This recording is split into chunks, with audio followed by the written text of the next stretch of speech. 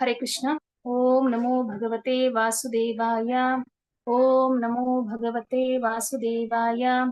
ओम नमो भगवते वासुदेवाय। भगवद्गीता यथारूप अध्याय 12 अथ द्वादशोऽध्यायः भक्तियोग। अर्जुन उवाच एवं सततयुक्ता ये भक्ता स्वां पर्युपासते ये चाप्यक्षरम् अव्यक्तं तेषां के योगवित्तमाः। श्रीभगवानुवाच मय्यावेश्य मनो ये मां नित्ययुक्ता उपासते श्रद्धया परयोपेताः ते मे युक्ता तमा मतः। ये त्वक्षरमनिर्दिश्यम् अव्यक्तं पर्युपासते सर्वत्र गमचिन्त्यं च कूटस्थम् अचलं ध्रुवं सन्नियम्येन्द्रियग्रामं सर्वत्र समबुद्धयः ते प्राप्नुवन्ति मामेव सर्वभूता हि ते रताः। क्लेशो अधिकरस्तेषाम् अव्यक्तासक्तचेतसाम् अव्यक्ता हि गतिर्दुःखम् देहवद्भिरवाप्यते ये तु सर्वाणि कर्माणि मयि सन्न्यस्य मत्पराः अनन्येनैव योगेन मां ध्यायन्त उपासते तेषामहं समुद्धार्ता मृत्युसंसारसागरात् भवामि नाचिरात् पार्थ मय्यावेशितचेतसाम् मय्येव आधत्स्व मयि बुद्धिं निवेशय निवसिष्यसि मय्येव अत ऊर्ध्वं न संशयः। अतः चित्तं समाधातुं न शक्नोषि मयि स्थिरम् अभ्यासयोगेन ततो मामिच्छाप्तुं धनञ्जय। अभ्यासप्यसमर्थोऽसि मत्कर्मा परमो भव मदर्थमपि कर्माणि कुर्वन् सिद्धिमवाप्स्यसि। अथैतप्यशक्तोऽसि कर्तुं मद्योगमाश्रितः सर्वकर्मफलत्यागं ततः कुरु यतात्मवान्। श्रेयो हि ज्ञानाभ्यासात् ज्ञानाध्यानं विशिष्यते ध्यानात् कर्मफलत्यागः त्यागच्चान्तिरनन्तरम्। अद्वेष्टा सर्वभूतानां मैत्रा करुण एव च निर्ममो निरहङ्कारः समदुःखः सुखक्षमी सन्तुष्टा सततं योगी यतात्मा दृढनिश्चयः मय्यार्पितमनो बुद्धिः यो मद्भक्तः स मे प्रियः। यस्मान्नो द्विजते लोको लोकान्नो द्विजते च यः हर्षमर्षमभयोद्वेगैर्मुक्तो यः स च मे प्रियः। अनपेक्षा शुचिर्दक्षः उदासीनो गतव्यतः सर्वारम्भ परित्यागी यो मद्भक्तः स मे प्रियः। यो न हृष्यति न द्वेष्टि न शोचति न काङ्क्षति शुभाशुभ परित्यागी भक्तिमान् यः स मे प्रियः। समौ शत्रौ च मित्रे च तथा मानापमानयोः शीतोष्ण सुखदुःखेषु समः सङ्गविवर्जितः तुल्यनिन्दास्तुतिर्मौनी सन्तुष्टो येन केनचित् अनिकेतः स्थिरमतिः भक्तिमान् ये प्रियो नरः। एतु धर्म्यामृतमिदं यतोक्तं पर्युपासते श्रद्धाना मत्परमाः भक्तास्ते अतीव मे प्रियाः। ओम तत्सत् इति श्रीमद्भगवद्गीतासु उपनिषत्सु ब्रह्मविद्यायां योगशास्त्रे श्रीकृष्णार्जुन संवादे भक्तियोगो नाम द्वादशोऽध्यायः।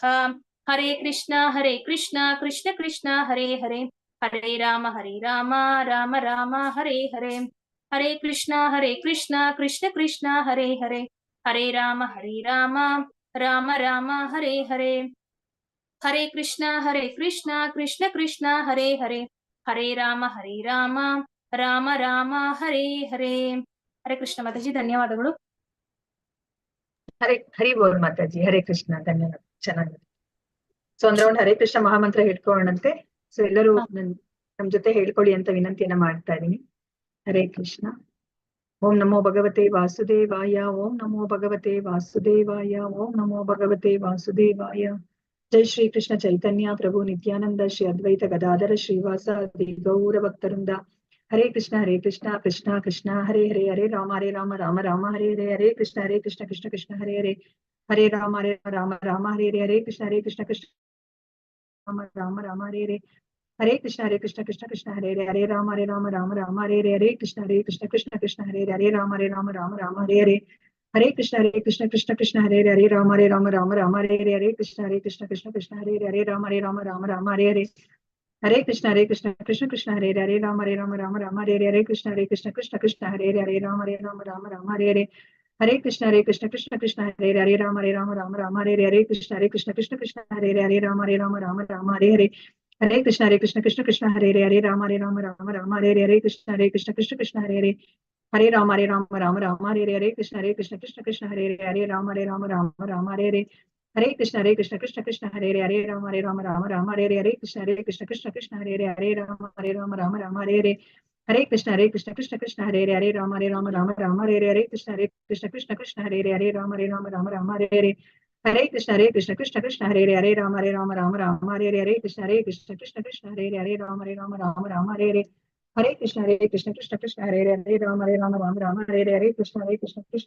Hare Hare Rama Hare Hare Krishna Hare Hare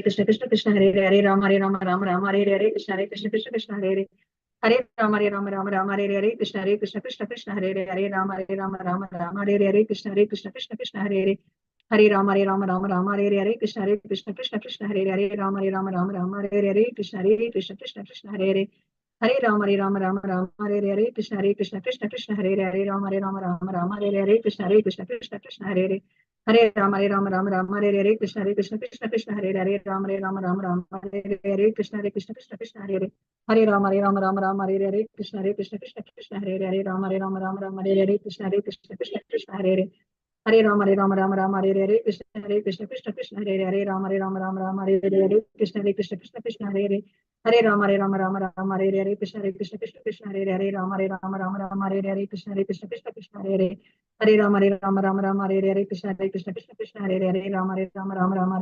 Hare Hare Hare Krishna Hare Hare Rama Hare Hare Krishna Hare Hare Rama Hare Hare Hare Krishna Hare Hare Rama Hare Hare Krishna Hare Hare Rama Hare Hare Hare Krishna Hare Hare Rama Hare Hare Krishna Hare Hare Hare Rama Hare Hare Krishna Hare Hare Rama Hare Hare Krishna Hare Hare Hare Rama Hare Hare Krishna Hare Hare Rama Hare Hare Krishna Hare Hare Hare Hare Rama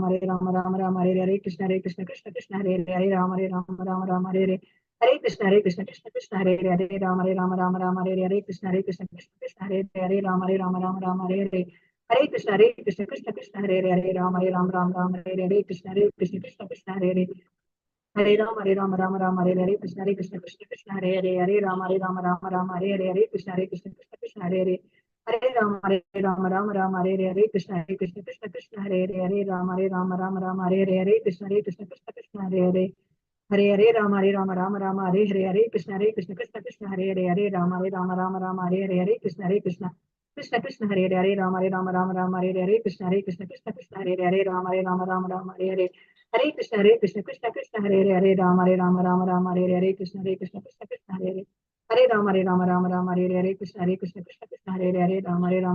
Hare Krishna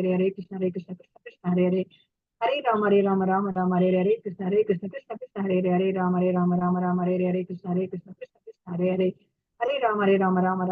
Hare Rama Hare Hare Krishna Hare Hare Hare Rama Hare Hare Krishna Hare Hare Rama Hare Hare Krishna Hare Hare Hare Rama Hare Hare Krishna Hare Hare Rama Hare Hare Krishna Hare Hare Hare Rama Hare Hare Krishna Hare Hare Rama Hare Hare Krishna Hare Hare Rama Hare Hare Krishna Hare Hare Rama Hare Hare Hare Krishna Hare Hare Rama Hare Hare Krishna Hare Hare Rama Hare Hare Krishna Hare Hare Rama Hare Hare Krishna Hare Hare Rama Hare Hare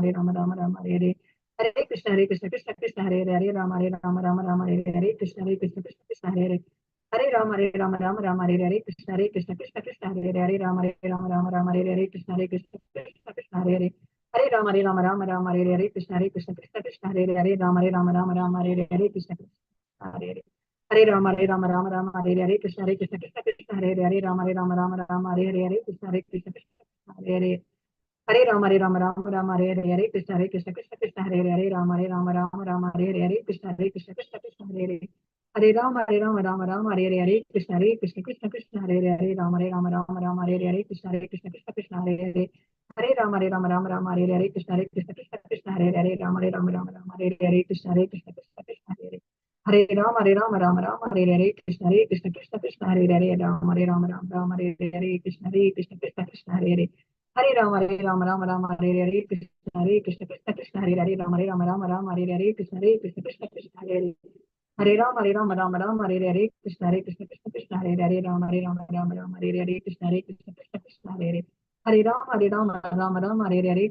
Krishna Krishna हरे कृष्ण कृष्ण कृष्ण हरे कृष्ण कृष्ण कृष्ण हरे कृष्ण कृष्ण कृष्ण हरे कृष्ण कृष्ण कृष्ण राम हरे कृष्ण कृष्ण राम हरे कृष्ण कृष्ण कृष्ण राम हरे कृष्ण कृष्ण कृष्ण राम हरे कृष्ण कृष्ण कृष्ण राम हरे कृष्ण कृष्ण कृष्ण हरे कृष्ण कृष्ण कृष्ण राम हरे कृष्ण कृष्ण कृष्ण राम हरे कृष्ण कृष्ण कृष्ण राम हरे कृष्ण कृष्ण कृष्ण राम हरे कृष्ण सर्वं ಶ್ರೀ ಕೃಷ್ಣಾರ್ಪಣಮಸ್ತು ಹರೇ ಕೃಷ್ಣ. ನಾನು ಇವಾಗ ಒಂದು ಭಜನನ್ನ ಮಾಡ್ತಾ ಇದೀನಿ. ಇದನ್ನ ಭಕ್ತಿ ವಿನೋದ ಠಾಕೂರ್ ಅವರು ಬರ್ದಿರುವಂತಹ ಭಜನ್ ಇದು. ಸೊ ಇದ್ರಲ್ಲಿ ನಮ್ಗೆ ಹರಿನಾಮದ ಮಹತ್ವವನ್ನು ನಮ್ಗೆ ತಿಳಿಸಿ ಕೊಡ್ತಾ ಇದ್ದಾರೆ. ನೋಡಿ, ಹರಿನಾಮ ಹೇಳ್ಕೊಂಡ್ರೆ ನಾವು ಇದು ಭೂಮಿ, ನಾವೆಲ್ಲಿದ್ದೀವಿ, ನಾವೆಲ್ಲಿ ವಾಸ ಮಾಡ್ತಾ ಇದೀವೋ ಆ ಜಾಗ, ಮೇಲ್ಗಡೆ ಉನ್ನತ ಲೋಕಗಳಿದೆ, ಕೆಳಗಡೆ ಎಲ್ಲ ಅದೋ ಲೋಕಗಳಿದೆ. ನಾವು ಹರೇ ಕೃಷ್ಣ ಮಹಾಮಂತ್ರ ಹೇಳ್ಕೊಂಡ್ರೆ ನೋಡಿ, ನಾವು ಈ ಭೌತಿಕ ಪ್ರಪಂಚವನ್ನ ದಾಟಿ ನಾವು ಈ ಬ್ರಹ್ಮಜ್ಯೋತಿಯನ್ನು ದಾಟ್ಕೊಂಡು ವೈಕುಂಠ ಲೋಕಗಳನ್ನು ನಾವು ದಾಟ್ಕೊಂಡು ನಾವು ಭಗವಂತನ ಪಾದ ಕಮಲದಲ್ಲಿ ನಾವು ಆಶ್ರಯವನ್ನ ನಾವು ಪಡಿಬಹುದು. ನಾವು ಇವಾಗ ಭಗವಂತನ ಲೋಕಕ್ಕೆ ಹೋಗ್ಬೇಕು ಅಂತಂದ್ರೆ ನಮ್ಗೆ ಬೇರೆ ಯಾವುದೇ ಒಂದು ಮಾರ್ಗ ಇಲ್ಲ. ನಮ್ಗೆ ಹರೇ ಕೃಷ್ಣ ಮಹಾಮಂತ್ರ ಇದು ಕಲಿಯುಗದ ಧರ್ಮ. ಇದನ್ನ ಬಿಟ್ಟರೆ ಬೇರೆ ಇನ್ಯಾವುದೋ ಮಾರ್ಗ ಇಲ್ಲ. ಸೊ ಅದಕ್ಕೋಸ್ಕರ ನಮ್ಗೆ ಯಾವುದೇ ಒಂದು ಕ್ಷಣದಲ್ಲಿ ಎಲ್ಲೇ ಇರಿ, ನೀವು ಏನೇ ಮಾಡ್ತಾರೆ, ನೀವು ಹರಿನಾಮವನ್ನ ಹೇಳ್ಕೊಳ್ಳಿ ಅಂತ ಹೇಳಿ ಕರೆಯನ್ನ ಕೊಡ್ತಾ ಇದ್ದಾರೆ ಭಕ್ತಿವಿನೋದ ಠಾಕೂರ್ ಅವರು. बोल हरि बोल हरि बोल, बोलो हरि बोल हरि बोल हरि बोलो हरि बोल। मनेर आनंदे बाई बोल हरि बोल हरि बोल हरि बोलो हरि बोल। जन्म सुखे बोल हरि बोल, मानव जन्म पे बाई बोल हरि बोल। जन्म सुखे बोल हरि बोल, मानव जन्म पे बाई बोल हरि बोल हरि बोल हरि बोलो हरि बोल। सुखे तको दुखे तको बोल हरि बोल, संपदे विपदे बाई बोल हरि बोल। सुखे तको वने तको बोल हरि बोल, संपदे विपदे बाई बोल हरि बोल हरि बोल हरि बोलो हरि बोल। गृह तको वने तको बोल हरि बोल, कृष्णेर संसारे ताकी बोल हरि बोल। गृह तको वने तको बोल हरि बोल, कृष्णेर संसारे ताकी बोल हरि बोल हरि बोल हरि बोलो हरि बोल। अस संग छाड़ी बाई बोल हरि बोल, वैष्णव चरण पोड़ी बोल हरि बोल। अस संग छाड़ी बाई बोल हरि बोल, वैष्णव चरण पोड़ी बोल हरि बोल हरि बोल हरि बोलो हरि बोल। गौरा नित्यानंद बोलो गौरा नित्यानंद बोल, गौरा गदाधर बोलो गौरा गदाधर बोल। गौरा अद्वैत बोलो गौरा अद्वैत बोल हरि बोल हरि बोल हरि बोल हरि बोल हरि बोलो हरि बोल।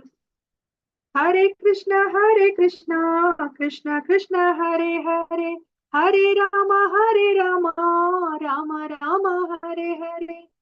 Hare Krishna, Krishna Krishna, Hare Hare, Hare Rama, Rama Rama, Hare Hare. Hare Krishna, Krishna Krishna, Hare Hare, Hare Rama, Rama Rama, Hare Hare. Hare Krishna. ಸರ್ವಂ ಶ್ರೀ ಕೃಷ್ಣ. ಹರೇ ಕೃಷ್ಣ. ಮಾತಾಜಿಗಳ ಪ್ರಭುಜಿಗಳೇ, ಎಲ್ಲರಿಗೆ ಕಾರ್ಯಕ್ರಮಕ್ಕೆ ಸ್ವಾಗತವನ್ನ ಕೋರ್ತಾ ಇದ್ದೀನಿ. ನಾನು ಇವತ್ತಿನ ತರಗತಿಯನ್ನು ಶುರು ಮಾಡ್ತಾ ಇದ್ದೀನಿ. ಓಂ ನಮೋ ಭಗವತೆ ವಾಸುದೇವಾಯ, ಓಂ ನಮೋ ಭಗವತೆ ವಾಸುದೇವಾಯ, ಓಂ ನಮೋ ಭಗವತೆ ವಾಸುದೇವಾಯ. ಇಸ್ಕಾನ್ ಮಂಗಳೂರು ಶ್ರೀ ಶ್ರೀ ರಾಧಾ ಗೋವಿಂದ ದೇವಸ್ಥಾನದ ವತಿಯಿಂದ ನಡೆಸಿಕೊಡುತ್ತಿರುವ 18 ದಿನಗಳ ಆನ್ಲೈನ್ ಭಗವದ್ಗೀತಾ ಕಾರ್ಯಕ್ರಮಕ್ಕೆ ಎಲ್ಲರಿಗೂ ಸ್ವಾಗತವನ್ನ ಕೋರುತ್ತಾ ಇದ್ದೇನೆ. ಶ್ರೀ ಶ್ರೀ ರಾಧಾ ಗೋವಿಂದ ಅವರ ಚರಣಾರವಿಂದಗಳಲ್ಲಿ ನನ್ನ ನಮಸ್ಕಾರಗಳನ್ನು ಸಲ್ಲಿಸುತ್ತಾ, ಈ ಕೃಷ್ಣ ಪ್ರಜ್ಞೆಯನ್ನು ಪ್ರಪಂಚದಾದ್ಯಂತ ಹರಡಿರುವ ಎಸಿ ಭಕ್ತಿ ವೇದಾಂತ ಸ್ವಾಮಿ ಪ್ರಭುಪಾದ ಅವರಿಗೂ ನನ್ನ ನಮನಗಳನ್ನು ಸಲ್ಲಿಸುತ್ತಾ, ಈ ದೇವಸ್ಥಾನದ ಮುಖ್ಯಸ್ಥರು, ಈ ಕಾರ್ಯಕ್ರಮದ ಕಾರ್ಯಕರ್ತರುಗಳು ಮತ್ತು ನನ್ನ ಗುರುಗಳಾದ ಪೂಜ್ಯ ನಾಮನಿಶ್ ದಾಸ್ ಪ್ರಭುಜಿಯವರಿಗೂ ನನ್ನ ನಮಸ್ಕಾರಗಳನ್ನು ಸಲ್ಲಿಸುತ್ತಾ, ಗುರು ಪ್ರಾರ್ಥನೆಯೊಂದಿಗೆ ನಾನು ಈ ದಿನದ ಕಾರ್ಯಕ್ರಮವನ್ನ ಶುರು ಮಾಡುತ್ತಾ ಇದ್ದೇನೆ. ಓಂ ಅಜ್ಞಾನತಿಮಿರಾಂಧಸ್ಯ ಜ್ಞಾನಾಂಜನಶಲಾಕಯಾ ಚಕ್ಷುರುನ್ಮೀಲಿತಂ ಯೇನ ತಸ್ಮೈ ಶ್ರೀ ಗುರವೇ ನಮಃ. ಶ್ರೀ ಚೈತನ್ಯ ಮನೋಭೀಷ್ಟಂ ಸ್ಥಾಪಿತಂ ಯೇನ ಭೂತಲೆ ಸ್ವಯಂ ರೂಪಃ ಕದಾ ಮಹ್ಯಂ ದದಾತಿ ಸ್ವಪದಾಂತಿಕಂ. ವಂದೇಹಂ ಶ್ರೀ ಗುರೋಃ ಶ್ರೀಯುತಪದಕಮಲಂ ಶ್ರೀ ಗುರುನ್ ವೈಷ್ಣವಾಂಶ್ಚ ಶ್ರೀರೂಪಂ ಸಾಗ್ರಜಾತಂ ಸಹಗಣ ರಘುನಾಥಾನ್ವಿತಂ ತಂ ಸಜೀವಂ ಸಾದ್ವೈತಂ ಸಾವಧೂತಂ ಪರಿಜನ ಸಹಿತಂ ಕೃಷ್ಣ ಚೈತನ್ಯ ದೇವಂ ಶ್ರೀ ರಾಧಾ ಕೃಷ್ಣ ಪಾದಾನ್ ಸಹಗಣ ಲಲಿತಾ ಶ್ರೀ ವಿಶಾಖಾನ್ವಿತಾಂಶ್ಚ. ಹೇ ಕೃಷ್ಣ ಕರುಣಾ ಸಿಂಧೋ ದೀನಬಂಧೋ ಜಗತ್ಪತೆ ಗೋಪೇಶ ಗೋಪಿಕಾ ಕಾಂತ ರಾಧಾ ಕಾಂತ ನಮೋಸ್ತುತೆ. ತಪ್ತ ಕಾಂಚನ ಗೌರಾಂಗಿ ರಾಧೆ ವೃಂದಾವನೇಶ್ವರಿ ವೃಷಭಾನುಸುತೆ ದೇವಿ ಪ್ರಣಮಾಮಿ ಹರಿಪ್ರಿಯೆ. ವಾಂಚಾಕಲ್ಪತರುಭ್ಯಶ್ಚ ಕೃಪಾ ಸಿಂಧುಭ್ಯ ಏವ ಚ ಪತಿತಾನಾಂ ಪಾವನೇಭ್ಯೋ ವೈಷ್ಣವೇಭ್ಯೋ ನಮೋ ನಮಃ. ನಮೋ ಓಂ ವಿಷ್ಣುಪಾದಾಯ ಕೃಷ್ಣ ಪೃಷ್ಠಾಯ ಭೂತಲೆ ಶ್ರೀಮತೆ ಭಕ್ತಿ ವೇದಾಂತ ಸ್ವಾಮಿನ್ ಇತಿ ನಾಮಿನೇ. ನಮಸ್ತೆ ಸರಸ್ವತೆ ದೇವೆ ಗೌರವಾಣಿ ಪ್ರಚಾರಿಣೆ ನಿರ್ವಿಶೇಷ ಶೂನ್ಯವಾದಿ ಪಾಶ್ಚಾತ್ಯ ದೇಶತಾರಿಣೆ. ಜಯ ಶ್ರೀ ಕೃಷ್ಣ ಚೈತನ್ಯ ಪ್ರಭು ನಿತ್ಯಾನಂದ ಶ್ರೀ ಅದ್ವೈತ ಗದಾಧರ ಶ್ರೀವಾಸಾದಿ ಗೌರ ಭಕ್ತ ವೃಂದ. ಹರೆ ಕೃಷ್ಣ ಕೃಷ್ಣ ಕೃಷ್ಣ ಹರೆ ಹರೆ, ಹರೆ ರಾಮ ರಾಮ ರಾಮ ಹರೆ ಹರೆ. ಹರೆ ಕೃಷ್ಣ ಕೃಷ್ಣ ಕೃಷ್ಣ ಹರೆ ಹರೆ, ಹರೆ ರಾಮ ರಾಮ ರಾಮ ಹರೆ ಹರೆ. ಹರೆ ಕೃಷ್ಣ ಕೃಷ್ಣ ಕೃಷ್ಣ ಹರೆ ಹರೆ, ಹರೆ ರಾಮ ರಾಮ ರಾಮ ಹರೆ ಹರೆ. ಹರೇ ಕೃಷ್ಣ. ಮಾತಾಜಿಗಳ ಪ್ರಭುಜಿಗಳೇ, ಮತ್ತೊಮ್ಮೆ ನಾನು ಈ ಕಾರ್ಯಕ್ರಮಕ್ಕೆ ನಿಮ್ಗೆಲ್ಲರಿಗೂ ಸ್ವಾಗತವನ್ನ ಕೋರ್ತಾ ಇದ್ದೀನಿ. ನನ್ನ ಈ ಅಧ್ಯಾಯದ ಹೆಸರನ್ನ ಯಾರಾದ್ರೂ ಹೇಳ್ತೀರಾ? ಹರೇ ಕೃಷ್ಣ. ಹರೇ ಕೃಷ್ಣ ಮಾತಾಜಿ. ವಿಶ್ವರೂಪ ದರ್ಶನ ಯೋಗ. ವಿಶ್ವರೂಪ ದರ್ಶನ ಯೋಗ. ಧನ್ಯವಾದಗಳು ಮಾತಾಜಿ. ಹರೇ ಕೃಷ್ಣ.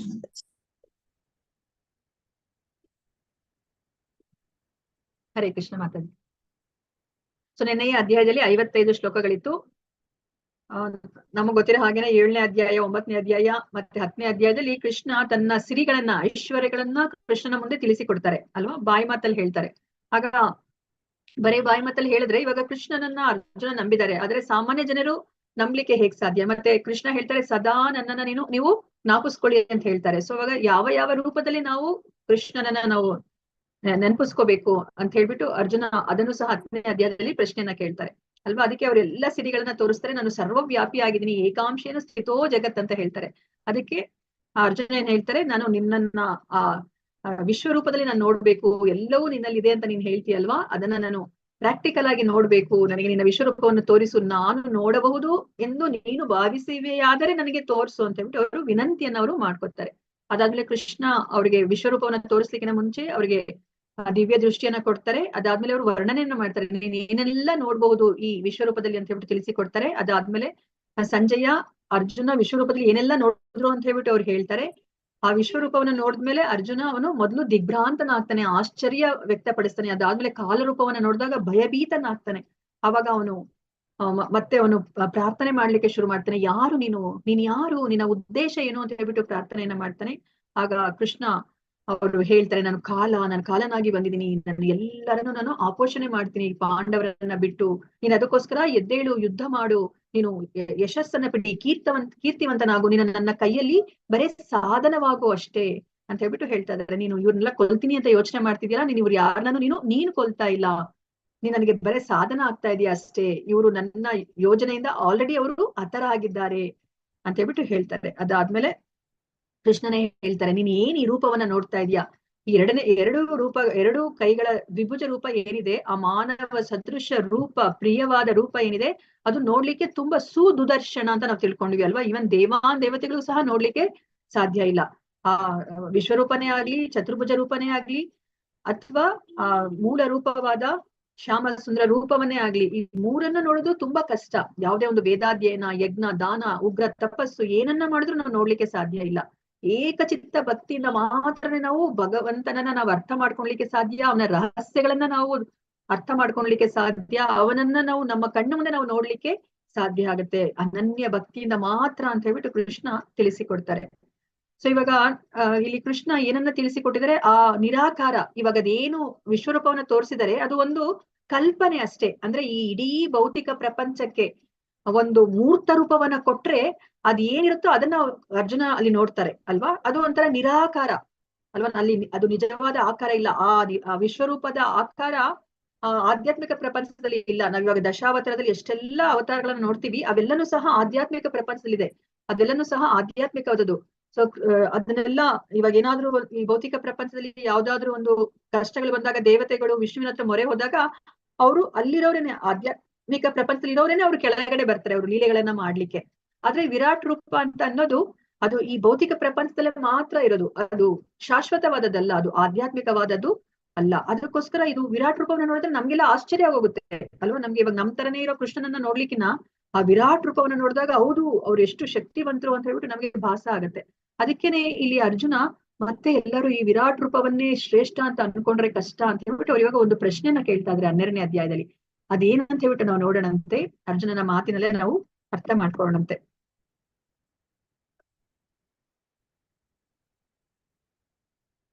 ಸೊ ಇವಾಗ ಭಕ್ತಿ ಯೋಗದಲ್ಲಿ 20 ಶ್ಲೋಕಗಳಿದೆ, ನೋಡ್ಲಿಕ್ಕೆ ತುಂಬಾ ಕಡಿಮೆ ಶ್ಲೋಕಗಳಿರುವಂತಹ ಅಧ್ಯಾಯ. ಆದ್ರೆ ಇದನ್ನ ಎಷ್ಟು ಗಂಟೆಗಳ ಕಾಲ ಹೇಳಿದ್ರು ಸಹ ನಮ್ಗೆ ಕಡಿಮೆ ಅಂತ ಅನ್ಸುತ್ತೆ. ಯಾಕಂದ್ರೆ ಭಕ್ತಿ ಯೋಗ ನಾವ್ ತಿಳ್ಕೊತಾ ಇದೀವಿ, ಈ ಭಗವದ್ಗೀತೆಯ ಆ ಎಸೆನ್ಸ್ ಅಂತ ನಾವೇನ್ ಹೇಳ್ತೀವಿ, ಆ ಸಾರವೇ ಈ ಭಕ್ತಿ ಯೋಗ ಅಲ್ವಾ. ಸೊ ಇವಾಗ ನಾವು ಭಗವಂತನ ಲೋಕಕ್ಕೆ ಹೋಗೋದು, ಭಗವಂತನನ್ನ ಅರ್ಥ ಮಾಡ್ಕೊಳೋದೇ ಈ ಭಕ್ತಿ ಯೋಗದ ಮೇಲೆ ನಿಂತಿದೆ ಅಲ್ವಾ. ಸೊ ಇವಾಗ ಇದರಲ್ಲಿ 20 ಶ್ಲೋಕಗಳಿದೆ. ಅದನ್ನ ಹೇಗೆ ವಿಂಗಡಿಸಿದ್ದಾರೆ ಅಂತಂದ್ರೆ, ಇಲ್ಲಿ ಅರ್ಜುನ ಪ್ರಶ್ನೆಯನ್ನ ಕೇಳ್ತಾರೆ, ಕೃಷ್ಣ ನಿನ್ನನ್ನ ಸಾಕಾರ ರೂಪದಲ್ಲಿ ಪೂಜೆನ ಮಾಡ್ಬೇಕಾ, ನಿರಾಕಾರ ರೂಪದಲ್ಲಿ ಮಾಡ್ಬೇಕಾ ಅಂತ ಹೇಳಿದಾಗ ಕೃಷ್ಣ ಉತ್ತರವನ್ನ ಕೊಡ್ತಾರೆ, ಸಾಕಾರ ರೂಪದಲ್ಲೇ ಆಗ್ಲಿ ನಿರಾಕಾರ ರೂಪದಲ್ಲೇ ಆಗ್ಲಿ ನೀವು ನನ್ನನ್ನ ಪೂಜೆ ಮಾಡಿದ್ರೆ ನೀವು ನನ್ನ ಬಳಿಗೆ ಬರ್ತೀರಾ. ಆದ್ರೆ ಸಾಕಾರ ರೂಪ ತುಂಬಾ ಸುಲಭವಾದದ್ದು, ನನ್ನನ್ನ ತಲುಪ್ಲಿಕ್ಕೆ ಅದು ನೇರವಾಗಿರುವಂತ ಮಾರ್ಗ, ಶೀಘ್ರವಾಗಿರುವಂತ ಮಾರ್ಗ, ಮತ್ತೆ ಸುಲಭವಾಗಿರುವಂತ ಮಾರ್ಗ. ಆದ್ರೆ ನೀವು ನಿರಾಕಾರ ರೂಪದಲ್ಲಿ ನೀವು ಯಾರಾದ್ರೂ ಪೂಜೆ ಮಾಡಿದ್ರೆ ಅದು ತುಂಬಾ ಕ್ಲೇಶಕರವಾದದ್ದು, ಮತ್ತೆ ಗುರಿನೂ ಸಹ ಪರಿಪೂರ್ಣವಾದದ್ದಲ್ಲ ಅಂತ ಹೇಳ್ಬಿಟ್ಟು ಹೇಳ್ತಾರೆ. ಮತ್ತೆ ಭಕ್ತಿಯ ಹಂತಗಳನ್ನ ನಮಗೆ ತಿಳಿಸಿಕೊಡ್ತಾರೆ ಕೃಷ್ಣ.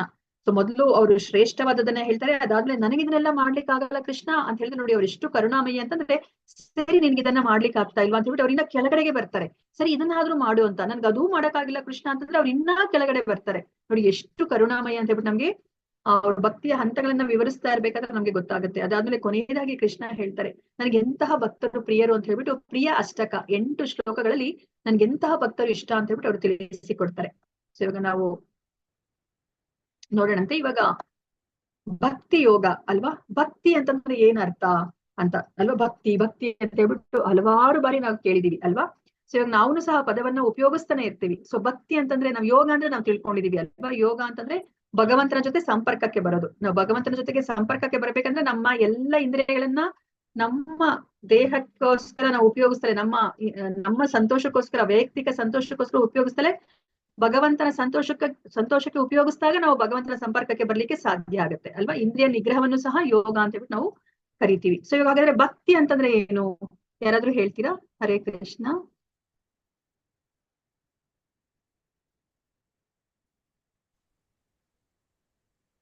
ಹಲವಾರು ಬಾರಿ ಅಂತ ಹೇಳಿದ್ರೆ ಭಕ್ತಿ ಭಗವಂತನನ್ನ ಪ್ರಾರ್ಥಿಸೋದು ಅದೊಂದೇ ಅಲ್ಲ, ಯಾವ್ದ್ರಲ್ಲೂ ಬೇಕಿರೋ ಭಕ್ತಿ ಇರ್ಬೋದು. ತಂದೆ ತಾಯಿಯಲ್ಲಿ ಭಕ್ತಿ ಇಟ್ಕೊಳ್ಬಹುದು, ಪುಸ್ತಕದಲ್ಲಿ ಭಕ್ತಿ ಇಟ್ಕೊಳ್ಬಹುದು, ಯಾವ್ದ್ರ ಮೇಲಾದ್ರೂ ಭಕ್ತಿ ಇಟ್ಕೊಳ್ಬಹುದು.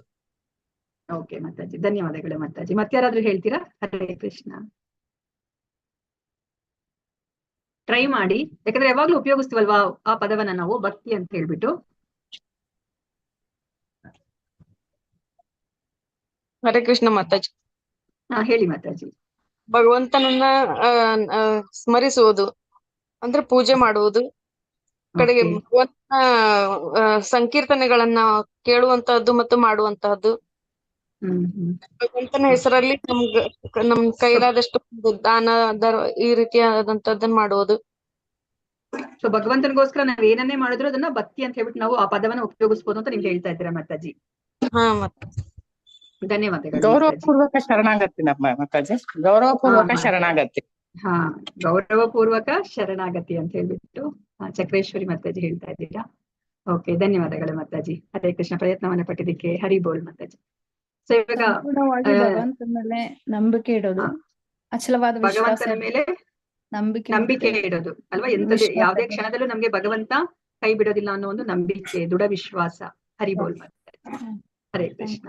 ಸೊ ಇವಾಗ ನೋಡಿ, ಬೇಸಿಗೆ ಕಾಲ ಇರುತ್ತೆ. ನಾನು ಅಂದ್ರೆ ತುಂಬಾ ಸುಸ್ತಾಗಿ ನಾನು ಮನೆಗೆ ಬರ್ತೀನಿ. ಮನೆಗೆ ಬಂದಾಗ ಇವಾಗ ಅಮ್ಮ ಏನ್ ಮಾಡ್ತಾರೆ, ಅವರು ಒಂದು ಗ್ಲಾಸ್ ನೀರನ್ನ ನನಗೆ ತಂದ್ಕೊಡ್ತಾರೆ ಅಲ್ವಾ. ಸೊ ಇವಾಗ ನನಗೆ ಏನದು ಆ ನೀರನ್ನ ನನಗೆ ಬೇಕು ಅಲ್ವಾ ಆ ಸಮಯದಲ್ಲಿ. ಸೊ ಇವಾಗ ಅಮ್ಮ ಅದನ್ನ ತಂದ್ಕೊಡ್ತಾರೆ. ಸೊ ಇವಾಗ ಅಮ್ಮ ಒಂದ್ ಗ್ಲಾಸ್ ನೀರನ್ನ ತಂದ್ಕೊಡೋ ಬದಲು ಇವಾಗ ಒಂದ್ ಲೋಟ ಹಾಲನ್ನ ತಂದ್ಕೊಟ್ರೆ ಅಮ್ಮನಿಗೆ ನನಗೆ ಏನ್ ಬೇಕು ಅಂತ ಗೊತ್ತಿಲ್ಲ, ಅಂದ್ರೆ ಜ್ಞಾನ ಇಲ್ಲ. ನನ್ಗೆ ಏನನ್ನ ಕೊಟ್ರೆ ಈಗ ನನಗೆ ಅಲ್ಲಿ ತುಂಬಾ ಸಂತೋಷ ಸಿಗುತ್ತೆ ಅಂತ ಹೇಳ್ಬಿಟ್ಟು ಅಮ್ಮನಿಗೆ ಗೊತ್ತಿಲ್ಲ. ಅವ್ರು ನೀರ್ ಕೊಡೋ ಸಮಯದಲ್ಲಿ ಅವರು ಹಾಲನ್ನ ಕೊಡ್ತಾ ಇದ್ದಾರೆ ಅಲ್ವಾ. ಸೊ ಅಕಸ್ಮಾತ್ ಅವರು ಏನು ನನ್ ಮನೆಗ್ ಬಂದ ತಕ್ಷಣ ಅವರು ಓ ಪುಟ್ಟ ನೀನ್ ಬಂದ್ಯಾ ಅಂತ ಹೇಳ್ಬಿಟ್ಟು ಅಷ್ಟೇ ಬರೀ ಬಾಯಿ ಮಾತಲ್ಲಿ ಮಾತ್ರನೇ ಅವ್ರು ಹೇಳ್ತಾ ಇದ್ದಾರೆ, ದಣವಾಗಿ ಬಂದಿದ್ಯಾ ಅಂತ ಹೇಳ್ಬಿಟ್ಟು. ಸೊ ಅಂದ್ರೆ ತುಂಬಾ ಅಂದ್ರೆ ಅಲ್ಲಿ ಪ್ರೀತಿಯನ್ನ ವ್ಯಕ್ತಪಡಿಸ್ತಾ ಇದ್ದಾರೆ. ಅದ್ರಲ್ಲಿ ಅಲ್ಲಿ ಏನೋ ಒಂದು ಕಾರ್ಯರೂಪವನ್ನ ಅವರು ಕಾರ್ಯರೂಪದಲ್ಲಿ ಅದನ್ನ ತೋರಿಸ್ತಾ ಇಲ್ಲ. ಅದೇ ಇವಾಗ ತಾಯಿ ಏನಾದ್ರು ನಾನ್ ಬಂದಿದ ತಕ್ಷಣನೇ ಒಂದ್ ಲೋಟ ಅಂದ್ರೆ ತಣ್ಣಗಿರೋ ನೀರನ್ನ ತಗೊಂಡ್ ಬಂದ್ಬಿಟ್ಟು ಪ್ರೀತಿಯಿಂದ ತಗೋಪ್ಪ ಕುಡಿ, ಎಷ್ಟು ಕಷ್ಟಪಟ್ಟು ಬಂದಿದ್ಯಾ, ತುಂಬಾ ಬಿಸ್ಲಿತ್ತಾ ಅಂತ ಹೇಳ್ಬಿಟ್ಟು ನೀರನ್ನ ಕೊಡ್ತಾರೆ ಅಲ್ವಾ. ಇವಾಗ ನೋಡಿ ಅಲ್ಲಿ 3 ತರ ಇದೆ. ಅಂದ್ರೆ ಒಂದು, ನನ್ ಬಂದ ತಕ್ಷಣ ಅವರು ನೀರನ್ನ ಕೊಡ್ತಾ ಇದ್ದಾರೆ. ಅಂದ್ರೆ ಇನ್ನೊಂದ್ಸತಿ ಬರೀ ಬಾಯಿ ಮಾತಲ್ಲಿ ಮಾತ್ರ ಅವ್ರು ಹೇಳ್ತಾ ಇದಾರೆ, ತುಂಬಾ ದಣಿವಾಗಿ ಬಂದಿದ್ಯಪ್ಪ ಅಂತ ಹೇಳ್ಬಿಟ್ಟು ಏನು ಕೆಲಸವನ್ನ ಮಾಡ್ತಾ ಇಲ್ಲ. ಇನ್ನ 3ನೇದ್ರಲ್ಲಿ ಅವರು ನನ್ಗೆ ಏನ್ ಬೇಕು ಅಂತ ಅರ್ಥ ಮಾಡ್ಕೊಂಡು ತುಂಬಾ ಪ್ರೀತಿಯಿಂದ ಅವರು ನೀರನ್ನ ನನಗೆ ಕೊಡ್ತಾ ಇದ್ದಾರೆ ಅಲ್ವಾ. ಸೊ ಇವಾಗ ನಿಮ್ಗೆ 3ರಲ್ಲಿ ಯಾವ್ದು ತುಂಬಾ ಶ್ರೇಷ್ಠ ಪರಿಪೂರ್ಣವಾಗಿದೆ ಅಂತ ನಿಮ್ಗೆ ಅನ್ನಿಸ್ತು?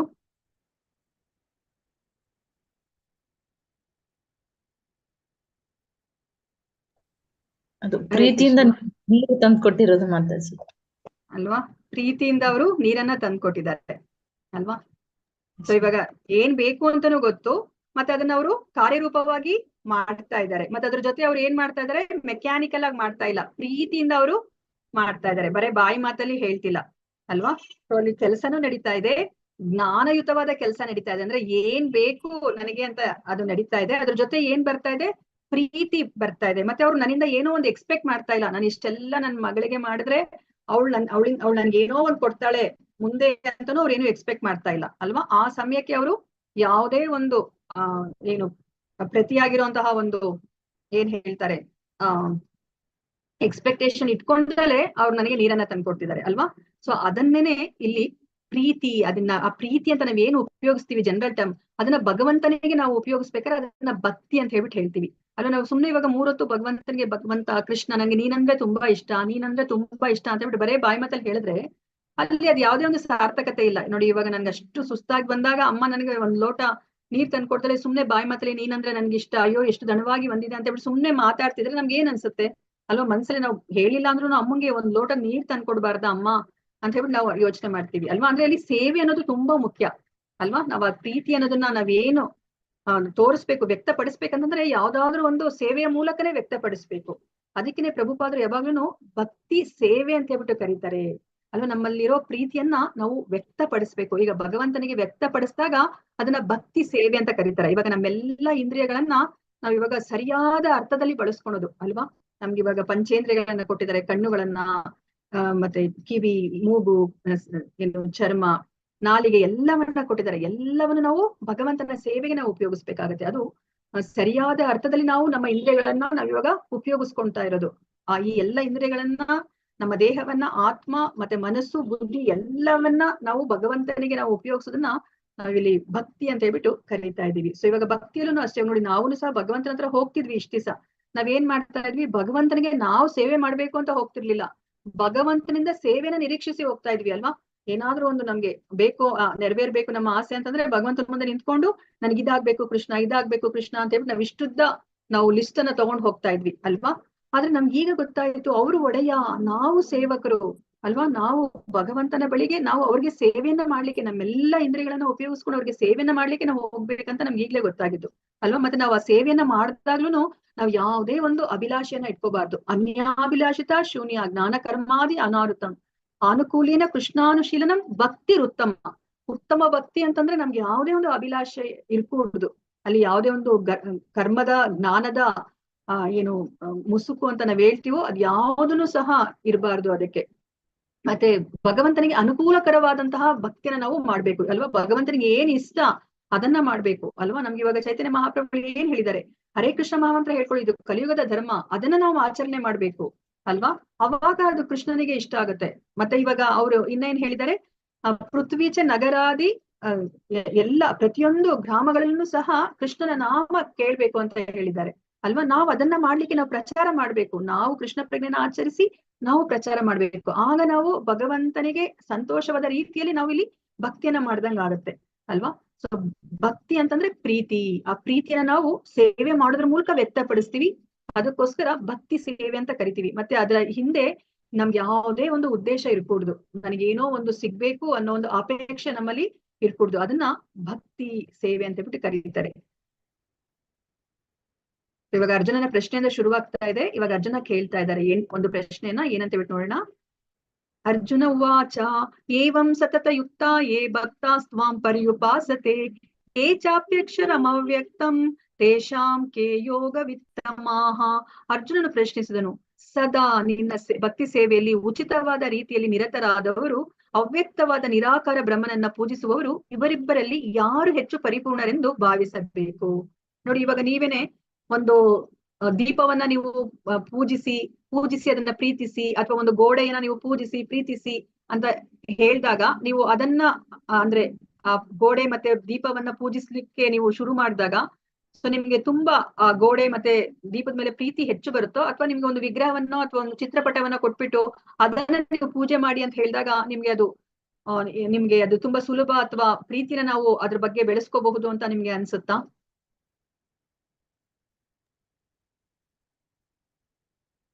ಹರೇ ಕೃಷ್ಣ, ನನ್ನ ಪ್ರಶ್ನೆ ಅರ್ಥ ಆಗ್ಲಿಲ್ವಾ? ಏನ್ ಕೇಳಿದ್ರಿ ಮಾತಾಜಿ? ಏನ್ ಪ್ರಶ್ನೆ ಮಾತಾಜಿ? ನಾನು ಏನ್ ಪ್ರಶ್ನೆ ಕೇಳಿದೆ ಅಂದ್ರೆ, ಇವಾಗ ಒಂದು ಗೋಡೆಯನ್ನೋ ಅಥವಾ ಒಂದು ದೀಪವನ್ನೋ ಪೂಜಿಸಿ ಅಂತ ಹೇಳಿದಾಗ ಅದನ್ನ ಪೂಜೆ ಮಾಡೋದು ನಿಮ್ಗೆ ಸುಲಭನಾ, ಅಥವಾ ಒಂದು ಚಿತ್ರಪಟವನ್ನ ಅಥವಾ ಒಂದು ವಿಗ್ರಹವನ್ನ ಕೊಟ್ಬಿಟ್ಟು ಇದನ್ನ ಪೂಜಿಸಿ ಅಂತ ನಿಮ್ಗೆ ಹೇಳಿದ್ರೆ ಅದು ಸುಲಭನಾ? ವಿಗ್ರಹವನ್ನ ಕೊಟ್ಟಾಗ ಸುಲಭ ಆಗುತ್ತೆ. ವಿಗ್ರಹ ಕೊಟ್ಟಾಗ ಯಾಕೆ ಸುಲಭ ಆಗತ್ತೆ ನಿಮ್ಗೆ? ವಿಗ್ರಹವನ್ನ ಕೊಟ್ರೆ ಸುಲಭ ಆಗತ್ತೆ, ಅದೇ ಒಂದು ಬೆಳಕನ್ನು ಅಥವಾ ಒಂದು ಗೋಡೆಯನ್ನು ಪೂಜೆ ಮಾಡಿ ಅಂದ್ರೆ ಆಗಲ್ಲ? ನಮ್ಗೆ ರೂಪ ಸಿಗುತ್ತೆ, ಅವನದ್ದು ಕಣ್ಣು ಮೂಗು ಎಲ್ಲ ಸಿಗೋದ್ರಿಂದ ನಮ್ಗೆ ಸಮೀಪ ಆಗಿರ್ತಾನೆ ಅವನು. ದೀಪನ ನಮ್ಗೆ ಏನು ಅಂದಾಜಾಗೋದಿಲ್ಲ, ದೀಪ ಅಂದಾಜಾಗಲ್ಲ ನಮ್ಗೆ. ದೈವ ಅಂತ ನಾವು ಒಪ್ಕೊಳ್ಳಲ್ಲ ಅದನ್ನ. ವಿಗ್ರಹ ಕೊಟ್ರೆ ಮಾತ್ರ ನಾವು ಒಪ್ಕೊಂಡು ಪೂಜೆ ಮಾಡೋದಕ್ಕೆ ತಯಾರಾಗ್ತೀವಿ. ನಮ್ಮ ಮನಸ್ಸು ಅದಕ್ಕೆ ತಯಾರಾಗಿದೆ, ವಿಗ್ರಹಕ್ಕೆ ತಯಾರಾಗಿದೆ. ಓಕೆ ಮಾತಾಜಿ, ಧನ್ಯವಾದಗಳು ಮಾತಾಜಿ. ಹರೇ ಕೃಷ್ಣ. ಮತ್ತೆ ಇನ್ನೊಬ್ರು ಮಾತಾಜಿ ಯಾರೋ ಹೇಳ್ತಾ ಇದ್ರು. ಹರೇ ಕೃಷ್ಣ, ಹೇಳಿ ಮಾತಾಜಿ. ಮಾತಾಜಿ, ಅದು ಪರಮಾತ್ಮನ ಪ್ರತಿಬಿಂಬ ಮನಸ್ಸಿನಲ್ಲಿ ಒಂಥರ, ಅಂದ್ರೆ ಅದು ನೆನ್ಪಲ್ಲಿ ಇಟ್ಕೊಂಡು ಅದನ್ನ ಪೂಜಿಸಿದಾಗ ಅದೇನು ಹೇಳಕ್ ಬರ್ತಾ ಇಲ್ಲ ನನ್ಗೆ ಮಾತಾಜಿ. ಅಂದ್ರೆ ಓಕೆ ಮಾತಾಜಿ, ಒಂದು ಭಕ್ತಿ ರೂಪ ಇದ್ರೆ ಪೂರ್ವಕ ನಮ್ಗೆ ಅದನ್ನ ಪೂಜೆ ಮಾಡ್ಲಿಕ್ಕೆ, ಪೂಜೆ ಮಾಡಕ್ಕೆ ಪ್ರೀತಿಸ್ಲಿಕ್ಕೆ ಅಂದ್ರೆ ಇಷ್ಟ ಆಗತ್ತೆ, ಒಂದ್ ಭಾವ ಬರುತ್ತೆ ನಮ್ಗೆ ಭಕ್ತಿ ಅಲ್ವಾ? ಭಾವ ಬರುತ್ತೆ.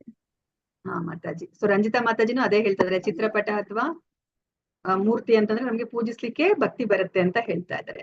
ಹರೇ ಕೃಷ್ಣ ಮಾತಾಜಿ, ಧನ್ಯವಾದಗಳು. ಸೊ ಇವಾಗ ಈ ಪ್ರಶ್ನೆನ ಕೇಳ್ತಾ ಇದಾರೆ, ಅದಕ್ಕೋಸ್ಕರ ನೀವು ಕೇಳ್ತಾ ಇದ್ದಾರೆ, ನಿರಾಕಾರ ಬ್ರಹ್ಮ ಅಂದ್ರೆ ಆಕಾರನೇ ಇಲ್ದಲೆ ನಾವು ಬರೇ ನಮ್ಮ ಮನಸ್ಸಲ್ಲೇ ಕಲ್ಪನೆ ಮಾಡ್ಕೊಂಡು ಒಂದು ಶಕ್ತಿನೋ ಒಂದು ಬೆಳಕೋ ಅನ್ಕೊಂಡು ಈ ಪರಮ ಸತ್ಯನನ್ನ ಪೂಜೆ ಮಾಡೋದು ಅದು ಪರಿಪೂರ್ಣತೆನಾ, ಅಥವಾ ಒಂದು ರೂಪವನ್ನ ಕೊಟ್ಬಿಟ್ಟು ಅದಕ್ಕೆ ಪೂಜೆ ಮಾಡೋದು ಪರಿಪೂರ್ಣತೆನಾ ಅಂತ ಹೇಳ್ಬಿಟ್ಟು ಕೇಳ್ತಾ ಇದ್ದಾರೆ. ಅದ್ರಲ್ಲಿ ಯಾರು ಪರಿಪೂರ್ಣರು ಅಂತ ಹೇಳ್ಬಿಟ್ಟು. ಸೊ ಯಾಕೆ ಅರ್ಜುನ ಈ ಪ್ರಶ್ನೆಯನ್ನ ಕೇಳ್ತಾ ಇದ್ದಾನೆ ಅಂತ ಹೇಳ್ಬಿಟ್ಟು ಇಲ್ಲಿ ಕೇಳ್ತಾ ಇದ್ದಾರೆ. ನಾನು ಇದಕ್ಕಿಂತ ಮುಂಚೆ ಹೇಳಿರೋ ಹಾಗೇನೆ ಈಗ ವಿಶ್ವರೂಪವನ್ನ ತೋರಿಸಿದ್ದಾರೆ. ವಿಶ್ವರೂಪ ಅದು ನಿರಾಕಾರ ರೂಪ ಅಲ್ವಾ? ಅಲ್ಲಿ ಆಕಾರ ಇಲ್ಲಿ ನಾವು ಕಲ್ಪನೆ ಮಾಡ್ಕೋತಾ ಇದೀವಿ. ಓಕೆ, ಇದು ಭಗವಂತನ ಏನು ಸೂರ್ಯ ಚಂದ್ರ ಭಗವಂತನ ಕಣ್ಣುಗಳು, 2 ಕಣ್ಣುಗಳು, ಮತ್ತೆ ಈ ಬೆಟ್ಟ ಗುಡ್ಡಗಳೆಲ್ಲೂ ಸಹ ಭಗವಂತನ ಮೂಳೆಗಳು, ನಾನೆನ್ನೆ ಹೇಳಿದ್ನಲ್ಲ, ಆತರ ಇಮ್ಯಾಜಿನ್ ಮಾಡ್ಕೊಂಡು 3 ರೂಪ ನಾವು ಇದ್ವಿ ಅಲ್ವಾ? ಅದಕ್ಕೆ ಅರ್ಜುನ ಇವಾಗ ಸ್ಪಷ್ಟತೆ ಬರ್ಲಿ ಅಂತ ಹೇಳ್ಬಿಟ್ಟು ಅವ್ರು ನಮಗೋಸ್ಕರ ಪ್ರಶ್ನೆನ ಕೇಳ್ತಾ ಇದ್ದಾರೆ. ನಿರಾಕಾರದಲ್ಲಿ ನೀನನ್ನ ಪೂಜಿಸ್ಬೇಕು ಅಥವಾ ಸಾಕಾರದಲ್ಲಿ ನೀನನ್ನ ಪೂಜಿಸ್ಬೇಕಾ ಅಂತ ಹೇಳ್ಬಿಟ್ಟು ಇಲ್ಲಿ ಕೇಳ್ತಾ ಇದ್ದಾರೆ. ಓಕೆ, ಸೊ ಇಲ್ಲಿ ಪ್ರತಿಮೆಯ ಆರಾಧನೆ ಮತ್ತು ವಿಗ್ರಹ ಆರಾಧನೆಯ ನಡುವೆ ವ್ಯತ್ಯಾಸವೇನು? 2 ಒಂದೇನಾ ಅಥವಾ ಏನಾದ್ರೂ ವ್ಯತ್ಯಾಸ ಇದೆಯಾ? ಪ್ರತಿಮೆ ಆರಾಧನೆ ಅಥವಾ ವಿಗ್ರಹ ಆರಾಧನೆ ನಿಮ್ಗೆ 2 ಒಂದೇ ಅನ್ಸುತ್ತೆ ಅಥವಾ ಏನಾದ್ರೂ ಒಂದ್ ಸ್ವಲ್ಪ ವ್ಯತ್ಯಾಸ ಇದೆ ಅನ್ಸುತ್ತಾ? ವ್ಯತ್ಯಾಸ ಇದೆ. ಪ್ರತಿಮೆ ಆರಾಧನೆ ಬೇರೆ, ಪ್ರತಿಮೆ ಅಂತ ಹೇಳಿದ್ರೆ ಮನುಷ್ಯರ್ದು. ಅಂಬೇಡ್ಕರ್ ಪ್ರತಿಮೆ, ಗಾಂಧೀಜಿ ಪ್ರತಿಮೆ, ನೆಹರು ಪ್ರತಿಮೆ ಅದು ಮನುಷ್ಯರಿಗೆ ಸಂಬಂಧಪಟ್ಟದ್ದು. ಅದಕ್ಕೆ ಯಾವ್ದು ಕೂಡ ಪ್ರಾಣ ಇದೆಲ್ಲ ಮಾಡಿರಲ್ಲ, ದೇವರಿಗೆ ಮಾಡುವಂತದ್ದು ಮಾಡಿರಲ್ಲ. ಅದು ವಿಗ್ರಹ ಅಂತ ಹೇಳಿದ್ರೆ ಅದಕ್ಕೆ ಪ್ರಾಣ ಪ್ರತಿಷ್ಠೆ ಎಲ್ಲ ಆಗಿರುತ್ತೆ ಅಂತ ತಿಳ್ಕೊಂಡಿದ್ದೀನಿ ಮಾತಾಜಿ. ಹರಿ ಬೋಲ್ ಮಾತಾಜಿ, ಸರಿಯಾಗಿ ತಿಳ್ಕೊಂಡಿದ್ದೀರಾ, ಧನ್ಯವಾದಗಳು. ಸೊ ಇವಾಗ ನಾವು ನೋಡೋಣಂತೆ ಕೃಷ್ಣ ಏನ್ ಹೇಳ್ತಾರೆ ಅಂತ ಹೇಳ್ಬಿಟ್ಟು. ಮಯ್ಯಾವೇಶ್ಯ ಮನೋಯೇ ಮಾಂ ನಿತ್ಯಯುಕ್ತ ಉಪಾಸತೆ ಶ್ರದ್ಧೆಯ ಪರಯೋಪೇತಾಹ ತೇಮೇ ಯುಕ್ತ ತಮಾ ಮತಾಹ.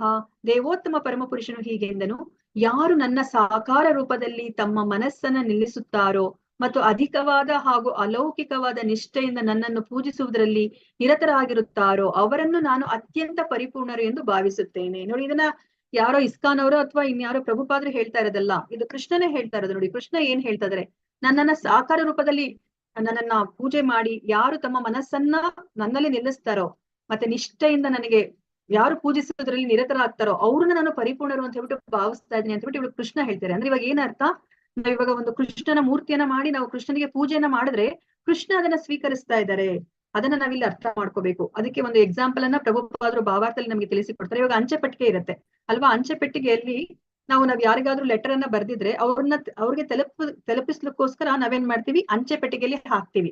ಅವಾಗ ಏನಾಗುತ್ತೆ, ಅದು ಯಾರಿಗೆ ತಲುಪಬೇಕೋ ಅವ್ರಿಗೆ ಹೋಗಿ ತಲುಪುತ್ತೆ ಅಲ್ವಾ? ಅದೇ ಅಕಸ್ಮಾತ್ ನಾವೇನಾದ್ರೂ ನೋಡ್ಲಿಕ್ಕೆ ಅಂಚೆ ಪೆಟ್ಟಿಗೆ ತರ ಇರುತ್ತೆ ಅಥವಾ ಅಂಚೆ ಇಲಾಖೆಯಿಂದ ಅಧಿಕೃತ ಪಡೆದಿರಲ್ಲ, ಅಲ್ಲಿ ಹೋಗಿ ನಾವು ಏನಾದ್ರೂ ನಮ್ಮ ಪೋಸ್ಟ್ ಅನ್ನ ಹಾಕಿದ್ರೆ ಅದು ಯಾರಿಗೆ ತಲುಪಬೇಕೋ ಅವ್ರಿಗೆ ತಲುಪೋದಿಲ್ಲ ಅಲ್ವಾ? ಸೊ ಇವಾಗ ಕೃಷ್ಣನೇ ಹೇಳ್ತಾ ಇದಾರೆ, ಅಧಿಕೃತವಾಗಿ ಹೇಳ್ತಾ ಇದ್ದಾರೆ, ನೀವು ನನಗೆ ಆ ಸಾಕಾರ ರೂಪದಲ್ಲಿ ಪೂಜೆ ಮಾಡಿ ಅದನ್ನ ನಾನು ಸ್ವೀಕರಿಸ್ತೀನಿ ಅಂತ ಹೇಳ್ಬಿಟ್ಟು. ಇವಾಗ ನಮ್ಗೆ 9ನೇ ಅಧ್ಯಾಯದಲ್ಲಿ ಕೃಷ್ಣ ಹೇಳಿದ್ರು ಅಲ್ವಾ, ಪತ್ರಂ ಪುಷ್ಪಂ ಫಲಂ ತೋಯಂ ಯೋಮೇ ಭಕ್ತಿಯ ಪ್ರಯಚ್ಯತಿ ತದಹಂ ಭಕ್ತಿ ಉಪರತಂ ಅಶ್ನಾಮಿ ಪ್ರಯತ್ನಾತ್ಮನಃ ಅಂತ ಹೇಳಿದ್ರು ಅಲ್ವಾ. ನಾನು ಅದನ್ನ ಸ್ವೀಕರಿಸ್ತೀನಿ. ನೀವು ಒಂದು ಎಲೆ, ಒಂದು ಹೂವ, ಒಂದು ಹಣ್ಣು, ಒಂದ್ ಸ್ವಲ್ಪ ನೀರನ್ನ ನೀವು ಭಕ್ತಿ ಪ್ರೀತಿಯಿಂದ ಅರ್ಪಿಸಿದ್ರೆ ನಾನು ಅದನ್ನ ಸ್ವೀಕರಿಸ್ತೀನಿ ಅಂತ ಹೇಳಿದ್ರು ಅಲ್ವಾ. ಅಂದ್ರೆ ಅವರು ಅಧಿಕೃತವಾಗಿ ಅದು ಬಂದಿರೋದು. ಇವಾಗ ನಾವು ನಮ್ಮ ಇಮ್ಯಾಜಿನೇಷನ್ ಇಂದ ಮಾಡ್ತಾ ಇಲ್ಲ, ನಾವು ನಮ್ಗೆ ಇಷ್ಟ ಬಂದಂಗೆ ನಾವು ಹೆಂಗೋ ಪೂಜೆ ಮಾಡ್ತಾ ಇಲ್ಲ. ಕೃಷ್ಣ ಏನ್ ಹೇಳಿದಾರೋ ಅದಕ್ಕೆ ಆ ರೀತಿಯಲ್ಲಿ ನಾವು ಪೂಜೆ ಮಾಡ್ತಾ ಇದೀವಿ ಅಲ್ವಾ.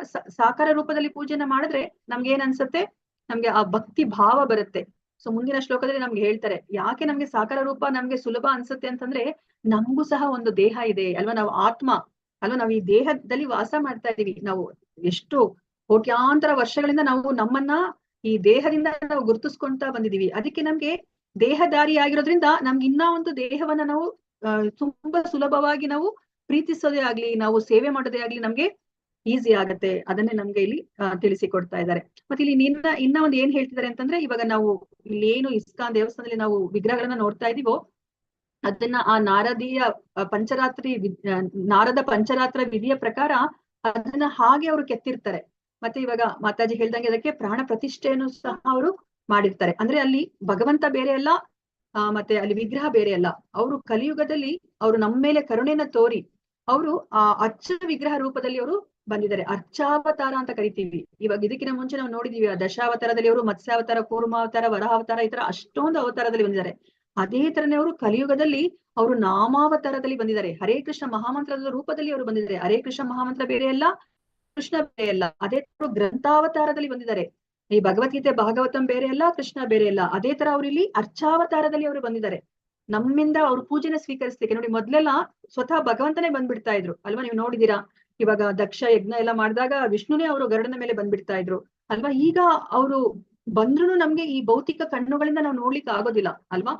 ನಮ್ಗೆ ಏನು ಬ್ರಹ್ಮ ಸಮಿತಿಯಲ್ಲಿ ಹೇಳ್ತಾರೆ, ಪ್ರೇಮಾಂಜನ ಚುರಿತ ಭಕ್ತಿ ವಿಲೋಚನೇನ ಅಲ್ವಾ? ನಾವು ಆ ಪ್ರೇಮ ಅನ್ನೋ ಒಂದು ಅಂಜನವನ್ನ ಹಾಕೊಂಡು ನೋಡಿದ್ರೆ ಅಷ್ಟೇ ಭಗವಂತನ ನಾವು ಕಾಣ್ಲಿಕ್ಕೆ ಸಾಧ್ಯ ಆಗತ್ತೆ ಅಲ್ವಾ? ನಮ್ಮ ಈ ಭೌತಿಕ ಕಣ್ಣುಗಳಿಂದ ನೋಡ್ಲಿಕ್ಕೆ ಸಾಧ್ಯ ಆಗೋದಿಲ್ಲ. ಅದಕ್ಕೋಸ್ಕರನೇ ಭಗವಂತ ನಮ್ಮ ಮೇಲೆ ಕರುಣೆಯನ್ನ ತೋರಿ ಅವರು ಈ ಅರ್ಚ ವಿಗ್ರಹದಲ್ಲಿ ಬಂದಿದ್ದಾರೆ. ಅಂದ್ರೆ ಅದನ್ನ ನಾವು ಏನು ಒಂದು ಚಿತ್ರಪಟದ ರೂಪದಲ್ಲಿ ಇರ್ಬೋದು, ಅಥವಾ ಒಂದು ಮೆಟಲ್ ಇರ್ಬೋದು, ಒಂದು ಮಣ್ಣಿನಿಂದ ಮಾಡಿರ್ಬೋದು, ಅಥವಾ ಕಲ್ಲಿನಿಂದ ಮಾಡಿರ್ಬೋದು, ಮರದಿಂದ ಮಾಡಿರ್ಬೋದು. ಈ ತರ ಯಾವುದೇ ಒಂದು ವಸ್ತುಗಳಿಂದ ಮಾಡಿದ್ರು ಸಹ ಭಗವಂತ ಅದರಲ್ಲಿ ಇರ್ತಾರೆ. ಸೊ ಭಗವಂತ ಬೇರೆ ಅಲ್ಲ, ಮತ್ತೆ ನಾವೇನು ವಿಗ್ರಹ ಅಂತ ನಾವು ಕರಿತೀವೋ ಅದು ಬೇರೆ ಅಲ್ಲ. ಸೊ ಅದಕ್ಕೋಸ್ಕರ ಭಗವಂತ ನಮ್ಮ ಮೇಲೆ ಕರುಣೆನ ತೋರಿ ಅವರು ಅರ್ಚಾ ಅವತಾರದಲ್ಲಿ ನಮ್ಮ ಪೂಜೆನ ಅವ್ರು ಸ್ವೀಕರಿಸಿದ್ದಾರೆ ಅಲ್ವಾ? ನಾವು ಇದಕ್ಕಿಂತ ಮುಂಚೆ ತಿಳ್ಕೊಂಡ್ರ ಹಾಗೇನೆ ಭಗವಂತ ಇಡೀ ಸೃಷ್ಟಿಯ ಒಡೆಯ.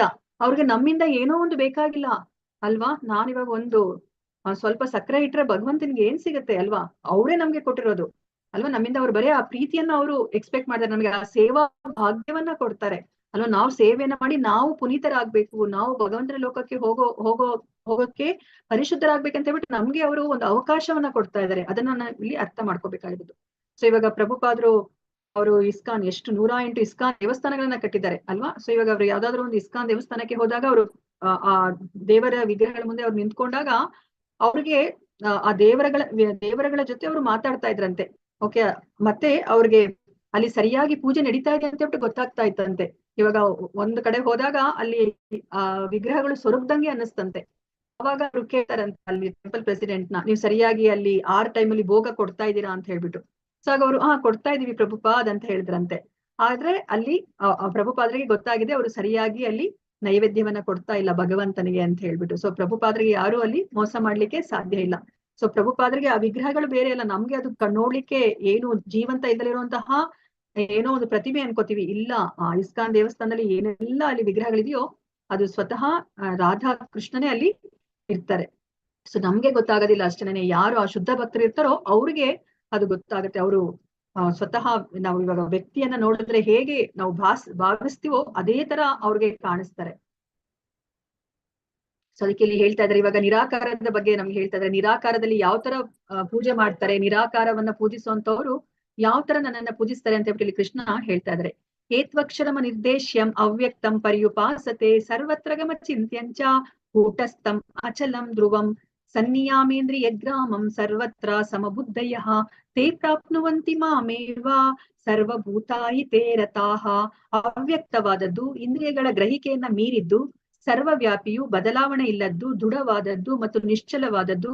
ಇದು ಪರಮ ಸತ್ಯದ ನಿರಾಕಾರ ಪರಿಕಲ್ಪನೆ. ನೋಡಿ, ನಿರಾಕಾರದ ಪರಿಕಲ್ಪನೆ ಹೇಗಿರುತ್ತೆ. ಇವಾಗ ನಿರಾಕಾರದ ಮೇಲೆ ಈಗ ಹೋಗಿ ಎಷ್ಟೊಂದ್ ಜನ ಧ್ಯಾನವನ್ನ ಮಾಡ್ತಾರೆ ಅಲ್ವಾ?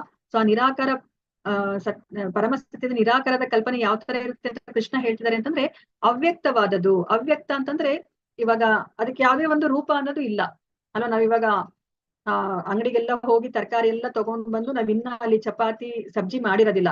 ಅದಕ್ಕಿಂತ ಮುಂಚೆ ಎಲ್ಲ ಹಿಟ್ಟು ಅವೆಲ್ಲನೂ ಒಂದು ನಿರಾಕಾರ ರೂಪದಲ್ಲಿ ಇರುತ್ತೆ, ಅಂದ್ರೆ ಅವ್ಯಕ್ತ ರೂಪದಲ್ಲಿ ಇರುತ್ತೆ.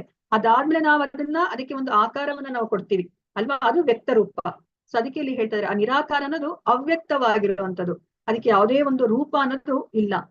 ಮತ್ತೆ ಇಂದ್ರಿಯಗಳ ಗ್ರಹಿಕೆಯನ್ನ ಮೀರಿದ್ದು ಅಲ್ವಾ? ನಮ್ಗೆ ಅದನ್ನ ಅರ್ಥ ಮಾಡ್ಕೊಳ್ಲಿಕ್ಕೆ ಸಾಧ್ಯನೇ ಇಲ್ಲ ನಮ್ಮ ಇಂದ್ರಿಯಗಳಿಗೆ ಅಲ್ವಾ? ಮತ್ತೆ ಸರ್ವವ್ಯಾಪಿ, ಅದು ಎಲ್ಲ ಕಡೆ ಇದೆ, ಮತ್ತೆ ಅದಕ್ಕೆ ಯಾವುದೇ ಒಂದು ಬದಲಾವಣೆ ಇಲ್ಲ, ಮತ್ತೆ ದೃಢವಾದದ್ದು ಮತ್ತೆ ನಿಶ್ಚಲವಾದದ್ದು ಅಂತ ಹೇಳ್ಬಿಟ್ಟು ಆ ನಿರಾಕಾರವನ್ನ ಅವರು, ನಿರಾಕಾರ ಪರಿಕಲ್ಪನೆನ ಅವರು ಹೇಳ್ತಾ ಇದ್ದಾರೆ. ಇದನ್ನು ಎಲ್ಲಾ ಇಂದ್ರಿಯಗಳನ್ನು ನಿಯಂತ್ರಿಸಿ ಎಲ್ಲಾ ಜೀವಿಗಳ ಹಿತವನ್ನ ಬಯಸುತ್ತಾ ಸಂಪೂರ್ಣವಾಗಿ ಪೂಜಿಸುವವರು ಕಡೆಗೆ ನನ್ನನ್ನು ಸೇರುತ್ತಾರೆ ಅಂತ ಹೇಳ್ತಾ ಇದ್ದಾರೆ. ಸೊ ಇವಾಗ ಇದ್ರ ಮೇಲೆ ಯಾರಾದ್ರೂ ಧ್ಯಾನ ಮಾಡ್ಬೇಕು ಅಂತಂದ್ರೆ ಅವರ ಇಂದ್ರಿಯಗಳನ್ನೆಲ್ಲ ನೋಡಿ ಅವರು ನಿಯಂತ್ರಿಸ್ಬೇಕಾಗತ್ತೆ. ಆದ್ರೆ ನಾವಿವಾಗ ಆ ಮೂರ್ತಿಗೆ ಪೂಜೆ ಮಾಡ್ಬೇಕಾದ್ರೆ ನಾವ್ ಎಲ್ಲ ಇಂದ್ರಿಯಗಳನ್ನ ಉಪಯೋಗಿಸ್ತಾ ಇದೀವಿ ಅಲ್ವಾ? ನಮ್ಮ ಕಣ್ಣು, ಕೈ, ಕಾಲುಗಳು, ಮನಸ್ಸು, ಬುದ್ಧಿ, ಈ ಕಿವಿ, ನಾಲಿಗೆ ಎಲ್ಲವನ್ನ ಉಪಯೋಗಿಸಿ ನಾವು ಆ ಸಾಕಾರ ರೂಪಕ್ಕೆ ಪೂಜೆ ಮಾಡ್ತಾ ಇದೀವಿ. ಆದ್ರೆ ಇಲ್ಲಿ ನಿರಾಕಾರದ ಪರಿಕಲ್ಪನೆ ಇಟ್ಕೊಂಡು ನಾವು ಪೂಜೆನ ಮಾಡ್ಬೇಕಂದ್ರೆ ನಮ್ಮೆಲ್ಲ ಇಂದ್ರಿಯಗಳನ್ನ ನಾವು ನಿಯಂತ್ರಿಸ್ಬೇಕು ಅಲ್ವಾ?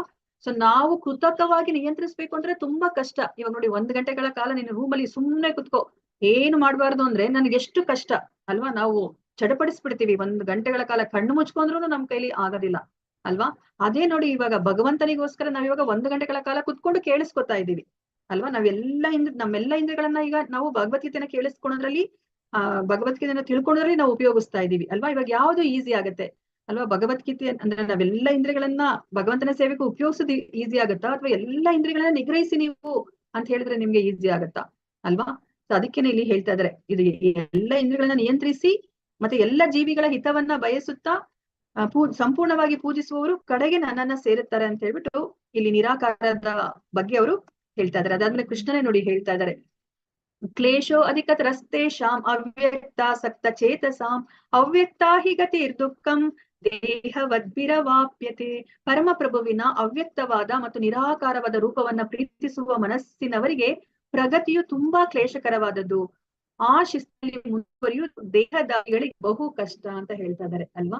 ಸೊ ನಾವೊಂದು ದೇಹವನ್ನ ಇಟ್ಕೊಂಡು ನಾವು ನಿರಾಕಾರದ ಕಲ್ಪನೆಯನ್ನ ಮಾಡ್ಕೊಂಡು ಪೂಜೆನ ಮಾಡೋದು ತುಂಬಾ ಕಷ್ಟ, ದೇಹದಾರಿಗಳಿಗೆ ತುಂಬಾ ಕಷ್ಟ ಅಂತ ಹೇಳ್ಬಿಟ್ಟು ಕೃಷ್ಣ ಇಲ್ಲಿ ಹೇಳ್ತಾ ಇದ್ದಾರೆ. ಆದ್ರೆ ಅವ್ರನ್ನು ಸಹ ಭಗವಂತನನ್ನ ಅವರು ತಲುಪಬಹುದು, ಆದ್ರೆ ಅದು ಪರಿಪೂರ್ಣವಾದ ಗುರಿ ಇರೋದಿಲ್ಲ.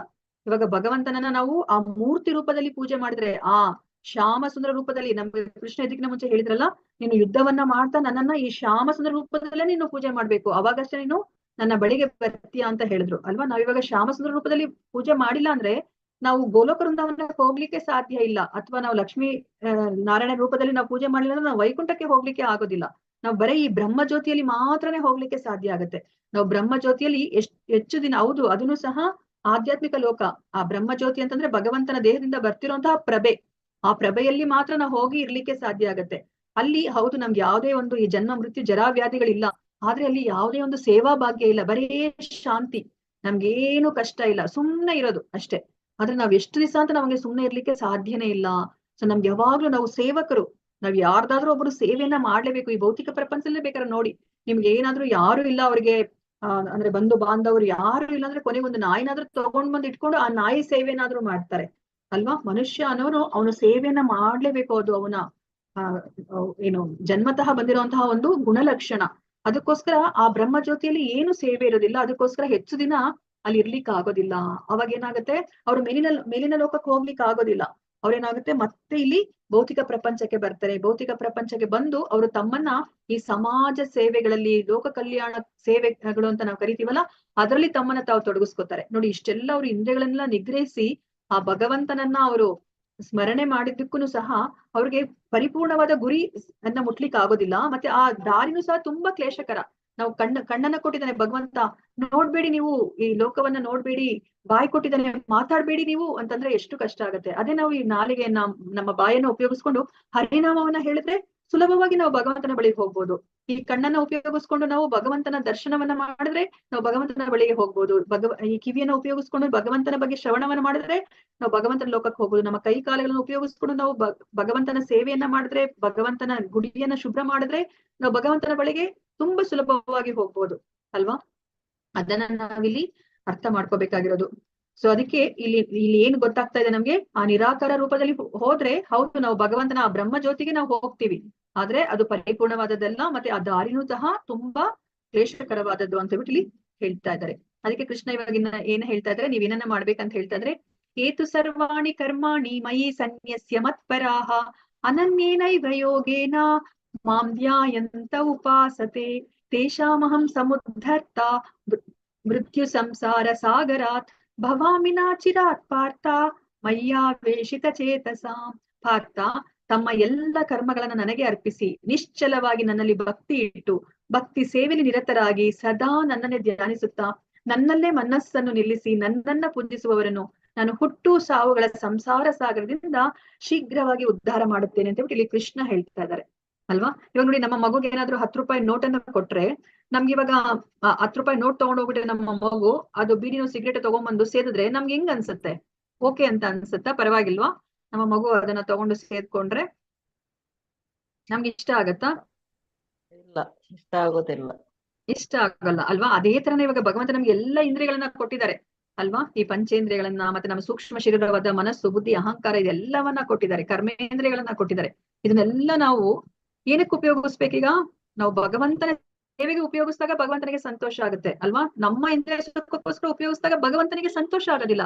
ಅಯ್ಯೋ, ಇವ್ರು ಇನ್ನ ಮತ್ತೆ ಕರ್ಮ ಬಂಧನದಲ್ಲಿ ಸಿಕ್ಕಾಕೋತಾ ಇದಾರಲ್ಲ ಅಂತ ಹೇಳ್ಬಿಟ್ಟು ಅವರು ನೊಂದ್ಕೊಳ್ತಾರೆ. ನನ್ನ ಬಳಿಗೆ ಬರ್ಲಿಕ್ಕೆ ಇನ್ನ ಅವ್ರು ತಡ ಮಾಡ್ತಾ ಇದಾರಲ್ವಾ, ತಮ್ಮನ್ನ ಈ ಚಕ್ರದಲ್ಲಿ ಸಿಕ್ಕಾಕಿಸ್ಕೊತಾ ಇದ್ರಲ್ಲ ಅಂತ ಹೇಳ್ಬಿಟ್ಟು ಅವ್ರು ನೊಂದ್ಕೋತಾರೆ. ಇವಾಗ ನಾವ್ ಹೇಗೆ ನಮ್ಮ ಮಕ್ಕಳು ನಾವು ಕೊಟ್ಟಿರೋ ಒಂದು 10 ರೂಪಾಯಿನ ಸದ್ವಿನಿಯೋಗ ಮಾಡ್ಕೊಂಡ್ರೆ ಇದ್ದಾಗ ಎಷ್ಟು ನಮ್ಗೆ ಬೇಜಾರಾಗುತ್ತೋ ಹಾಗೆ ಭಗವಂತನಿಗೆ ಬೇಜಾರಾಗುತ್ತೆ ನೋಡಿ. ಇವಾಗ ಅದಕ್ಕೆ ಕೃಷ್ಣ ಏನ್ ಹೇಳ್ತಾ ಇದಾರೆ, ಎಲ್ಲ ಕರ್ಮಗಳನ್ನ ನನಗೆ ಅರ್ಪಿಸಿ, ಮತ್ತೆ ನಿಶ್ಚಲವಾಗಿ ನನ್ನಲ್ಲೇ ಭಕ್ತಿ ಇಡಿ ಅಲ್ವಾ? ನಿಮ್ಗೆ ಇವಾಗ ಈ ಭೌತಿಕ ಪ್ರಪಂಚವನ್ನ ಸೃಷ್ಟಿ ಮಾಡೋದೇ ದುಃಖಾಲಯಂ ಅಶಾಶ್ವತಂ. ಅವಾಗ ನಮ್ಗೇನ್ ಅನ್ಸುತ್ತೆ, ಕೃಷ್ಣನ ಭಕ್ತಿಯನ್ನ ಮಾಡ್ತಾ ಇದೀನಿ, ಆದ್ರೆ ನೋಡಿದ್ರೆ ಇಲ್ಲಿ ಏನೋ ಕಷ್ಟ ಬರ್ತಿದ್ಯಲ್ಲ, ಕೃಷ್ಣನ್ ಭಕ್ತಿ ಮಾಡೋದಕ್ಕೆ ಈ ಕಷ್ಟ ಅಂತ ಹೇಳ್ಬಿಟ್ಟು ನಾವೇನ್ ಮಾಡ್ತೀವಿ, ಅಯ್ಯೋ ಆ ದೇವತಾ ಆರಾಧನೆ ಮಾಡ್ಕೊಂಡಿದ್ರೇನೆ ಚೆನ್ನಾಗಿರ್ತಿತ್ತು ಅಂತ ಹೇಳ್ಬಿಟ್ಟು ನಾವೇನ್ ಮಾಡ್ತೀವಿ, ಬದಲಾವಣೆ ಆಗ್ಬಿಡ್ತೀವಿ. ಆದ್ರೆ ಕೃಷ್ಣ ಏನೇ ಹೇಳ್ತಾರೆ, ಇಲ್ಲ, ನಿಶ್ಚಲವಾಗಿ ನೀವು ನನ್ನಲ್ಲಿ ಭಕ್ತಿಯನ್ನ ಇಡಿ, ಭಕ್ತಿ ಸೇವೆಯಲ್ಲಿ ನಿರತರಾಗಿ ನನ್ನನ್ನೇ ಧ್ಯಾನ ಮಾಡಿ, ನೀವು ನನ್ನಲ್ಲೇ ನೀವು ಮನಸ್ಸನ್ನ ನಿಲ್ಲಿಸಿ ನನ್ಗೆ ಪೂಜೆ ಮಾಡಿ, ಅವಾಗ ನಾನೇನ್ ಮಾಡ್ತೀನಿ, ನಾನೇ ಸ್ವತಃ ಬರ್ತೀನಿ ಅಂತ ಹೇಳ್ತಾ ಇದಾರೆ ಕೃಷ್ಣ. ಅವರೇನೆ ಗರುಡನ ಮೇಲೆ ಬಂದು ನಮ್ಮನ್ನ ಈ ಭವ ಸಾಗರದಿಂದ ಅವ್ರು ಮೇಲೆತ್ತಾರೆ, ಅವ್ರು ಪಾರ್ ಮಾಡ್ತಾರೆ ಅಲ್ವಾ? ಈ ಸಮುದ್ರ ಅಲ್ವಾ, ನಮ್ಮ ಈ ಭೌತಿಕ ಪ್ರಪಂಚವನ್ನ ಸಮುದ್ರಕ್ಕೆ ಹೋಲಿಸ್ತಾ ಇದ್ದಾರೆ. ಭವ ಸಾಗರ ಅಂತ ಅದಕ್ಕೆ ನಾವು ಕರೆಯೋದು. ಈ ಸಾಗರವನ್ನ ಯಾರು ಈಜಿ ಆ ದಡಕ್ಕೆ ಹೋಗಿ ಮುಟ್ಲಿಕ್ಕೆ ಸಾಧ್ಯ ಇಲ್ಲ ಅಲ್ವಾ? ನಾವಿವಾಗ ಎಷ್ಟೇ ಈಜುಗಾರನಾದ್ರೂ ಸಹ ಒಲಿಂಪಿಕ್ಸ್ ಅಲ್ಲಿ ಮೆಡಲ್ ಅನ್ನ ಪಡೆದಿದ್ರು ಅವನು ಆ ಸಮುದ್ರದ ಒಂದು ದಡದಿಂದ ಇನ್ನೊಂದು ದಡಕ್ಕೆ ಹೋಗ್ಲಿಕ್ಕೆ ಸಾಧ್ಯ ಇಲ್ಲ. ಒಂದು ದೋಣಿಯ ಸಹಾಯ ಏನಾದ್ರೂ ಅವನಿಗೆ ಬೇಕಾಗತ್ತೆ ಅಲ್ವಾ? ಅದೇ ತರ ನಾವು ಈ ಭವಸಾಗರದಿಂದ ನಾವು ಪಾರಾಗ್ಬೇಕು ಅಂತಂದ್ರೆ ಭಗವಂತನೇ ಸ್ವತಃ ಅವರು ನಮ್ಮನ್ನ ಬಂದು ಅವರು ಪಾರ್ ಮಾಡ್ಬೇಕಾಗತ್ತೆ. ಅದಕ್ಕೆ ಇಲ್ಲಿ ಕೃಷ್ಣ ಹೇಳ್ತಾ ಇದ್ದಾರೆ, ನೀವ್ ಈ ತರ ನನಗೆ ಭಕ್ತಿಯನ್ನ ಮಾಡಿದ್ರೆ ಅನವರತ ನನ್ನನ್ನೇ ನಿಮ್ಮ ಜೀವನದ ಪರಮ ಗುರಿಯಾಗಿ ಇಟ್ಕೊಂಡು ಸದಾ ಅನವರತ ನೀವು ನನ್ನಲ್ಲೇನೆ ನಿಶ್ಚಲವಾದ ಭಕ್ತಿಯನ್ನ ಇಟ್ಕೊಂಡ್ರೆ ನಾನು ನಿಮ್ಮನ್ನ ಈ ಭವಸಾಗರದಿಂದ ನಾನು ಪಾರ್ ಮಾಡ್ತೀನಿ ಅಂತ ಹೇಳ್ಬಿಟ್ಟು ಹೇಳ್ತಾ ಇದಾರೆ ಕೃಷ್ಣ. ಇದು ತುಂಬಾ ಮುಖ್ಯವಾಗಿರೋದು ನೋಡಿ. ಕೃಷ್ಣನೇ ಸ್ವತಃ ಬರ್ತಾರೆ ನಮ್ಮನ್ನ ಕರ್ಕೊಂಡು ಹೋಗ್ಲಿಕ್ಕೆ, ಗರುಡನ ಮೇಲೆ ಬರ್ತಾರೆ ಅವರು. ಮತ್ತೆ ಇಲ್ಲಿ ಏನನ್ನ ನಾವು ಅರ್ಥ ಮಾಡ್ಕೋಬೇಕು ಅಂತಂದ್ರೆ, ಇವಾಗ ನಾವು ಕೃಷ್ಣನಿಗೆ ನಾವು ಶರಣಾದ್ರೆ ನಾವ್ ಇದಕ್ಕಿಂತ ಮುಂಚೆ ನಾವು ತಿಳ್ಕೊಂಡಿವಿ ಅಲ್ವಾ, ಯೋಗಕ್ಷೇಮಂ ವಹಾಮ್ಯಹಂ. ಕೃಷ್ಣನೇ ನಮ್ಮ ಯೋಗಕ್ಷೇಮವನ್ನ ಅವರು ನೋಡ್ಕೋತಾರೆ. ನಮ್ಮಲ್ಲಿ ಏನಿದೆಯೋ ಅದನ್ನ ಅವರು ಉಳಿಸ್ತಾರೆ, ಮತ್ತೆ ನಮ್ಗೆ ಏನಿಲ್ವೋ ಅದನ್ನ ಅವರು ನಮ್ಗೆ ಕೊಡ್ತಾರೆ ಅಲ್ವಾ? ಅದೇ ತರ ಇವಾಗ ನಾವಿವಾಗ ಭಗವಂತನಿಗೆ ನಂಬಿದ್ರೆ ಯಾವ ತರ ಇರುತ್ತೆ ಅಂತಂದ್ರೆ, ಅದಕ್ಕೆ ಕ್ಯಾಟ್ ಸ್ಟೈಲ್ ಅಂತ ಹೇಳ್ತಾರೆ. ಅಂದ್ರೆ ಇವಾಗ ಬೆಕ್ಕನ್ನ ನೋಡಿದಿರಿ ಅಲ್ವಾ, ಬೆಕ್ಕು ತನ್ನ ಮರಿಯನ್ನ ಅದೇ ಬಾಯಲ್ಲಿ ಇಟ್ಕೊಂಡು ಅದ್ ಎತ್ಕೊಂಡು ಹೋಗುತ್ತೆ ಅಲ್ವಾ? ಅವಾಗ ಬೆಕ್ಕಿನ ಮರಿಗೆ ಏನೋ ಒಂದು ಆತಂಕ ಇಲ್ಲ, ಯಾಕೆಂತಂದ್ರೆ ಅಮ್ಮನೇ ಅದರ ರಕ್ಷಣೆನ ನೋಡ್ಕೋತಾ ಇದೆ. ಇವಾಗ ಇನ್ನ ಒಂದು ಮಂಕಿ ಸ್ಟೈಲ್ ಅಂದ್ರೆ ಕೋತಿ ಏನ್ ಮಾಡುತ್ತೆ, ಕೋತಿ ಮರಿ ಅದು ಅಮ್ಮನನ್ನ ಗಟ್ಟಿಯಾಗಿ ಹೌಚ್ಕೊಂಡು ಇಟ್ಕೊಂಡಿರುತ್ತೆ. ಅಮ್ಮ ಕೋತಿ ಏನ್ ಮಾಡುತ್ತೆ, ಒಂದು ಮರದಿಂದ ಇನ್ನೊಂದು ಮರಕ್ಕೆ ಅದು ಜಂಪ್ ಮಾಡ್ತಾ ಇರುತ್ತೆ. ಅದಕ್ಕೆ ಅದೆಷ್ಟು ಜೋರಾಗಿ ಜಂಪ್ ಮಾಡುತ್ತೆ ಅಂತಂದ್ರೆ, ಎಷ್ಟೊಂದ್ ಸತಿ ಆ ಮರಿ ಯಾವ್ದು ಅಂಟ್ಕೊಂಡಿರುತ್ತೆ ಅಮ್ಮನನ್ನ ಗಟ್ಟಿಯಾಗಿ ಹೌಚ್ಕೊಂಡು ಇಟ್ಕೊಂಡಿರುತ್ತೋ ಆ ಜೋರಾಗಿ ಜಂಪ್ ಮಾಡಿದಾಗ ಅದು ಎಷ್ಟೊಂದ್ ಸತಿ ಕೆಳಗಡೆ ಬಿದ್ದು ಅದು ಪ್ರಾಣವನ್ನ ಕಳ್ಕೊಂಡಿರುತ್ತೆ ಅಲ್ವಾ? ಅಂದ್ರೆ ಇಲ್ಲಿ ಏನನ್ನ ನಾವ್ ಅರ್ಥ ಮಾಡ್ಕೋಬೇಕು ಅಂತಂದ್ರೆ, ನಾವಿವಾಗ ಭಗವಂತನ ಆ ರಕ್ಷಣೆಗೆ ಬಂದ್ರೆ ಭಗವಂತ ನಮ್ಮನ್ನ ನೋಡ್ಕೋತಾರೆ ನೋಡಿ. ಸ್ವತಃ ಅವರೇ ಬಂದು ನಮ್ಮನ್ನ ಈ ಭವ ಸಾಗರದಿಂದ ಅವರು ಪಾರ್ ಮಾಡ್ತಾ ಇದ್ದಾರೆ. ಅದೇ ನಾವಿವಾಗ ನಾವು ನಮ್ಮ ಏನು ನಮ್ಮ ಸ್ವಪ್ರಯತ್ನದಿಂದ ನಾವು ಏನನ್ನಾದ್ರೂ ನಾವು ಮಾಡ್ಲಿಕ್ಕೆ ಹೋದಾಗ ಆ ಕೋತಿ ಮರಿ ತರ ಅಲ್ವಾ, ನಾವು ಅದ್ರಲ್ಲಿ ನಾವು ಯಶಸ್ಸನ್ನ ಪಡಿದಲೇ ಇರಬಹುದು. ಅದಕ್ಕೋಸ್ಕರ ನಾವು ಭಗವಂತನಿಗೆ ಪರಿಪೂರ್ಣವಾಗಿ ನಾವು ಶರಣಾಗ್ಬೇಕಾಗತ್ತೆ. ನಮ್ಮೆಲ್ಲ ಕರ್ಮಗಳನ್ನ ನಾವು ಭಗವಂತನ ಸಂತೋಷಕ್ಕೋಸ್ಕರನೇ ಮಾಡ್ಬೇಕಂತ ಹೇಳ್ಬಿಟ್ಟು ಇಲ್ಲಿ ಹೇಳ್ತಾ ಇದ್ದಾರೆ.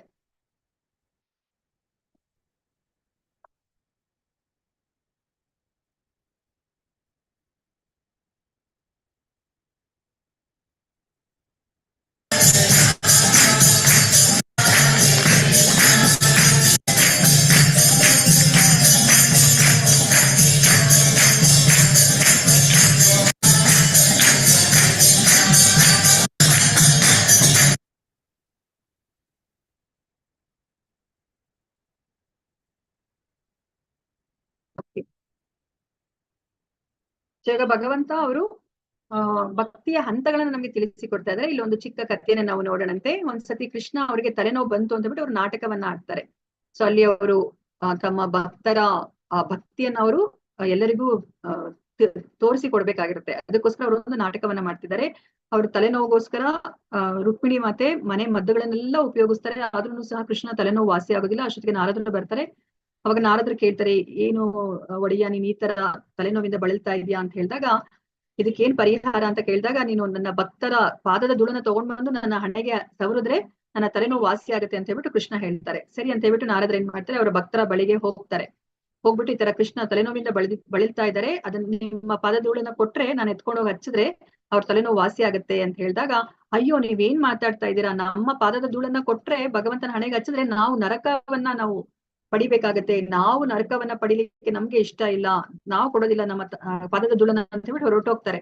ಸೊ ಮತ್ತೆ ಇದೇ ತರ ಎಷ್ಟೊಂದು ಭಕ್ತರನ್ನ ಕೇಳಿದಾಗ ಯಾರು ಕೊಡೋದಿಲ್ಲ, ಅವರು ಬರೇ ಕೈಯಿಂದ ವಾಪಸ್ಸು ಭಗವಂತನಲ್ಲಿಗೆ ಬರ್ತಾರೆ. ಆಗ ಭಗವಂತ ಹೇಳ್ತಾರೆ, ಸರಿ ನೀನ್ ಒಂದ್ ಕೆಲಸ ಮಾಡು, ವೃಂದಾವನಕ್ಕೆ ಹೋಗಿ ಗೋಪಿಕೆಯರನ್ನ ಕೇಳು, ಅವ್ರು ಕೊಡ್ತಾರೆ ಅಂತ ಹೇಳಿದಾಗ, ನಾರದ್ರು ಗೋಪಿಕೆಯರ ಹತ್ರ ಬಂದಾಗ ಗೋಪಿಕೆಯರಿಗೆ ಈ ಮಾತನ್ನ ಕೇಳಿದ ತಕ್ಷಣನೇ ಅವ್ರಿಗೆ ತುಂಬಾನೇ ಅವ್ರಿಗೆ ನೋವಾಗುತ್ತೆ.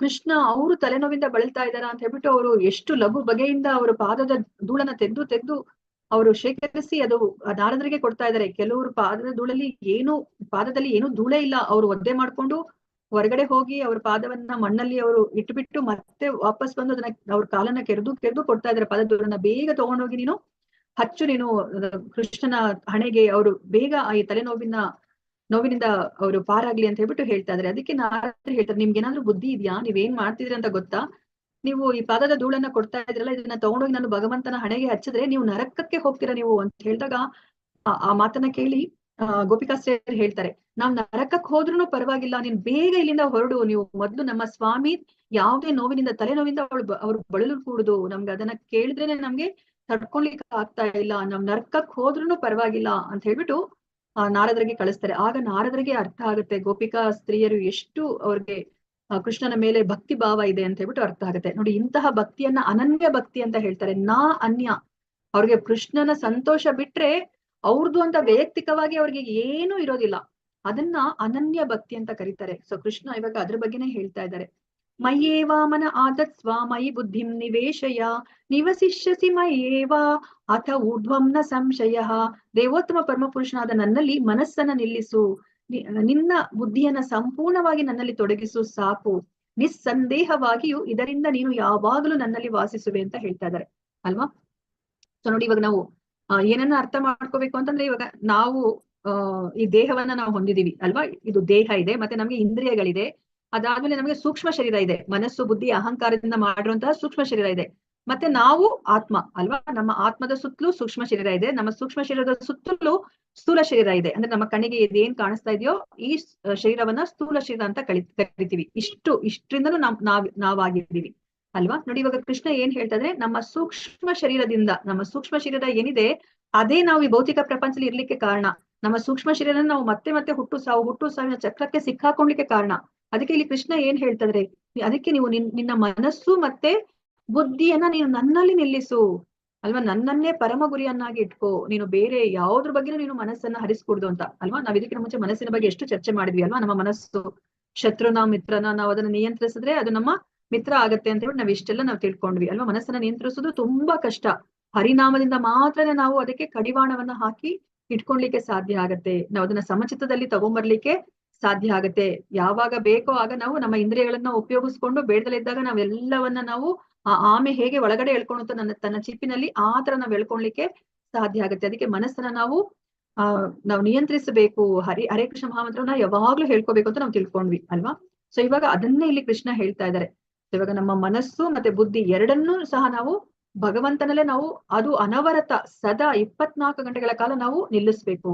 ಇದನ್ನ ಅನನ್ಯ ಭಕ್ತಿ ಅಂತ ಹೇಳ್ಬಿಟ್ಟು ಕರೀತಾರೆ. ಸೊ ಈ ಅನನ್ಯ ಭಕ್ತಿ ಯಾರಲ್ಲಿ ಇತ್ತು ಅಂತಂದ್ರೆ ಆ ಗೋಪಿಕಾಸ್ತ್ರೀಯರಲ್ಲಿ, ಗೋಪ ಬಾಲಕರಲ್ಲಿ ಇತ್ತು. ಗೋಪ ಬಾಲಕರು ಅಷ್ಟೇನೆ, ಅವರು ಕೃಷ್ಣನ ಜೊತೆ ಅವರು ಯಾವಾಗ್ಲೂ ವೃಂದಾವನದ ಕಾಡಿಗೆ ಹೋಗ್ತಾ ಇದ್ರು. ಬೆಳಿಗ್ಗೆ ಬೇಗ ಎದ್ದೋಳ್ಬಿಡ್ತಾ ಇದ್ರು. ಬೆಳಿಗ್ಗೆ ಬೇಗ ಎದ್ದು ಅವರು ಡ್ರೆಸ್ ಮಾಡ್ಕೊಂಡ್ಬಿಟ್ಟು ಅವರು ಬೇಗ ಅವ್ರ ಅಮ್ಮನ ಹತ್ರ ಅಮ್ಮ ಬೇಗ ರೆಡಿ ಮಾಡು ಅಂತ ಹೇಳ್ಬಿಟ್ಟು ಅವರು ಯಶೋಧ ಮಾತೆ ಮನೆಗೆ ಹೋಗ್ತಾ ಇದ್ರು. ಯಶೋಧ ಮಾತೆ ಅವಾಗ ಕೃಷ್ಣನಿಗೆ ಅಲಂಕಾರ ಮಾಡ್ತಾ ಇರ್ತಾರೆ. ಅವಾಗ ಯಶೋಧ ಮಾತೆಗೆ ಅವರು ಸಹಾಯ ಮಾಡ್ತಾರೆ ಕೃಷ್ಣನಿಗೆ ಅಲಂಕಾರ ಮಾಡ್ಲಿಕ್ಕೆ. ಮತ್ತೆ ಕೃಷ್ಣನ ಜೊತೆನೆ ಅವ್ರು ಇರ್ತಾರೆ, ದಿನ ಪೂರ್ತಿ ಇರ್ತಾರೆ, ಸಂಜೆ ತನಕ ಇರ್ತಾರೆ. ಅವರು ಅಲ್ಲಿ ನಾವು ನೋಡಿದ್ವಲ್ವಾ, ಅವ್ರು ಎಷ್ಟು ಪಾಠ ಮಾಡ್ತಾ ಇರ್ತಾರೆ ಕೃಷ್ಣನ ಜೊತೆ. ಮತ್ತೆ ಅಲ್ಲಿ ಎಷ್ಟೊಂದು ರಾಕ್ಷಸರನ್ನ ಅವರು ಸಾಯಿಸ್ತಾ ಇರ್ತಾರೆ, ಕೃಷ್ಣನ ಜೊತೆ ರೆಸ್ಲಿಂಗ್ ಎಲ್ಲ ಮಾಡ್ತಿರ್ತಾರೆ. ಸೊ ಈ ತರ ಅವರು ಕೃಷ್ಣನ ಜೊತೆನೆ ಅವರು ಸಂಜೆ ತನಕ ಇರ್ತಾರೆ. ಮತ್ತೆ ವಾಪಸ್ ಮನೆಗೆ ಬಂದ್ಮೇಲೆನೂ ಸಹ ಅವರು ಮತ್ತೆ ಅವ್ರ ತಂದೆ ತಾಯಿಗಳ ಜೊತೆ ಅವತ್ತಿನ ದಿವಸ ಇಡೀ ದಿನ ಏನೆಲ್ಲ ಮಾಡಿದ್ರು ಕೃಷ್ಣನ್ ಜೊತೆ ಅಂತ ಹೇಳ್ಬಿಟ್ಟು ಅದನ್ನೇ ಮಾತಾಡ್ತಾರೆ. ಆಮೇಲೆ ಅವ್ರು ಹೇಳ್ತಾರೆ, ಅಮ್ಮ ಕೃಷ್ಣ ಏನ್ ಮಾಡ್ದ ಗೊತ್ತಾ, ಇವತ್ತು ಎಂತ ರಾಕ್ಷಸನನ್ನ ಸಾಯಿಸ್ಬಿಟ್ಟ. ಅದಾದ್ಮೇಲೆ ನಾವು ರೆಸ್ಲಿಂಗ್ ಮಾಡಿದ್ವಿ, ಅದೇ ಕೈದು ನಾವು ಆಟ ಆಡ್ತೀವಲ್ವಾ, ಯಾರ್ ಕೈನ ಕೆಳಗಡೆ ಬೆಂಡ್ ಮಾಡ್ತಾರೋ ಅವರು ವಿನ್ ಆದ್ರು ಅಂತ ನಾವ್ ಹೇಳ್ತೀವಲ್ವಾ, ಆತರ ರೆಸ್ಲಿಂಗ್ ಆಟ ಆಡಿದ್ವಿ. ಅದ್ರಲ್ಲಿ ಏನಾಯ್ತು ಗೊತ್ತಾ ಅಮ್ಮ, ನಾನು ಕೃಷ್ಣನನ್ನ ಸೋಲಿಸ್ಬಿಟ್ಟೆ ಅಂತ ಹೇಳ್ಬಿಟ್ಟು ಅವ್ರು ಹೇಳ್ತಾರೆ. ಮತ್ತೆ ಅವ್ರು ಮೂರತ್ತುನು ಕೃಷ್ಣನ ಬಗ್ಗೆ ಮಲ್ಕೋಬೇಕಾದ್ರು ಅಷ್ಟೇನೆ, ನಾಳೆ ನಾವು ಕೃಷ್ಣನ ಜೊತೆ ಆಟ ಆಡಕ್ ಹೋಗ್ತೀವಿ, ನಾನು ಬೆಳಿಗ್ಗೆ ಬೇಗ ಎದ್ದೊಳ್ಬೇಕು, ಕೃಷ್ಣನಿಗೆ ಅಲಂಕಾರ ಮಾಡ್ಲಿಕ್ಕೆ ನಾನು ಸಹಾಯ ಮಾಡ್ಬೇಕು, ಯಶೋಧ ಮಾತ ಮನೆಗೆ ಹೋಗ್ಬೇಕು, ಮತ್ತೆ ನಾನು ಕೃಷ್ಣನ ಜೊತೆ ಆಟ ಆಡ್ಬೇಕು. ಏನ್ ಆಟ ಆಡ್ಬೇಕು, ಕೃಷ್ಣನ ಜೊತೆ ನಾನು ಏನ್ ಬುತ್ತಿ ತಗೊಂಡೋಗ್ಬೇಕು, ಕೃಷ್ಣನ್ಗೆ ಏನ್ ತಿನ್ನಿಸ್ಬೇಕು, ಇದನ್ನೇ ಯೋಚನೆ ಮಾಡ್ತಿರ್ತಾರೆ. ಸೊ ಇದನ್ನ ಅನವರತ ಸದಾ ಅವ್ರ ಬಗ್ಗೆ ಅವ್ರಿಗೆ ಏನು ಯೋಚನೆ ಇಲ್ಲ, ಎಲ್ಲದಕ್ಕೂ 24 ಗಂಟೆನೂ ಅವ್ರಿಗೆ ಅವರ ಮನಸ್ಸು ಬುದ್ಧಿ ಎಲ್ಲವೂ ಕೃಷ್ಣನಲ್ಲೇ ಇರುತ್ತೆ. ಇದನ್ನ ಅನನ್ಯ ಭಕ್ತಿ ಅಂತ ಹೇಳ್ಬಿಟ್ಟು ಕರೀತಾರೆ. ನೋಡಿ, ಇದನ್ನ ನಾವು ಮಾಡ್ಲಿಕ್ಕೆ ನಮಗೆ ಕಷ್ಟ ಆಗುತ್ತೆ, ನಮ್ಗೆ ಕೃಷ್ಣನ ಮೇಲೆ ಸಹಜವಾದ ಪ್ರೀತಿ ಇಲ್ಲ ಅಲ್ವಾ. ಸೊ ಅದಕ್ಕೆ ನಾವು ಇವಾಗ ಕೃಷ್ಣ ಏನಾದ್ರು ನನ್ಗೆ ಅನನ್ಯ ಭಕ್ತಿಯನ್ನ ಮಾಡಿದ್ರೆ ಏನಾಗುತ್ತೆ ಅಂತ ಹೇಳ್ತಾ ಇದಾರೆ ಅಲ್ಲಿ ಕೃಷ್ಣ. ನೋಡಿ, ಅವ್ರು ಅದಕ್ಕೆ ಆ ಫಲವನ್ನ ಅವ್ರು ಇಲ್ಲೇ ಹೇಳ್ತಾ ಇದಾರೆ. ನೀನ್ ಈ ತರ ಮಾಡಿದ್ರೆ, ನಿನ್ನ ಮನಸ್ಸು ಬುದ್ಧಿಯನ್ನ ನನ್ನಲ್ಲಿ ಸಂಪೂರ್ಣವಾಗಿ ತೊಡಗಿಸಿದ್ರೆ ನಿನ್ಗೆ ಏನಾಗುತ್ತೆ, ನೀನು ನಿಸ್ಸಂದೇಹವಾಗಿಯೂ ಸಂದೇಹನೇ ಪಡ್ಕೋಬೇಡ, ನೀನು ಯಾವಾಗ್ಲೂ ನನ್ನಲ್ಲಿ ವಾಸಿಸುವೆ. ಅಂದ್ರೆ ನಾವು ಗೋಲೋಕ ವೃಂದಾವನದಲ್ಲಿ ಭಗವಂತನ ಜೊತೆ ಭಗವಂತನ ಕಾಲಕ್ಷೇಪದಲ್ಲಿ ನಮ್ಮನ್ನ ನಾವು ತೊಡಗಿಸ್ಕೊತೀವಿ. ನಿಸ್ಸಂದೇಹವಾಗಿ ಅಂತ ಹೇಳ್ತಾರೆ, ಸಂದೇಹನೇ ಪಡ್ಬೇಡಿ ಅಂತ. ಅಕಸ್ಮಾತ್ ಯಾರಾದ್ರೂ ಇವಾಗ ನಮ್ಗೆ ಹೇಳಿದ್ರೆ, ಅಯ್ಯೋ ಕೃಷ್ಣ ನಮ್ಗೆ ಇದೆಲ್ಲ ಮಾಡ್ಲಿಕ್ಕೆ ಸಾಧ್ಯ ಇಲ್ಲ, ಅನಾವರತ 24 ಗಂಟೆ ನಿನ್ನನ್ನೇ ನಾವ್ ಯಾವಾಗ್ಲೂ ಜ್ಞಾಪಿಸ್ಕೊಂತ ಇರ್ಲಿಕ್ಕೆ ಸಾಧ್ಯ ಇಲ್ಲ ಅಂತ ಹೇಳಿದಾಗ, ಸರಿ ಆಯ್ತು ಹಾಗಾದ್ರೆ ನೀವ್ ಇದನ್ನ ಮಾಡಿ ಅಂತ ಹೇಳ್ಬಿಟ್ಟು ನಮ್ಗೆ ಇಲ್ಲಿ ಎರಡನೇ ಒಂದು ಆಪ್ಷನ್ ಅನ್ನ ಕೊಡ್ತಾ ಇದಾರೆ. ಏನಂತ ಹೇಳ್ಬಿಟ್ಟು ನಾವು ನೋಡೋಣಂತೆ. ಅಥ ಚಿತ್ತಂ ಸಮಾಧಾತುಂ ನ ಶಕ್ನೋಸಿ ಮಯಿ ಸ್ಥಿರಂ ಅಭ್ಯಾಸ ಯೋಗೇನ ತತೋ ಮಾಮಿಚ್ಛಾಪ್ತುಂ ಧನಂಜಯ. ಅರ್ಜುನ, ಧನಂಜಯ, ನಿಶ್ಚಲವಾಗಿ ನನ್ನಲ್ಲಿ ನಿನ್ನ ಮನಸ್ಸನ್ನು ನಿಲ್ಲಿಸಲು ಸಾಧ್ಯವಾಗದಿದ್ದರೆ ಭಕ್ತಿ ಯೋಗದ ನಿಯಂತ್ರಕ ತತ್ವಗಳನ್ನ ಅನುಸರಿಸಲು ಪ್ರಯತ್ನಿಸು. ಹೀಗೆ ನನ್ನನ್ನು ಸೇರುವ ಬಯಕೆಯನ್ನ ಬೆಳೆಸಿಕೋ ಅಲ್ವಾ. ನೋಡಿ, ಇವಾಗ ನಮ್ಮನೇಲಿ ಕುತ್ಕೊಂಡು 1 ಗಂಟೆಗಳ ಕಾಲ ಈ ಭಗವದ್ಗೀತೆನ ಕೇಳ್ಬೇಕಂದ್ರೆ ನಮ್ಗೆ ಆಗ್ತಾ ಇಲ್ಲ. ಇವಾಗ ನಮ್ಮ ಮನಸ್ಸು ಎಲ್ಲೆಲ್ಲೋ ಹೋಗಿ ಮತ್ತೆ ವಾಪಸ್ ಬರ್ತಾ ಇದೆ. ನಮ್ಗೆ ಹರೇ ಕೃಷ್ಣ ಮಹಾಮಂತ್ರ ಹೇಳ್ಕೊಳ್ಳಿ ಅಂತ ಹೇಳ್ತಾರೆ, 108 ಸತಿ ಹೇಳ್ಕೊಳ್ಳಿ ಅಂತಾರೆ. ನಮ್ಮ ಮನಸ್ಸನ್ನ ನಾವು ಪ್ರತಿಯೊಂದು ಆ ನಾಮ ಏನಿದೆ 16 ನಾಮಗಳ ಮೇಲೆ ನಾವು ಕೇಂದ್ರೀಕರಿಸ್ಲಿಕ್ಕೆ ಆಗ್ತಾ ಇಲ್ಲ. ನಮ್ಮ ಮನಸ್ಸು ಓಡೋಗ್ತಾ ಇದೆ, ಅಲ್ಲಿ ಯಾವ್ದೋ ಒಂದು ಕೆಲಸ ಮಾಡ್ಬೇಕು ಅಥವಾ ಇನ್ನೇನೋ ಬೇಕು, ನಮ್ಗೆ ನಾಳೆಗೇನೋ ಪ್ಲಾನ್ ಮಾಡ್ಕೋಬೇಕು, ಅಲ್ಲಿಗೆ ಹೊಟ್ಟೋಗ್ತಾ ಇದೆ. ನಾವು ಮತ್ತೆ ಮನಸ್ಸನ್ನ ಹಿಡಿದು ವಾಪಸ್ಸು ನಾವ್ ಇವಾಗ ತಗೊಂಡ್ಬರ್ತಾ ಇದೀವಿ. 4:15 ಎದ್ದು ಮಂಗಳಾರತಿ ಅಟೆಂಡ್ ಮಾಡಕ್ ಆಗ್ತಿಲ್ಲ, ಆದ್ರೆ ಗುರುಗಳು ಹೇಳಿದ್ದಾರೆ ಅಟೆಂಡ್ ಮಾಡ್ಬೇಕು. ಅದಕ್ಕೆ ನಾವು ಬೆಳಗ್ಗೆ ಎದ್ದು ಅಟೆಂಡ್ ಮಾಡ್ತಾ ಇದ್ವಿ. ಭಗವದ್ಗೀತೆ ಭಾಗವತಂ ಪ್ರಭುಪಾದರು ಬರ್ದಿರುವಂತ ಭಾವಾರ್ಥಗಳನ್ನ ದಿನಕ್ಕೆ ಒಂದಾದ್ರೂ ಓದಿ ನೀವು ಅಂತ ಹೇಳ್ತಾ ಇದ್ದಾರೆ. ಅದಕ್ಕೋಸ್ಕರ ನಾವ್ ಇವಾಗ ಓದ್ತಾ ಇದೀವಿ. ಏಕಾದಶಿ ವ್ರತ ಮಾಡ್ಲಿಕ್ಕೆ ಆಗೋದಿಲ್ಲ, ಆದ್ರೂ ನಮ್ಗೆ ಗುರುಗಳು ಹೇಳ್ತಾ ಇದ್ದಾರೆ, ಅದಕ್ಕೆ ನಾವಿವಾಗ ಮಾಡ್ತಾ ಇದೀವಿ ಅಲ್ವಾ. ಅಂದ್ರೆ ನಮ್ಗೆ ಸಹಜವಾಗಿ ಕೃಷ್ಣನ ಮೇಲೆ ಪ್ರೀತಿ ಇಲ್ಲ ಅಲ್ವಾ. ನಮ್ಗೆ ಇವಾಗ ಅದಕ್ಕೆ ನಮ್ಮ ಗುರುಗಳು ಏನ್ ಮಾಡ್ತಾ ಇದಾರೆ, ನೀವು ಅಭ್ಯಾಸ ಮಾಡ್ಕೊಳ್ಳಿ, ಅಭ್ಯಾಸ ಮಾಡ್ಕೊಂಡ್ರೆ ನಿಮ್ಗೆ ಇವತ್ತಲ್ಲ ನಾಳೆ ನಿಮ್ಗೆ ಕೃಷ್ಣನ ಮೇಲೆ ಆ ಸಹಜವಾದ ಅನನ್ಯ ಭಕ್ತಿ ಬರುತ್ತೆ ಅಂತ ಹೇಳ್ಬಿಟ್ಟು ನಮ್ಗೆ ಹೇಳಿದ್ದಾರೆ. ಸೊ ಅದಕ್ಕೋಸ್ಕರ ಇವಾಗ ನಾವೇನ್ ಮಾಡ್ತಾ ಇದೀವಿ, ಇವಾಗ ಇಸ್ಕಾನ್ ಸಂಸ್ಥೆಯಲ್ಲಿ ಇದನ್ನೇ ಮಾಡ್ತಾ ಇರೋದು. ಅಂದ್ರೆ ಇವಾಗ ನಾವು ನಮ್ಮ ಮನಸ್ಸನ್ನ ನಿಲ್ಲಿಸ್ಲಿಕ್ಕೆ ಆಗ್ತಾ ಇಲ್ಲ ಕೃಷ್ಣನ ಮೇಲೆ, ನಮ್ಮ ಬುದ್ಧಿಯನ್ನು ಸ್ಥಿರಗೊಳಿಸ್ಲಿಕ್ಕೆ ಆಗ್ತಾ ಇಲ್ಲ ಕೃಷ್ಣನ ಮೇಲೆ. ಅದಕ್ಕೆ ನಾವು ನಿಯಂತ್ರಕ ತತ್ವಗಳನ್ನ ನಾವು ಅನುಸರಿಸ್ತಾ ಇದೀವಿ. ನಮ್ಗೆ ಇವಾಗ ಏನು ನಿಯಂತ್ರಕ ತತ್ವಗಳನ್ನ ಹೇಳಿದ್ದಾರೆ ಇಸ್ಕಾನ್ ಸಂಸ್ಥೆಯಲ್ಲಿ ಪ್ರಭುಪಾದರ ಆಚಾರ್ಯರು, ನಮ್ಗೆ 4 ಮಾಡ್ಕೂಡ್ದು ಅಂತ ಹೇಳಿದ್ದಾರೆ. ಏನನ್ನ ಮಾಡ್ಕೂಡ್ದು, ನಾವು ಮಾಂಸಾಹಾರವನ್ನ ತಿನ್ಕೂಡ್ದು, ಆಲ್ಕೋಹಾಲ್ ಅನ್ನ ನಾವು ಸೇವಿಸಬಾರ್ದು, ಪರಸ್ತ್ರೀ ಸಂಘ ಮಾಡಬಾರ್ದು, ಜೂಜಾಡಬಾರ್ದು. ಅದೇ ತರ 4 ಮಾಡ್ಬೇಕು ಅಂತ ಹೇಳಿದ್ದಾರೆ. ಏನಂತ ಹೇಳಿದ್ದಾರೆ, A for association of devotees, ಭಕ್ತರ ಸಂಘದಲ್ಲೇ ಇರ್ಬೇಕು ಅಂತ ಹೇಳಿದ್ದಾರೆ. ಮತ್ತೆ ಬಿ ಫಾರ್ ಬುಕ್ ರೀಡಿಂಗ್, ಎಂತಹ ಪುಸ್ತಕಗಳನ್ನ ಓದ್ಬೇಕು, ಭಗವದ್ಗೀತೆ ಭಾಗವತ ಅಂತಹ ಪುಸ್ತಕಗಳನ್ನ ಓದಿ ನಾವು ಜ್ಞಾನವನ್ನ ನಾವು ಬೆಳೆಸ್ಕೊಂಡು ಏನನ್ನ ಮಾಡ್ಬೇಕು ಏನನ್ನ ಮಾಡಬಾರ್ದು ಅಂತ ನಾವು ತಿಳ್ಕೊಬೇಕಾಗತ್ತೆ. ಮತ್ತೆ ಸಿ ಫಾರ್ ಚಾಂಟಿಂಗ್, ಅದು ಈ ಕಲಿಯುಗದ ಯುಗ ಧರ್ಮ, ಹರೇ ಕೃಷ್ಣ ಮಹಾಮಂತ್ರವನ್ನ ಹೇಳ್ಕೊಳ್ಳಿ ಅಂತ ಹೇಳಿದ್ದಾರೆ. ಮತ್ತೆ ಡಿ ಫಾರ್ ಡಯಟ್, ಭಗವಂತನ ಪ್ರಸಾದವನ್ನ ಹೊರತುಪಡಿಸಿ ಬೇರೆ ಏನನ್ನು ತಿನ್ಕೂಡ್ದು ಅಂತ ಹೇಳಿದ್ದಾರೆ. ನಾವು ಬೇರೆ ಏನಾದ್ರೂ ತಿಂದ್ರೆ, ಭಗವಂತನಿಗೆ ಅರ್ಪಿಸ್ತಾರೆ ತಿಂದ್ರೆ, ನಮ್ಗೆ ಕೃಷ್ಣನೇ ಹೇಳಿರೋ ಹಾಗೇನೆ ನಾವು ಪಾಪವನ್ನ ಊಟ ಮಾಡ್ತಾ ಇದೀವಿ, ಮತ್ತೆ ಕಳ್ಳತನವನ್ನ ಮಾಡ್ತಾ ಇದೀವಿ ಅಂತ ಹೇಳ್ಬಿಟ್ಟು ಹೇಳಿದ್ರು ಅಲ್ವಾ. ಮತ್ತೆ ಇನ್ನ ಎಕ್ಸ್ಟ್ರಾ ನಾವ್ ಹೇಳ್ಕೋಬೇಕಂತಂದ್ರೆ ಏಕಾದಶಿ ABCDE ಏಕಾದಶಿ ವ್ರತವನ್ನ ನಾವು ಮಾಡ್ಬೇಕು. ಸೊ ಇದನ್ನೆಲ್ಲ ಮಾಡಿದ್ರೆ ಏನಾಗುತ್ತೆ, ನಮ್ಗೆ ಕ್ರಮೇಣ ನಮ್ಗೆ ಭಗವಂತನಲ್ಲಿ ನಮ್ಗೆ ಆ ಪ್ರೀತಿ ಅನುರಾಗ ಅನ್ನೋದು ನಮ್ಗೆ ಬರುತ್ತೆ. ಆಗ ನಾವೇನಾಗುತ್ತೆ, ನಮ್ಮ ಮನಸ್ಸು ಮತ್ತೆ ಬುದ್ಧಿಯನ್ನ ನಾವು ಭಗವಂತನಲ್ಲಿ ನಾವು ಸ್ಥಿರಗೊಳಿಸ್ಬೋದು ಅಲ್ವಾ. ನಾವ್ ಇದಕ್ಕೆ ಮುಂಚೆ ಎಷ್ಟು ಸತಿ ನಾವು ಎಕ್ಸಾಂಪಲ್ ಅನ್ನ ತಗೊಂಡಿದ್ವಲ್ವಾ. ನೋಡಿ, ಅಮ್ಮ ಅಡಿಗೆ ಮನೆಯಲ್ಲಿ ಎಷ್ಟು ಕೆಲಸ ಮಾಡ್ತಿರ್ತಾಳೆ ಅಲ್ವಾ. ಆ ಕೆಲಸ ಮಾಡ್ಬೇಕು, ಅಡಿಗೆ ಕೆಲಸ ಮಾಡ್ಬೇಕಂದ್ರೆ ನಿಮ್ಗೆ ಏಕಾಗ್ರತೆ ಇರ್ಬೇಕು, ಬುದ್ಧಿನೂ ಅಲ್ಲಿ ಇರ್ಬೇಕು. ಏನನ್ನ ಮಾಡ್ಬೇಕು, ಯಾವಾಗ ಏನ್ ಮಾಡ್ಬೇಕು, ಯಾವಾಗ ಆಫ್ ಮಾಡ್ಬೇಕು, ಯಾವಾಗ ಆನ್ ಮಾಡ್ಬೇಕು, ಕಡಿಮೆ ಮಾಡ್ಬೇಕು, ಉರಿ ಜಾಸ್ತಿ ಮಾಡ್ಬೇಕು, ಅದೆಲ್ಲಾನು ಇರುತ್ತೆ ಅಲ್ವಾ. ಆದ್ರೂ ಸಹ ಅವಳ ಮನಸ್ಸೆಲ್ಲ ಎಲ್ಲಿರುತ್ತೆ, ಬುದ್ಧಿ ಎಲ್ಲ ಎಲ್ಲಿರುತ್ತೆ, ತನ್ನ ಮಗುವಿನ ಮೇಲೆ ಇರುತ್ತೆ ಅಲ್ವಾ. ಸೊ ಇವಾಗ ಅದೇ ತರ ನಾವು ಇವಾಗ ಕ್ರಮೇಣ ನಾವು ಇದನ್ನ ಮಾಡ್ತಾ ಅಭ್ಯಾಸ ಮಾಡ್ತಾ ನಾವು ಕೃಷ್ಣನನ್ನ 24 ಗಂಟೆಗಳ ಕಾಲ ನೆನೆಸ್ಕೊಳೋ ತರ ನಾವು ಆಗ್ತೀವಿ ಅಲ್ವಾ. ನೋಡಿ ಇವಾಗ ಹೊಸದಾಗಿ ಒಂದು ಹೆಣ್ಣು ಮಗಳು ಮದುವೆಯಾಗಿ ಬಂದಾಗ ಅವಳಿಗೆ ಗಂಡನ ಮೇಲೆ ಸಹಜವಾಗಿ ಪ್ರೀತಿ ಇರೋದಿಲ್ಲ ಅಲ್ವಾ. ಅರೇಂಜ್ ಮ್ಯಾರೇಜ್ ಇದ್ರೆ ಮದ್ವೆ ಮಾಡ್ಕೊಂಡು ಬಂದಾಗ ಅವಳಿಗೆ ಗಂಡ ಅಂದ್ರೆ ಏನು, ಅವನ ಗುಣಲಕ್ಷಣಗಳೇನು, ಅವನ ಸ್ವಭಾವ ಏನು ಗೊತ್ತಿರೋದಿಲ್ಲ. ಆದ್ರೆ ಗಂಡನ ಸೇವೆ ಮಾಡ್ತಾ ಮಾಡ್ತಾ ಮಾಡ್ತಾ ಅವಳಿಗೆ ತನ್ನ ಪತಿಯಲ್ಲಿ ಎಷ್ಟು ಅನುರಕ್ತಳಾಗ್ತಾಳೆ ಅಲ್ವಾ. ತನ್ನನ್ನೇ ಅವಳು ಅರ್ಪಿಸ್ಕೊತಾಳೆ. ಅಂದ್ರೆ ಅದೇ ತರ ನಾವ್ ಇವಾಗ ಅಭ್ಯಾಸ ಮಾಡ್ತಾ ಮಾಡ್ತಾ ಭಗವಂತನ ಸೇವೆನ ನಾವು ಗುರುಗಳ ಆ ಮಾರ್ಗದರ್ಶನದಲ್ಲಿ ಮಾಡ್ತಾ ಮಾಡ್ತಾ ನಮ್ಗೂ ಸಹ ಆ ಅನನ್ಯ ಭಕ್ತಿಯ ಹಂತಕ್ಕೆ ನಾವು ಹೋಗ್ತೀವಿ. ನೋಡಿ ಇವಾಗ ಕೃಷ್ಣ ಏನ್ ಹೇಳ್ತಾ ಇದ್ರೆ, ಈ ತರ ನಾವು ನಿಯಂತ್ರಕ ತತ್ವಗಳನ್ನ ನಾವು ಅನುಸರಿಸ್ಲಿಕ್ಕೆ ನಾವು ತೊಡಗಿದ್ರೆ ಏನಾಗುತ್ತೆ, ನಾವು ಭಗವಂತನನ್ನ ಸೇರುವ ಬಯಕೆನ ನಾವು ಬೆಳೆಸ್ಕೊತೀವಿ. ಭಗವಂತನನ್ನ ಬಿಟ್ರೆ ನಮ್ಗೆ ಬೇರೆ ಏನೂ ಬೇಡ ಅಂತ ಹೇಳ್ಬಿಟ್ಟು ನಮ್ಗೆ ಆ ಒಂದು ಮನಸ್ಥಿತಿಗೆ ನಾವು ಬರ್ತೀವಿ. ಅದಕ್ಕೆ ನಾವು ಇವಾಗ ಈ ನಿಯಂತ್ರಕ ತತ್ವಗಳನ್ನ ಗುರುಗಳು ಏನ್ ಹೇಳಿದ್ದಾರೆ, ಇಸ್ಕಾನ್ ಸಂಸ್ಥೆಯಲ್ಲಿ ಪ್ರಭುಪಾದರು ಮತ್ತೆ ಚೈತನ್ಯ ಮಹಾಪ್ರಭುಗಳು ಏನ್ ಹೇಳಿದಾರೋ ಆ ನಿಯಂತ್ರಕ ತತ್ವಗಳನ್ನ ನಾವು ಇವಾಗ ಅನುಸರಿಸ್ಬೇಕು. ಅದಕ್ಕೆ ನಮ್ಗೆ ಇವಾಗ ಫಸ್ಟ್ನೇದ್ ಮಾಡಕ್ ಆಗ್ತಿಲ್ಲ, ಅದಕ್ಕೆ ನಮ್ಗೆ ಇಲ್ಲಿ ಎರಡನೇದನ್ನ ಮಾಡ್ಲಿಕ್ಕೆ ಹೇಳ್ತಾ ಇದ್ದಾರೆ. ಇವಾಗ ಯಾರಾದ್ರೂ ಅಯ್ಯೋ ಕೃಷ್ಣ ನಮ್ಗೆ ಇದನ್ನ ಮಾಡ್ಲಿಕ್ಕೂ ಸಾಧ್ಯ ಇಲ್ಲ ಅಂತಂದ್ರೆ ನಮ್ಗೆ ಇನ್ನ ಒಂದು ಆಪ್ಷನ್ ಅನ್ನ ಕೊಡ್ತಾ ಇದಾರೆ. ಸೊ ಅದಕ್ಕಿಂತ ಮುಂಚೆ ಇವಾಗ ನಮ್ಗೆ ಇಲ್ಲಿ ಅಭ್ಯಾಸ ಮಾಡಿದಾಗ ನಾವು 100% ಪರ್ಫೆಕ್ಟ್ ಆಗ್ಲಿಕ್ಕೆ ಸಾಧ್ಯ ಇಲ್ಲ ಅಲ್ವಾ. ಸೊ ಇವಾಗ ನಮ್ಗೆ ಇವಾಗ ಭಕ್ತಿ ಮಾರ್ಗಕ್ಕೆ ನಾವು ಬರ್ತಾ ಇದೀವಿ ಅಂತ ನಮ್ಗೆ ಗೊತ್ತಾದ್ರೆ ನಮ್ಗಿನ್ನ ಸಂತೋಷ ಪಡೆದು ಕೃಷ್ಣ ಅಂತೆ. ಕೃಷ್ಣ ಅಲ್ಲಿ ಗೋಲಕ ವೃಂದಾವನದಲ್ಲಿ ಅವ್ರ ಹಬ್ಬವನ್ನೇ ಆಚರಿಸ್ಕೋತಾರಂತೆ. ಅವ್ರು ಹೇಳ್ತಾರಂತೆ, ಅಯ್ಯೋ ಒಬ್ಬ ಭಕ್ತ, ನನ್ನ ಮಗು ಅವನು ಇವಾಗ ಭಕ್ತನಾಗ್ಲಿಕ್ಕೆ ಹೊರಟಿದ್ದಾನೆ, ಅವನು ನನ್ನ ಬಳಿಗೆ ಬರ್ಲಿಕ್ಕೆ ಅವನು ತಯಾರಿಯನ್ನ ಮಾಡ್ತಾ ಇದ್ದಾನೆ ಅಂತ ಹೇಳ್ಬಿಟ್ಟು ಅಲ್ಲಿ ಹಬ್ಬವನ್ನ ಆಚರಿಸ್ಕೋತಾರಂತೆ. ಸೊ ಅದಕ್ಕೆ ಇಲ್ಲಿ ಒಂದು ಚಿಕ್ಕ ಪ್ರಸಂಗವನ್ನ ನೋಡೋಣಂತೆ. ಇವಾಗ ಗುಬ್ಬಿ ಅದು ತನ್ನ ಮೊಟ್ಟೆಗಳನ್ನ ಆ ಸಮುದ್ರದ ತೀರದಲ್ಲಿ ಇಟ್ಟಿರುತ್ತೆ. ಅದು ಆಹಾರವನ್ನು ಹುಡ್ಕೊಂಡು ಬರೋ ಅಷ್ಟರಲ್ಲಿ ಆ ಸಮುದ್ರದ ಅಲೆಗಳು ಬಂದ್ಬಿಟ್ಟು ಆ ಮೊಟ್ಟೆಗಳನ್ನೆಲ್ಲ ಅದು ಸಮುದ್ರದ ಒಳಗಡೆ ಹೋಗೋ ತರ ಅಂದ್ರೆ ನಾಶ ಆಗೋಗ್ಬಿಡುತ್ತೆ. ಅದಕ್ಕೆ ಗುಬ್ಬಿಗೆ ತುಂಬಾ ದುಃಖ ಆಗುತ್ತೆ. ಅದಕ್ಕೆ ಸಮುದ್ರವನ್ನ ಪ್ರಾರ್ಥನೆ ಮಾಡುತ್ತೆ, ನನ್ನ ಮೊಟ್ಟೆಗಳನ್ನ ವಾಪಸ್ ಕೊಡು ಅಂತ ಹೇಳ್ಬಿಟ್ಟು. ಆದ್ರೆ ಸಮುದ್ರ ಆ ಗುಬ್ಬಿಯ ಪ್ರಾರ್ಥನೆಗೆ ಅದು ಹೋಗ್ಬಿಡೋದಿಲ್ಲ. ಸೊ ಅವಾಗ ಗುಬ್ಬಿಗೆ ಎಷ್ಟು ಕೋಪ ಬರುತ್ತೆ ಅಂತಂದ್ರೆ ಅದು ಒಂದು ಪ್ರತಿಜ್ಞೆನ ಮಾಡುತ್ತೆ, ನಾನು ಇವಾಗ ಏನ್ ಮಾಡ್ತೀನಿ ಅಂದ್ರೆ ನೀನ್ ನನ್ನ ಮೊಟ್ಟೆಗಳನ್ನ ಕೊಡ್ಲಿಲ್ಲ ಅಂತಂದ್ರೆ ನಾನು ನಿನ್ನ ನೀರನ್ನೆಲ್ಲ ನಾನು ಆಪೋಷಣೆ ಮಾಡ್ಬಿಡ್ತೀನಿ ಅಂತ ಹೇಳ್ಬಿಟ್ಟು ಅದು ತನ್ನ ಚಿಕ್ಕ ಕೊಕ್ಕಿನಿಂದ ಒಂದೊಂದೇ ಹನಿಯನ್ನ ತೆಗೆದು ಆ ಕಡೆಗೆ ಹಾಕತ್ತಂತೆ. ಈ ವಿಷಯ ಗರುಡನಿಗೆ ಗೊತ್ತಾಗುತ್ತೆ, ವಿಷ್ಣುವಿನ ವಾಹನ ಗರುಡನಿಗೆ ಗೊತ್ತಾಗುತ್ತೆ. ಅಯ್ಯೋ ಈ ಪಕ್ಷಿ ಇಷ್ಟು ಕಷ್ಟ ಪಡ್ತಿದ್ಯಾ ಅಂತ ಹೇಳ್ಬಿಟ್ಟು ಗರುಡ ಏನ್ ಮಾಡ್ತಾನೆ, ಬಂದು ಆ ಸಮುದ್ರನಿಗೆ ಹೇಳುತ್ತಂತೆ, ನೀನ್ ಇವಾಗ ಏನಾದ್ರೂ ಈ ಗುಬ್ಬಚ್ಚಿಯ ಮೊಟ್ಟೆಗಳನ್ನ ಕೊಡ್ಲಿಲ್ಲ ಅಂದ್ರೆ ನಾನು ನಿನ್ನ ನೀರನ್ನ ಆಪೋಷಣೆ ಮಾಡ್ತೀನಿ ಅಂತ ಹೇಳಿದಾಗ ಸಮುದ್ರಕ್ಕೆ ಗೊತ್ತಲ್ವಾ ಆ ಗರುಡನ ಶಕ್ತಿ ಏನು ಅಂತ. ಅದಕ್ಕೋಸ್ಕರ ಅದೇನ್ ಮಾಡುತ್ತೆ, ವಾಪಸ್ಸು ಗುಬ್ಬಚ್ಚಿಗೆ ತನ್ನ ಪಕ್ಷಿಗಳನ್ನ ಮೊಟ್ಟೆಗಳನ್ನ ಅದು ಕೊಟ್ಬಿಡುತ್ತಂತೆ. ಸೊ ಅಂದ್ರೆ ಇಲ್ಲಿ ನಾವೇನನ್ನ ಅರ್ಥ ಮಾಡ್ಕೋಬೇಕು, ನಾವು ಒಂದು ಚಿಕ್ಕ ಪ್ರಯತ್ನವನ್ನ ಮಾಡಿದ್ರೆ ಭಗವಂತ ನಮ್ಮ ಮೇಲೆ ಕೃಪೆ ಕಟಾಕ್ಷವನ್ನ ಕೃಪೆಯನ್ನ ತೋರಿಸ್ತಾನೆ. ಅವಾಗ ನಾವು ಭಗವಂತನ ಬಳಿಗೆ ಹೋಗ್ಲಿಕ್ಕೆ ಸಾಧ್ಯ ಆಗುತ್ತೆ. ಅದಕ್ಕೆ ನಾವು ಭಗವಂತನ ಬಳಿಗೆ ಒಂದು ಹೆಜ್ಜೆಯನ್ನ ಇಟ್ರೆ, ಭಗವಂತನ ಕಡೆಗೆ ಹೋಗ್ಲಿಕ್ಕೆ ಒಂದು ಹೆಜ್ಜೆನ ಇಟ್ರೆ ಭಗವಂತ ಅವನು ನಮ್ಮ ಬಳಿಗೆ 10 ಹೆಜ್ಜೆಗಳನ್ನ ಇಟ್ಕೊಂಡು ಬರ್ತಾನಂತೆ. ಅಲ್ಲ ನೋಡಿ ಇವಾಗ ಗುಬ್ಬಚ್ಚಿ ಆ ಚಿಕ್ಕ ಪ್ರಯತ್ನವನ್ನ ನೋಡಿ ಹೇಗೆ ಗರುಡ ಸಹಾಯ ಮಾಡ್ಲಿಕ್ಕೆ ಬರ್ತಾರೋ ಅದೇ ತರ ಭಗವಂತ ನಮ್ಗೆ ಸಹಾಯ ಮಾಡ್ಲಿಕ್ಕೆ ಬರ್ತಾರೆ. ಅದಕ್ಕೆ ನಾವು ಇವಾಗ ಅಭ್ಯಾಸವನ್ನ ನಾವು ಮಾಡ್ಬೇಕು. ಇವಾಗ ನಾವ್ ಏನ್ ಕಲ್ತ್ಕೊತಾ ಇದೀವಿ ಈ ಭಗವದ್ಗೀತೆಯಲ್ಲಿ ಅದನ್ನ ನಾವು ನಮ್ಮ ಜೀವನದಲ್ಲಿ ಅಳವಡಿಸ್ಕೊಳ್ಲಿಕ್ಕೆ ನಾವು ಶುರು ಮಾಡ್ಬೇಕಾಗತ್ತೆ.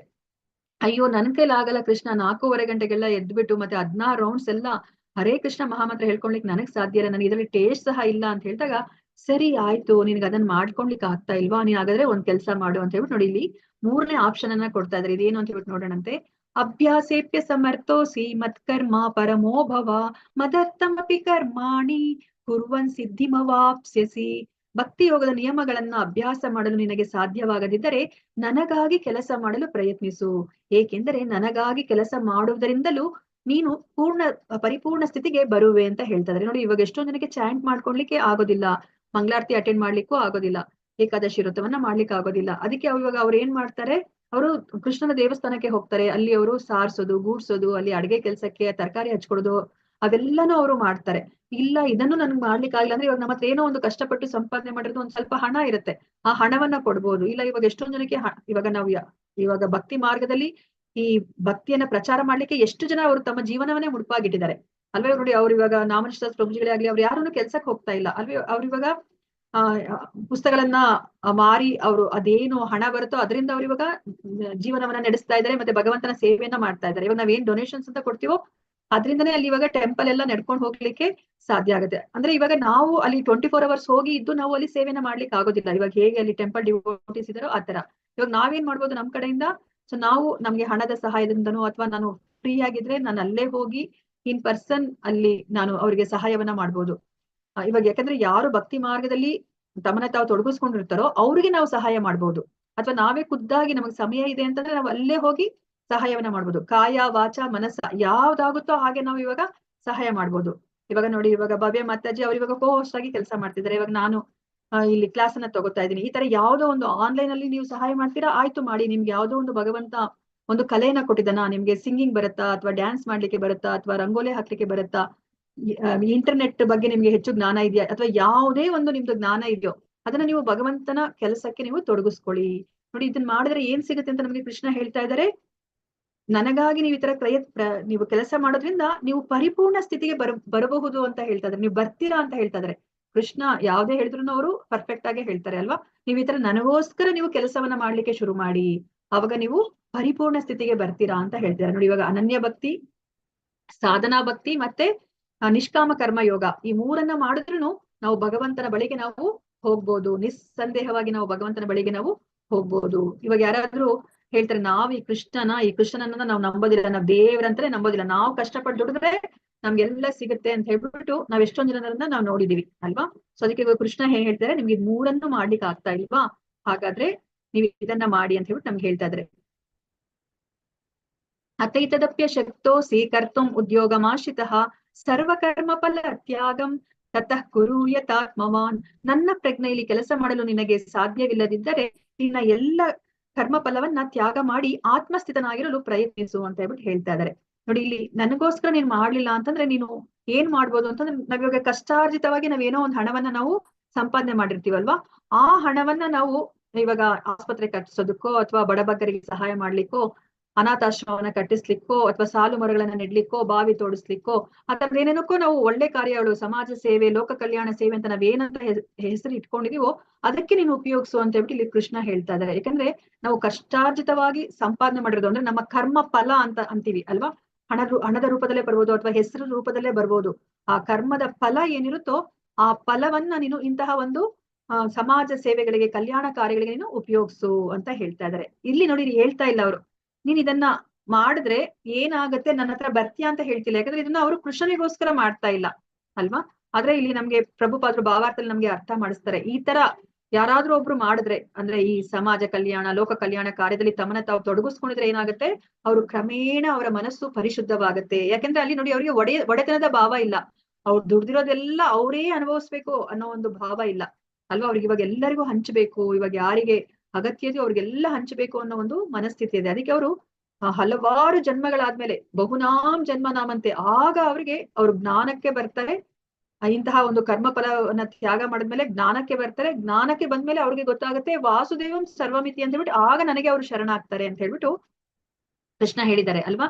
ಅದಕ್ಕೋಸ್ಕರ ಕೃಷ್ಣನ ಇವಾಗ ಇಲ್ಲಿ ಹೇಳ್ತಾ ಇದಾರೆ, 4ನೇ ಆಪ್ಷನ್ ಅನ್ನ ಕೊಡ್ತಾರೆ. ನೋಡಿ, ನಾವ್ ಇಷ್ಟು ದಿವಸ ನಾವ್ ತಿಳ್ಕೊಂಡಿದ್ದೇನು, ಇದನ್ನೇ ನಾವು ತುಂಬಾ ಉನ್ನತವಾದದ್ದು, ಶ್ರೇಷ್ಠವಾದದ್ದು ಮಾನವ ಸೇವೆ, ಮಾಧವ ಸೇವೆ ಅಂತ ನಾವು ಹೆಸರನ್ನು ಸಹ ನಾವು ಇಟ್ಕೊಂಡ್ಬಿಟ್ಟಿದ್ವಿ ಅಲ್ವಾ.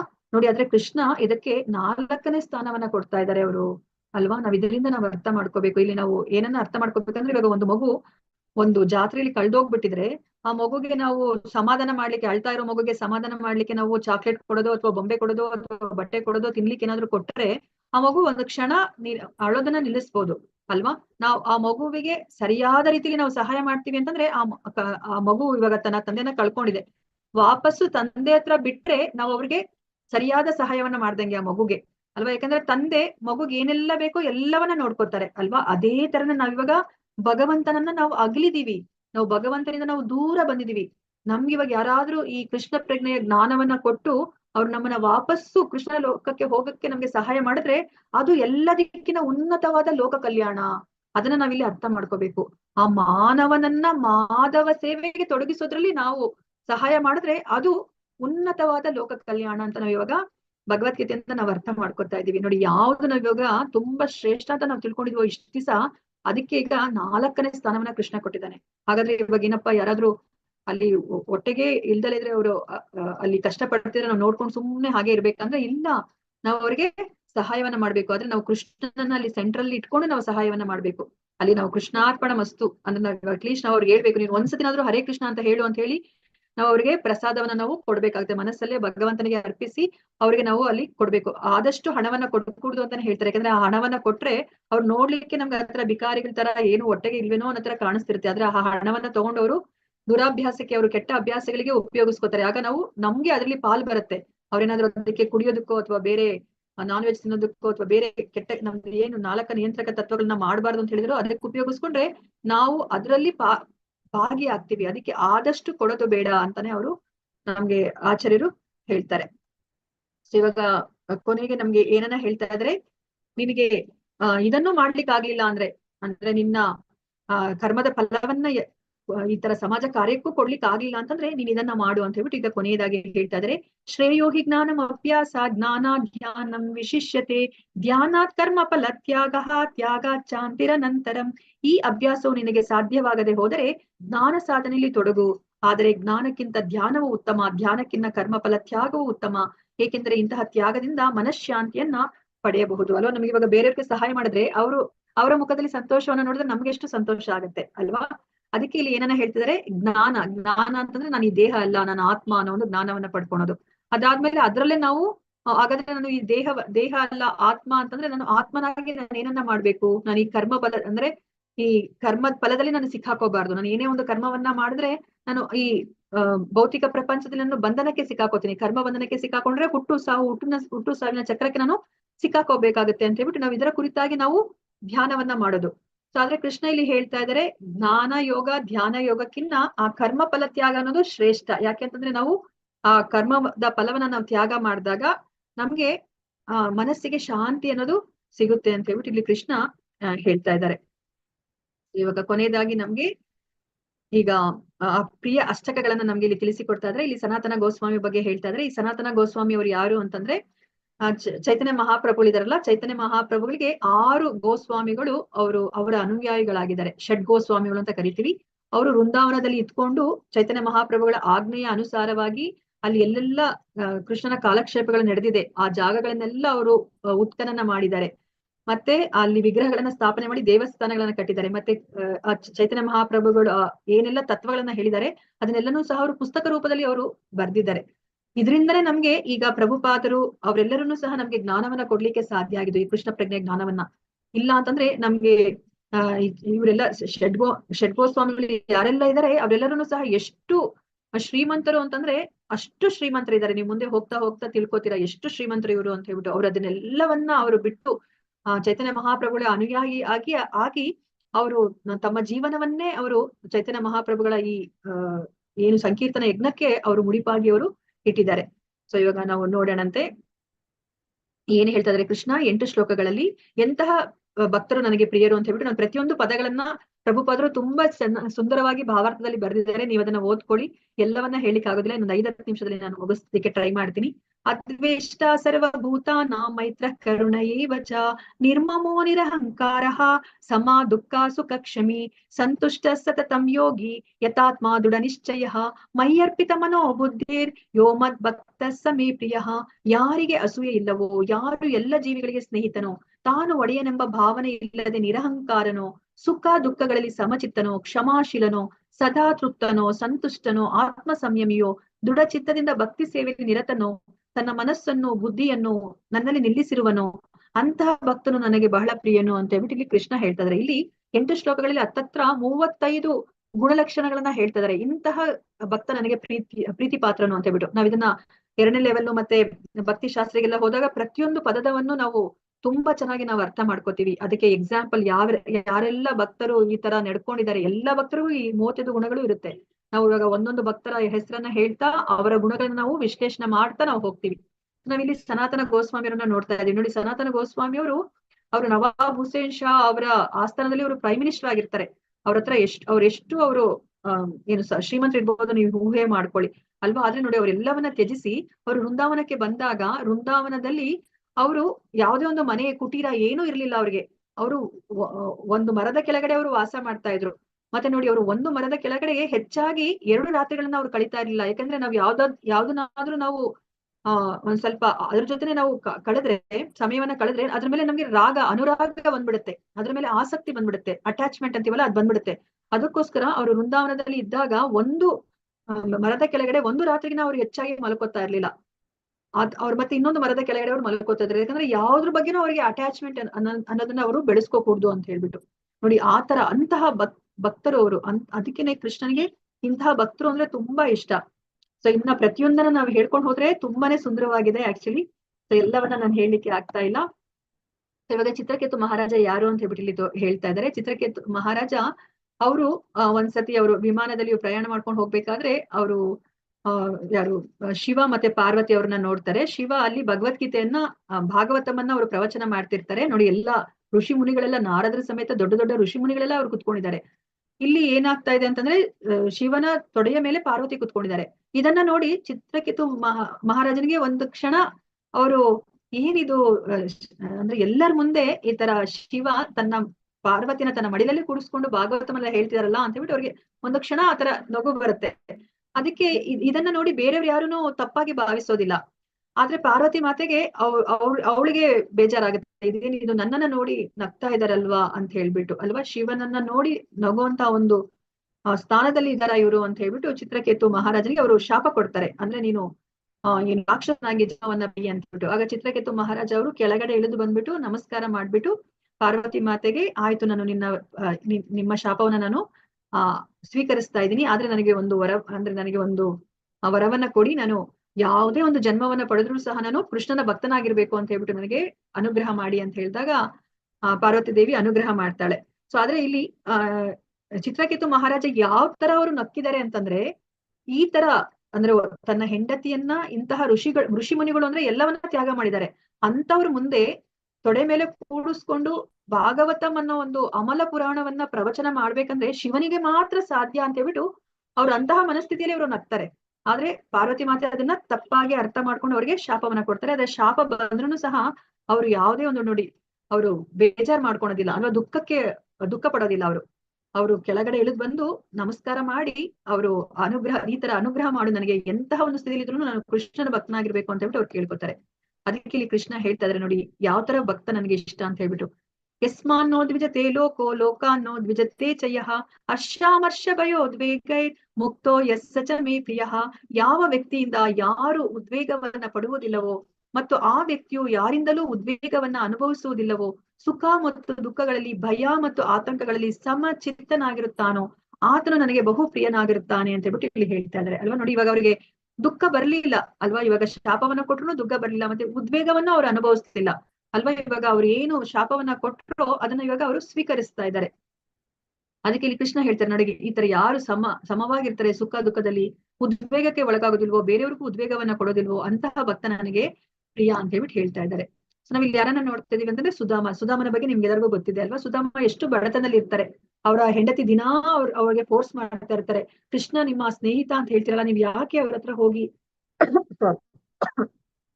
ಹೋಗಿ ನಮ್ಗೆ ಜೀವನ ನಿರ್ವಹಣೆಗೆ ಏನಾದ್ರೂ ನೀವು ಕೇಳಿ ಇಸ್ಕೊಂಡ್ ಬರ್ಬಾರ್ದು ಅಂದ್ರೆ ಸುಧಾಮನಿಗೆ ಇಷ್ಟ ಇಲ್ಲ. ಯಾಕಂದ್ರೆ ಅವರು ಯಾವಾಗ್ಲೂ ಆತ್ಮಾನಂದದಲ್ಲಿ ಇರ್ತಾರೆ. ಅವ್ರಿಗೆ ಭೌತಿಕವಾದದ್ರ ಬಗ್ಗೆ ಅವ್ರಿಗೆ ಆಸಕ್ತಿ ಇರೋದಿಲ್ಲ. ಆದ್ರೂ ಸಹ ಹೆಂಡತಿಯ ಒತ್ತಾಯದ ಮೇರೆಗೆ ಅವರು ಕೃಷ್ಣನನ್ನ ಅವರು ಭೇಟಿ ಮಾಡ್ಲಿಕ್ಕೆ ಹೋಗ್ತಾರೆ ಅಲ್ವಾ.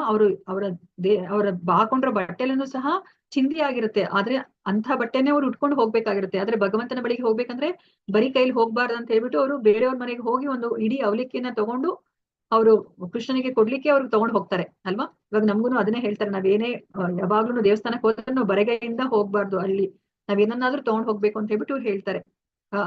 ಈವನ್ ನಾವು ಯಾರು ಗುರುಗಳನ್ನ ನೋಡ್ಲಿಕ್ಕೆ ಹೋದಾಗ್ಲೂ ನಾವು ಬರಿಗೈಲಿ ನಾವು ಹೋಗ್ಬಾರ್ದು, ಏನಾದ್ರೂ ಒಂದು ದಕ್ಷಿಣೆ, ಹಣ್ಣು, ಏನಾದ್ರೂ ಹಂಪಲು ಏನಾದ್ರೂ ನಾವು ತಗೊಂಡ್ ಹೋಗ್ಬೇಕು ಅಂತ ಹೇಳ್ತಾರೆ. ಇವಾಗ ಅದೇ ತರನೇ ಇಲ್ಲಿ ಸುಧಾಮ ಕೃಷ್ಣನ ಅರಮನೆಗೆ ಹೋದಾಗ ಕೃಷ್ಣ ಮತ್ತೆ ರುಕ್ಮಿಣಿ ಮಾತೆ ಅಲ್ವಾ, ರುಕ್ಮಿಣಿ ಮಾತೆ ಲಕ್ಷ್ಮೀ ದೇವಿ ಅವರಿಬ್ರು ಸಹ ಆದರಾದಿತ್ಯವನ್ನ ಅವ್ರಿಗೆ ಮಾಡ್ತಾರೆ ಅಲ್ವಾ. ಕಾಲನ್ನ ತೊಳಿತಾರೆ, ರುಕ್ಮಿಣಿ ಮತ್ತೆ ಚಾಮರವನ್ನ ಬೀಸ್ತಾರೆ, ಮತ್ತೆ ಸುಧಾಮ ಮತ್ತೆ ಕೃಷ್ಣ ಅವರಿಬ್ರುನು ಏನು ಸುಧಾಮನಿಗೆ ನೀನು ಸ್ನಾನವನ್ನ ಮಾಡ್ಕೊಂಡ್ ಬಾ ಅಂತ ಹೇಳ್ತಾರೆ, ಹೊಸ ಬಟ್ಟೆಗಳನ್ನ ಕೊಡ್ತಾರೆ, ಮತ್ತೆ ಊಟೋಪಚಾರವನ್ನೆಲ್ಲ ಮಾಡ್ತಾರೆ. ಅದಾದ್ಮೇಲೆ ಇಡೀ ರಾತ್ರಿ ಅವರು ಗುರುಕುಲದಲ್ಲಿ ಇಬ್ರು ಸ್ನೇಹಿತರಾಗಿರ್ತಾರೆ ಅಲ್ವಾ. ಅವ್ರು ಹೇಗೆ ಕಾಲವನ್ನ ಕಳೆದ್ರು ಅಂತ ಹೇಳ್ಬಿಟ್ಟು ಎಲ್ಲವನ್ನ ಅವರು ಮೆಲುಕು ಹಾಕ್ತಾರೆ.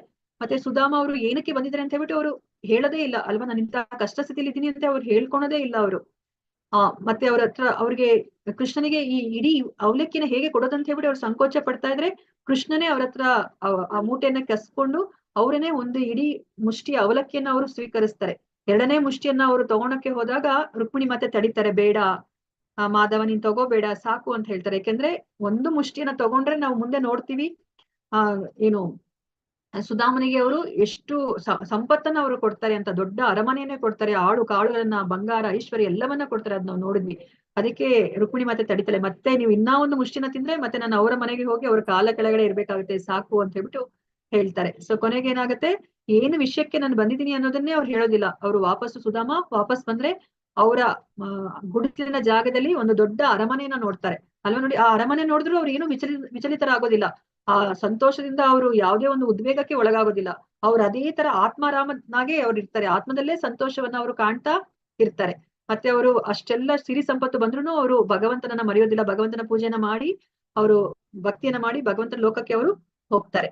ಸೊ ಅದಕ್ಕೆ ಇಲ್ಲಿ ಕೃಷ್ಣ ಹೇಳ್ತಾ ಇದ್ದಾರೆ, ಅನಪೇಕ್ಷ ಶುಚಿರ್ದಕ್ಷಃ ಉದಾಸೀನೋ ಗತವ್ಯತಃ ಸರ್ವಾರಂಭ ಪರಿತ್ಯಾಗಿ ಯೋ ಮದ್ಭಕ್ತ ಸ ಮೇ ಪ್ರಿಯಃ.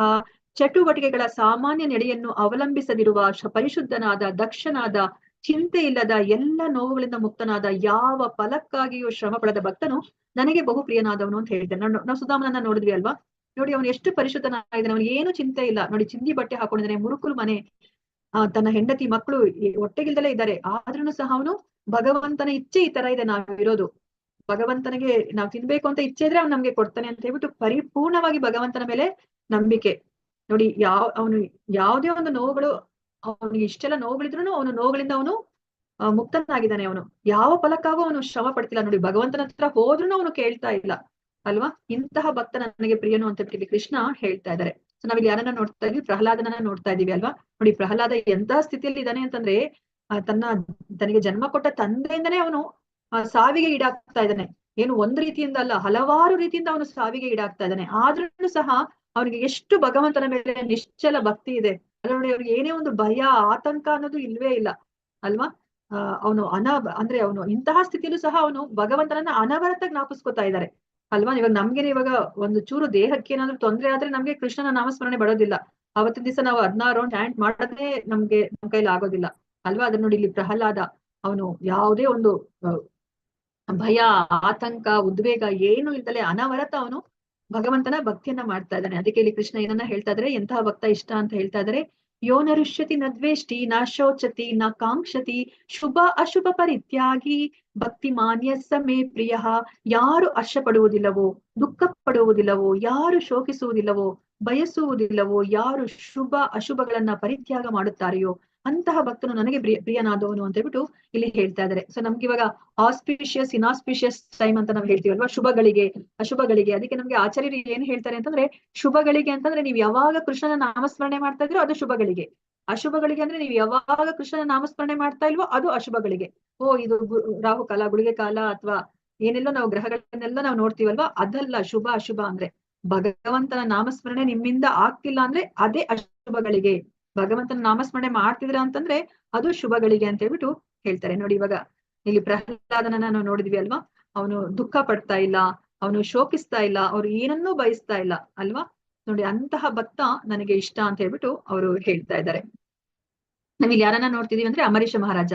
ಅಂಬರೀಷ ಮಹಾರಾಜ ಚಕ್ರವರ್ತಿ ರಾಜ ಅಂದ್ರೆ ನೀವು ನೋಡ್ಬೋದು ಅವ್ರು ಎಷ್ಟು ಸುಖ ಭೋಗಗಳನ್ನ ಅವ್ರು ಅನುಭವಿಸ್ಬೋದು ಅಂತ ಅಲ್ವಾ. ಆದ್ರೆ ಅವನು ಭಗವಂತನ ಶುದ್ಧ ಭಕ್ತ. ಎಷ್ಟು ಶುದ್ಧ ಭಕ್ತ ಅಂತಂದ್ರೆ ತನ್ನೆಲ್ಲಾ ಇಂದ್ರಿಯಗಳನ್ನ ಎಲ್ಲವನ್ನೂ ಅವನು ಭಗವಂತನ ಸೇವೆಗೆ ಉಪಯೋಗಿಸ್ತಾರೆ. ಅದಕ್ಕೆ ತುಂಬಾ ಭಾಗವತದಲ್ಲಿ ತುಂಬಾ ಸುಂದರವಾದ ಶ್ಲೋಕ ಇದೆ. ಸಮಯ ಇಲ್ಲ, ಅದಕ್ಕೆ ನಾನು ನಿಮ್ ಜೊತೆ ಹಂಚ್ಕೊತಾ ಇಲ್ಲ. ನೀವು ಮುಂದೆ ಭಾಗವತಂ ಕೇಳಿದಾಗ ನೀವು ಕೇಳ್ತೀರಾ. ಸೊ ಅದಕ್ಕೆ ಅವರ ಭಕ್ತಿಗೆ ಮೆಚ್ಚಿ ಅವನ ರಕ್ಷಣೆಗೆ, ಅಂಬರೀಷ ಮಹಾರಾಜನ ರಕ್ಷಣೆಗೆ ಸುದರ್ಶನ ಚಕ್ರವನ್ನೇ ಕೃಷ್ಣ ಇಟ್ಟಿದ್ದಾರೆ. ಅವರು ಒಂದ್ಸತಿ ಏಕಾದಶಿ ವ್ರತ ಮಾಡಿದ್ಮೇಲೆ, ಆ ಏಕಾದಶಿ ವ್ರತ ಮಾಡಿದ್ಮೇಲೆ ನೆಕ್ಸ್ಟ್ ದಿವಸ ದ್ವಾದಶಿಯಲ್ಲಿ ಆ ಒಂದು ಗಳಿಗೆ ಇರುತ್ತೆ. ಆ ಗಳಿಗೆ ಒಳಗಡೆ ಅವರು ಆ ವ್ರತವನ್ನ ಮುಗಿಸ್ಬೇಕು. ಆ ಸಮಯದಲ್ಲಿ ಅವರು ನೀರನ್ನು ಅಥವಾ ಆ ಆಹಾರವನ್ನ ಅವರು ತಿನ್ಬೇಕಾಗತ್ತೆ. ಅವ್ರಿನ್ನೇನು ಆಹಾರವನ್ನ ತಗೋಬೇಕು ಅನ್ನೋ ಸಮಯದಲ್ಲಿ ದೂರ್ವಾಸ ಮುನಿ ಬರ್ತಾರೆ. ದೂರ್ವಾಸ ಮುನಿ ಬಂದಾಗ ಅವ್ರ ಅತಿಥಿ ಸತ್ಕಾರ ಮಾಡಿದ್ರೆ ಅವ್ರು ಏನನ್ನೂ ತಗೊಳೋ ಹಾಗಿಲ್ಲ. ದೂರ್ವಾಸ ಮುನಿ ಏನ್ ಮಾಡ್ತಾರೆ, ನಾನು ಸ್ನಾನ ಮಾಡ್ಕೊಂಡು ಬರ್ತೀನಿ ಅಂತ ಹೋದವರು ಬರೋದೇ ಇಲ್ಲ. ಇಲ್ಲಿ ಇವ್ರಿಗೆ ನಾನು ಏಕಾದಶಿ ವ್ರತವನ್ನ ಭಂಗ ಮಾಡ್ದಂಗ ಆಗುತ್ತೆ. ನಾನು ಇವಾಗ ಈ ಗಳಿಗೆ ಒಳಗಡೆ ನಾನು ಅದನ್ನ ಮುಗಿಸ್ಲಿಲ್ಲ ಅಂದ್ರೆ. ಅದಕ್ಕೆ ಅವ್ರು ಏನ್ ಮಾಡ್ತಾರೆ, ಕುಲಪುರೋಹಿತರಿಗೆ ಕೇಳಿದಾಗ ಅವರು ಹೇಳ್ತಾರೆ, ನೀನು ನಿರ್ಜಲ ಏಕಾದಶಿಯನ್ನ ಮಾಡಿರೋದ್ರಿಂದ ಒಂದು ತೊಟ್ಟು ನೀರನ್ನ ಕುಡಿದ್ರೆ ನೀನು ಏಕಾದಶಿ ವ್ರತವನ್ನ ಮಾಡ್ದಂಗೂ ಆಗುತ್ತೆ, ಮತ್ತೆ ನೀನು ಅತಿಥಿಗೆ ಅವಮಾನ ಮಾಡ್ದಂಗೂ ಆಗೋದಿಲ್ಲ ಅಂತ ಹೇಳಿದಾಗ ಸರಿ ಅಂತ ಆಯ್ತು ಅಂತ ಹೇಳ್ಬಿಟ್ಟು ಅವರು ಭಗವಂತನ ತೀರ್ಥವನ್ನ ತಗೊಂಡ್ತಾರೆ. ಅದನ್ನ ತಗೊಳೋ ಸಮಯಕ್ಕೆ ದುರ್ವಾಸ ಮುನಿ ಬರ್ತಾರಲ್ಲ, ಅವ್ರು ನೋಡಿದಾಗ ಅವ್ರಿಗೆ ತುಂಬಾನೇ ಕೋಪ ಬರುತ್ತೆ. ನೀನು ಅತಿಥಿಯನ್ನ ಅವಮಾನ ಮಾಡಿದ್ಯಾ ಅಂತ ಹೇಳ್ತಾರೆ. ಅವರು ಅವ್ರಿಗೆ ಅಷ್ಟ ಸಿದ್ಧಿಗಳೆಲ್ಲ ಇರುತ್ತಲ್ವ, ಅವ್ರೇನ್ ಮಾಡ್ತಾರೆ ತಮ್ಮ ಜಟೆಯಿಂದ ಅವರು ಒಂದು ಕೂದಲನ್ನ ಕಿತ್ತು ಅಲ್ಲಿ ಕೆಳಗಡೆ ಏನು ನೆಲಕ್ಕೆ ಒಗ್ದಾಗ ಅಲ್ಲಿನ ಒಂದು ಬ್ರಹ್ಮ ರಾಕ್ಷಸ ಹುಡ್ತಾನೆ. ನೀನು ಅಂಬರೀಷ ಮಹಾರಾಜನನ್ನ ನುಂಗು ಅಂತ ಹೇಳ್ತಾರೆ. ಆ ಬ್ರಹ್ಮ ರಾಕ್ಷಸ ಅಂಬರೀಷ ಮಹಾರಾಜನ ನುಂಗ್ಲಿಕ್ಕೆ ಬಂದಾಗ ಸುದರ್ಶನ ಚಕ್ರ ಏನ್ ಮಾಡುತ್ತೆ, ಆ ಬ್ರಹ್ಮ ರಾಕ್ಷಸನನ್ನ ಸಾಯಿಸುತ್ತೆ. ಆಮೇಲೆ ಅದು ದೂರ್ವಾಸ ಮುನಿಯನ್ನ ಅಟ್ಟಿಸ್ಕೊಂಡ್ ಬರುತ್ತೆ. ದೂರ್ವಾಸ ಮುನಿಗೆ ಭಯಭೀತರಾಗಿ ಅವ್ರೇನ್ ಮಾಡ್ತಾರೆ, ಬ್ರಹ್ಮನ ಹತ್ರ ಹೋಗ್ತಾರೆ. ಕಾಪಾಡು ಅಂತ ಹೇಳಿದಾಗ ಬ್ರಹ್ಮ ನನ್ ಕೈಲಿ ಆಗೋದಿಲ್ಲ ಅಂತ ಹೇಳ್ತಾರೆ. ಶಿವನ ಹತ್ರ ಬರ್ತಾರೆ, ಶಿವ ಹೇಳ್ತಾರೆ ನನ್ ಕೈಲಿ ಆಗೋದಿಲ್ಲ ಅಂತ. ವಿಷ್ಣುವಿನ ಹತ್ರ ಬರ್ತಾರೆ, ವಿಷ್ಣು ಹೇಳ್ತಾರೆ ಹೌದು ಸುದರ್ಶನ ಚಕ್ರ ನಂದೇ ಇರ್ಬೋದು, ಆದ್ರೆ ನಾನು ಭಕ್ತ ಪರಾಧೀನ. ಇವಾಗ ಸುದರ್ಶನ ಚಕ್ರ ನನ್ನ ಭಕ್ತನ ರಕ್ಷಣೆಯಲ್ಲಿದೆ, ಅವನ ಕೆಳಗಡೆ ಇದೆ, ನೀನು ಅವನನ್ನೇ ಹೋಗಿ ಆಶ್ರಯಿಸು ಅಂತ ಹೇಳಿದಾಗ ಮತ್ತೆ ಓಡೋಡ್ಕೊಂಡು ದುರ್ವಾಸ ಮುನಿ ಅಂಬರೀಷ ಮಹಾರಾಜನ ಹತ್ರ ಹೋಗಿ ನೋಡಿ ಕಾಲಿಗೆ ಬೀಳ್ತಾರೆ. ಕಾಲಿಗೆ ಬಿದ್ದಾಗ ಅಂಬರೀಷ ಮಹಾರಾಜ ದೂರ್ವಾಸ ಮುನಿಯನ್ನ ಅವರು ಕಾಪಾಡ್ತಾರೆ. ನೋಡಿ, ತನ್ನನ್ನ ಸಾಯಿಸ್ಲಿಕ್ಕೆ ಬಂದಿರುವಂತಹ ದೂರ್ವಾಸ ಮುನಿಯನ್ನ ಅವರು ರಕ್ಷಣೆ ಮಾಡ್ತಾರೆ. ಸುದರ್ಶನ ಚಕ್ರಕ್ಕೆ ಹೇಳ್ತಾರೆ, ನಾನು ಈ ಜನ್ಮದಲ್ಲಿ ನಾನು ಸತ್ಕಾರ್ಯಗಳನ್ನ ನಾನು ಮಾಡಿದೀನಿ, ಒಳ್ಳೆ ರೀತಿಯಿಂದ ನಾನು ನಡ್ಕೊಂಡಿದೀನಿ ಅಂತಂದ್ರೆ ನೀನು ಹೊರಟು ಹೋಗೋವನಿಗೆ ಅವ್ರಿಗೇನು ಮಾಡ್ಬೇಡ ಅಂತ ಹೇಳ್ತಾರೆ. ಸೊ ಅದಕ್ಕೆ ಕೃಷ್ಣ ಇಲ್ಲಿ ಹೇಳ್ತಾ ಇದ್ರೆ ಎಂತಹ ಭಕ್ತ ನನಗೆ ಇಷ್ಟ ಅಂತ ಹೇಳ್ಬಿಟ್ಟು. ಸಮಶತ್ರೌ ಚ ಮಿತ್ರೇ ಚ ತಥಾ ಮಾನಾಪಮಾನಯೋಹೋ ಶೀತೋಷ್ಣ ಸುಖ ದುಃಖೇಶು ಸಮಸಂಗ ವಿವರ್ಜಿತಃ ತುಲ್ಯನಿಂದ ಸ್ತುತಿರ್ಮೌನಿ ಸಂತುಷ್ಟೋ ಯೇನ ಕೇನಚಿತ್ ಅನಿಕೇತ ಸ್ಥಿರಮತಿಃ ಭಕ್ತಿಮಾನ್ ಮೇ ಪ್ರಿಯೋ ನರಹ. ಮಿತ್ರರು ಶತ್ರುಗಳ ವಿಷಯಗಳಲ್ಲಿ ಒಂದೇ ರೀತಿ ಇರುವವನು ಅಲ್ಲ. ನೋಡಿ, ಅವನು ಇವಾಗ ಶತ್ರು ಆಗಿದ್ದ ಅಂದ್ರೆ ಇವಾಗ ತನ್ನನ್ನೇ ಸಾಯಿಸ್ಲಿಕ್ಕೆ ಬಂದಿರೋರ್ಗೆ ಅವನು ಕಾಪಾಡ್ತಾನೆ ಅಲ್ವಾ. ನೋಡಿ, ಭಕ್ತ ಅಂದ್ರೆ ಆತರ ಇರ್ತಾರೆ. ಮಾನ ಅಪಮಾನಗಳಲ್ಲಿ, ಶೀತೋಷ್ಣ ಸುಖ ದುಃಖಗಳಲ್ಲಿ, ಕೀರ್ತಿ ಅಪಕೀರ್ತಿಗಳಲ್ಲಿ ಸಮಚಿತ್ತನಾಗಿರ್ತಾನೆ. ಕಲ್ಮಶವನ್ನು ಉಂಟು ಮಾಡುವ ಎಲ್ಲಾ ಸಹವಾಸಗಳಿಂದ ಮುಕ್ತನಾಗಿರ್ತಾನೆ. ಸದಾ ಮೌನಿ ಆಗಿರ್ತಾನೆ. ನೋಡಿ, ಇಲ್ಲಿ ಮೌನ ಅಂದ್ರೆ ಏನ್ ಅರ್ಥ ಅಂದ್ರೆ ನಮ್ಗೆ ಅಗತ್ಯಕ್ಕಿಂತ ಹೆಚ್ಚು ಮಾತಾಡೋ ಹಾಗಿಲ್ಲ. ಸುಮ್ನೆ ನಾವು ಬಡಬಡಿಸ್ತಾ ಇರ್ತೀವಿ, ಪ್ರಜಲ್ಪ ಅಂತ ಕರೀತಾರೆ, ಅದನ್ನ ನಾವು ಮಾಡೋ ಹಾಗಿಲ್ಲ. ನಾವು ಮಾತೇ ಆಡ್ತೀವಿ, ಬಾಯಿ ಬಿಟ್ಟು ಮಾತಾಡ್ತೀವಿ, ಮಾತನ್ನ ಉಪಯೋಗಿಸ್ಕೋತೀವಿ ಅಂತಂದ್ರೆ ಅದು ಕೃಷ್ಣನ ಕುರಿತಾಗೆ ಇರ್ಬೇಕು. ನಾವು ಹರಿನಾಮವನ್ನ ಹೇಳ್ಕೋಬೇಕು, ಇಲ್ಲಾಂದ್ರೆ ಕೃಷ್ಣನ ಗುಣಗಾನವನ್ನ ನಾವು ಮಾಡ್ಬೇಕು. ಇಲ್ಲ ಅಂತಂದ್ರೆ ನಾವು ಎಷ್ಟು ಮಿತವಾಗಿ ನಾವು ಮಾತನಾಡ್ಬೇಕಾಗತ್ತೆ. ಅದನ್ನ ಮೌನ ಅಂತ ಕರೀತಾರೆ. ಅಲ್ಪ ತೃಪ್ತನು, ವಾಸಸ್ಥಳದಲ್ಲಿ ಆಸಕ್ತಿ ಇಲ್ಲದವನು. ನಾವು ನೋಡಿದ್ವಿ ಅಲ್ವಾ ಸನಾತನ ಗೋಸ್ವಾಮಿ ಅವ್ರನ್ನ. ಅವರು ಅರಮನೆಯಲ್ಲಿ ಇದ್ದಂತವ್ರು, ಅವರು ಇವಾಗ ವೃಂದಾವನದಲ್ಲಿ ಬಂದಾಗ ಒಂದು ಮರದ ಕೆಳಗಡೆ ವಾಸ ಮಾಡ್ತಿದ್ದಾರೆ. ಅನಿಕೇತ ಅಂದ್ರೆ ಅವ್ರಿಗೆ ಯಾವುದೇ ಒಂದು ವಾಸಸ್ಥಳದಲ್ಲಿ ಆಸಕ್ತಿ ಇಲ್ಲ. ಸ್ಥಿರಮತಿ, ಎಂತಹ ಸಮಯದಲ್ಲೂ ನಾನು ಭಕ್ತಿನ ಬಿಡೋದಿಲ್ಲ. ನಾವು ನೋಡಿದ್ವಲ್ವ ಪ್ರಭುಪಾದ್ರು 70 ವರ್ಷಗಳಲ್ಲೂ ಸಹ ಅವರು ತಮ್ಮ ಗುರುಗಳ ಆದೇಶವನ್ನ ಪಾಲನೆ ಮಾಡ್ಬೇಕಂತ ಹೇಳ್ಬಿಟ್ಟು ಅವ್ರಿಗೆ ಜನಬಲ ಇಲ್ಲ, ಹಣ ಬಲ ಇಲ್ಲ. ಅವ್ರು ಏಕಾಂಗಿಯಾಗಿ ಅಮೆರಿಕಾಗೆ ಹೋಗಿ ಅಲ್ಲಿ ಅವರು ಎಲ್ಲರನ್ನ ಕೃಷ್ಣ ಪ್ರಜ್ಞೆಗೆ ಅವ್ರು ಕರ್ಕೊಂಡ್ ಬರ್ತಾರೆ ಅಲ್ವಾ. 108 ಇಸ್ಕಾನ್ ದೇವಸ್ಥಾನಗಳನ್ನ ಅವರು ಸ್ಥಾಪನೆ ಮಾಡ್ತಾರೆ. ಅಷ್ಟು ಸ್ಥಿರಮತಿಯಾಗಿರ್ತಾರೆ. ಸೊ ಇಂತಹ ಭಕ್ತ ನನಗೆ ಪ್ರಿಯನಾದವನು ಅಂತ ಹೇಳ್ಬಿಟ್ಟು ಹೇಳ್ತಾ ಇದ್ದಾರೆ. ಸೊ ಇಲ್ಲಿ ಕೊನೆ ಶ್ಲೋಕಕ್ಕೆ ನಾವು ನೋಡೋಣಂತೆ. ಸೊ ಇಲ್ಲಿ ನಾವ್ ಯಾರನ್ನ ನೋಡ್ತಿದೀವಿ ಅಂದ್ರೆ ಬಿಲ್ವಮಂಗಲ ಠಾಕೂರ್ ಅವರನ್ನ ನೋಡ್ತಾ ಇದೀವಿ. ಬಿಲ್ವಮಂಗಲ ಠಾಕೂರ್ ಅವರು ಬ್ರಾಹ್ಮಣ ಆಗಿರ್ತಾನೆ, ಆದ್ರೆ ಅವ್ರಿಗೆ ಒಬ್ಬ ವೇಶ್ಯೆಯ ಸಂಪರ್ಕ ಇರುತ್ತೆ. ಸೊ ಆ ವೇಶ್ಯೆನ ಪ್ರತಿದಿನ ಅವ್ರು ಹೋಗಿ ಭೇಟಿ ಮಾಡ್ತಿರ್ತಾರೆ. ಒಂದಿನ ಅವ್ರ ತಂದೆಯ ಶ್ರಾದ್ದ ಕಾರ್ಯಕ್ರಮ ಇರುತ್ತೆ. ಅವತ್ತಿನ ದಿವಸನೂ ಸಹ ಅವ್ರು ಹೋಗಿ ಭೇಟಿ ಮಾಡ್ಬೇಕು ಅನ್ನೋ ಒಂದು ಮನಸ್ಥಿತಿಯಲ್ಲಿ ಇರ್ತಾರೆ. ಅವತ್ತಿನ ದಿವಸ ತುಂಬಾ ಮಳೆ ಬರ್ತಾ ಇರುತ್ತೆ. ಅವ್ರದ್ದು ಶ್ರಾದ್ದ ಕಾರ್ಯಕ್ರಮ ಎಲ್ಲ ಮುಖ್ಯವಾದಷ್ಟೊತ್ತಿಗೆ ರಾತ್ರಿ ಆಗಿರುತ್ತೆ, ಮಳೆ ಬರ್ತಿರುತ್ತೆ. ಅಂತ ಸಮಯದಲ್ಲಿ ಅವರು ಆ ವೇಶ್ಯನ ನೋಡ್ಬೇಕು ಅಂತ ಹೇಳ್ಬಿಟ್ಟು ಹೋಗ್ತಾರೆ. ಆದ್ರೆ ಆ ವೇಶ್ಯನ ನೋಡ್ಬೇಕಂದ್ರೆ ಅವರು ನದಿಯನ್ನ ದಾಟ್ಕೊಂಡು ಹೋಗ್ಬೇಕಾಗಿರುತ್ತೆ. ನದಿಯನ್ನ ದಾಟ್ಬೇಕಂದ್ರೆ ಅಲ್ಲಿ ಯಾರು ಇಲ್ಲ, ಅಲ್ಲಿ ಅಡಿಗೆ ಅಂದ್ರೇನು ದೋಣಿ ಯಾವ್ದು ಇಲ್ಲ. ಅದಕ್ಕೆ ಅವರು ಅಲ್ಲೇ ಇದ್ದ ಒಂದು ಶವವನ್ನ ಉಪಯೋಗಿಸ್ಕೊಂಡು ಅವರು ಆ ವೇಶ್ಯೆಯ ಜಾಗಕ್ಕೆ ತಲುಪ್ತಾರೆ. ಆ ವೇಶ್ಯ ಮನೆಗೆ ಹೋಗ್ಬೇಕು ಅಂತಂದ್ರೆ ಅಲ್ಲಿರುವಂತಹ ಹಾವನ್ನ ಹಗ್ಗವಾಗಿ ಉಪಯೋಗಿಸ್ಕೊಂಡು ಆ ಕಾಂಪೌಂಡ್ ಅನ್ನ ಜಂಪ್ ಮಾಡಿ ಅವರ ಮನೆಗೆ ಹೋಗ್ತಾರೆ. ಬಾಗ್ಲನ್ನ ತಟ್ಟಿದಾಗ ಆ ವೇಶ್ಯೆ ಬಂದು, ಆ ಚಿಂತಾಮಣಿ ಬಂದು ನೋಡ್ತಾರೆ. ಅವಳು ಆಶ್ಚರ್ಯಚಕಿತಳಾಗ್ತಾಳೆ. ಇದೇನಿದು ನೀನು ಬಿಲ್ವಮಂಗಳ, ಇವತ್ತು ನಿಮ್ ತಂದೆ ಶ್ರಾದ್ದ ಇದೆ, ಇಷ್ಟು ಮಳೆ ಬರ್ತಿದೆ, ಇಂತಹ ಕತ್ತಲ್ಲಿ ನನ್ನನ್ನ ನೋಡ್ಲಿಕ್ಕೆ ಬಂದಿದ್ಯಲ್ಲ. ನೀನು ಇಷ್ಟೇ ಒಂದು ಶ್ರದ್ಧೆಯನ್ನ ನೀನು ಕೃಷ್ಣನ ನೋಡ್ಬೇಕು, ಕೃಷ್ಣನ ಸೇವೆಗೆ ನೀನು ಉಪಯೋಗಿಸಿದಿದ್ರೆ ನೀನು ನಿನ್ನ ಜನ್ಮವೇ ಸಾರ್ಥಕ ಆಗ್ತಿತ್ತು ಅಂತ ಹೇಳ್ಬಿಟ್ಟು ಆ ಒಂದು ಮಾತನ್ನ ಹೇಳ್ತಾಳೆ. ಆ ಒಂದು ಮಾತನ್ನ ಕೇಳಿ ಆ ಬಿಲ್ವಮಂಗಳ ಠಾಕೂರಿನ ಮನಸ್ಸು ಪರಿವರ್ತನೆ ಆಗುತ್ತೆ. ಅದೇ ಕ್ಷಣ ಅವನು ವೃಂದಾವನದ ಕಡೆಗೆ ಪ್ರಯಾಣ ಮಾಡ್ಕೊಂಡು ಬರ್ತಾ ಇರ್ತಾನೆ. ಬರ್ಬೇಕಾದ್ರೆ ಮಾರ್ಗ ಮಧ್ಯದಲ್ಲಿ ಮತ್ತೆ ಒಂದು ಸುಂದರ ಸ್ತ್ರೀಯನ್ನ ನೋಡ್ತಾನೆ. ಮತ್ತೆ ಅವನು ಮೋಹಿತನಾಗ್ತಾನೆ. ಆಗ ಅವ್ರಿಗೆ ಅನ್ಸುತ್ತೆ, ಸರಿ ನನ್ನ ಇಂದ್ರಿಯಗಳು ನನ್ನನ್ನ ಭಗವಂತನ ಸೇವೆ ಮಾಡ್ಲಿಕ್ಕೆ ಬಿಡ್ತಾ ಇಲ್ಲ ಅಂತ ಹೇಳ್ಬಿಟ್ಟು ಆ ಯಾವ ಸ್ತ್ರೀಯನ್ನ ನೋಡಿರ್ತಾಳೆ, ಅವಳು ಗೃಹಿಣಿ ಆಗಿರ್ತಾಳೆ, ಅವರ ಗಂಡನ ಪರ್ಮಿಷನ್ ತಗೊಂಡು ಆ ಗೃಹಿಣಿಯನ್ನ ಮಾತಾಡಿಸಿ ಅವಳು ತಲೆಗೆ ಹಾಕೊಂಡು ಏರ್ಪಿನನ್ನ ಇಸ್ಕೊಂಡು ತನ್ನ 2 ಕಣ್ಣುಗಳನ್ನ ಚುಚ್ಕೊಂಡು ಅವನು ಕಣ್ಣುಗಳನ್ನ ಕಳ್ಕೊಂಡು ಅವನು ಮತ್ತೆ ವೃಂದಾವನಕ್ಕೆ ಹೋಗ್ತಾನೆ. ಅಲ್ಲಿ ಅವನು ಬಿಲ್ವಮಂಗಲ ಠಾಕೂರ್ ಅವರ ಭಜನ್ ಅನ್ನ ನೀವು ಕೇಳ್ಬೇಕು. ತುಂಬಾನೇ ಸುಂದರವಾಗಿರುವಂತಹ ಭಜನ್. ಅವ್ರು ಎಷ್ಟು ಚೆನ್ನಾಗಿ ಬರ್ದಿದ್ದಾರೆ. ಅವರು ಗೋಪಿಕಾ ಸ್ತ್ರೀಯರು ಹೇಗೆ ಭಕ್ತಿನ ಮಾಡಿದ್ದಾರೆ ಅಂತ ಅವ್ರು ವರ್ಣನೆ ಮಾಡಿದ್ದಾರೆ. ಗೋಪಿಕಾ ಸ್ತ್ರೀಯರು ನಮ್ಗೆ ಗೊತ್ತಿರೋ ಹಾಗೇನೆ ಅವರು ಮೊಸರು, ಹಾಲು, ತುಪ್ಪ ಎಲ್ಲವನ್ನ ಮಾರ್ತಿರ್ತಾರಲ್ವಾ. ಅದನ್ನ ಮಾರ್ಬೇಕಾದ್ರೆ ಅವರೆಲ್ಲ ಇದಕ್ಕಿಂತ ಮುಂಚೆ ನಾವು ನೋಡಿದ್ವಲ್ಲ, ಅನನ್ಯ ಭಕ್ತಿ. ಯಾವಾಗ್ಲೂ ಮೂರೊತ್ತು ಕೃಷ್ಣ. ಅವರು ಮೊಸರನ್ನ ಕೊಂಡ್ಕೊಳ್ಳಿ, ಹಾಲನ್ನ ಕೊಂಡ್ಕೊಳ್ಳಿ ಅಂತ ಹೇಳ್ತಾ ಇಲ್ಲ.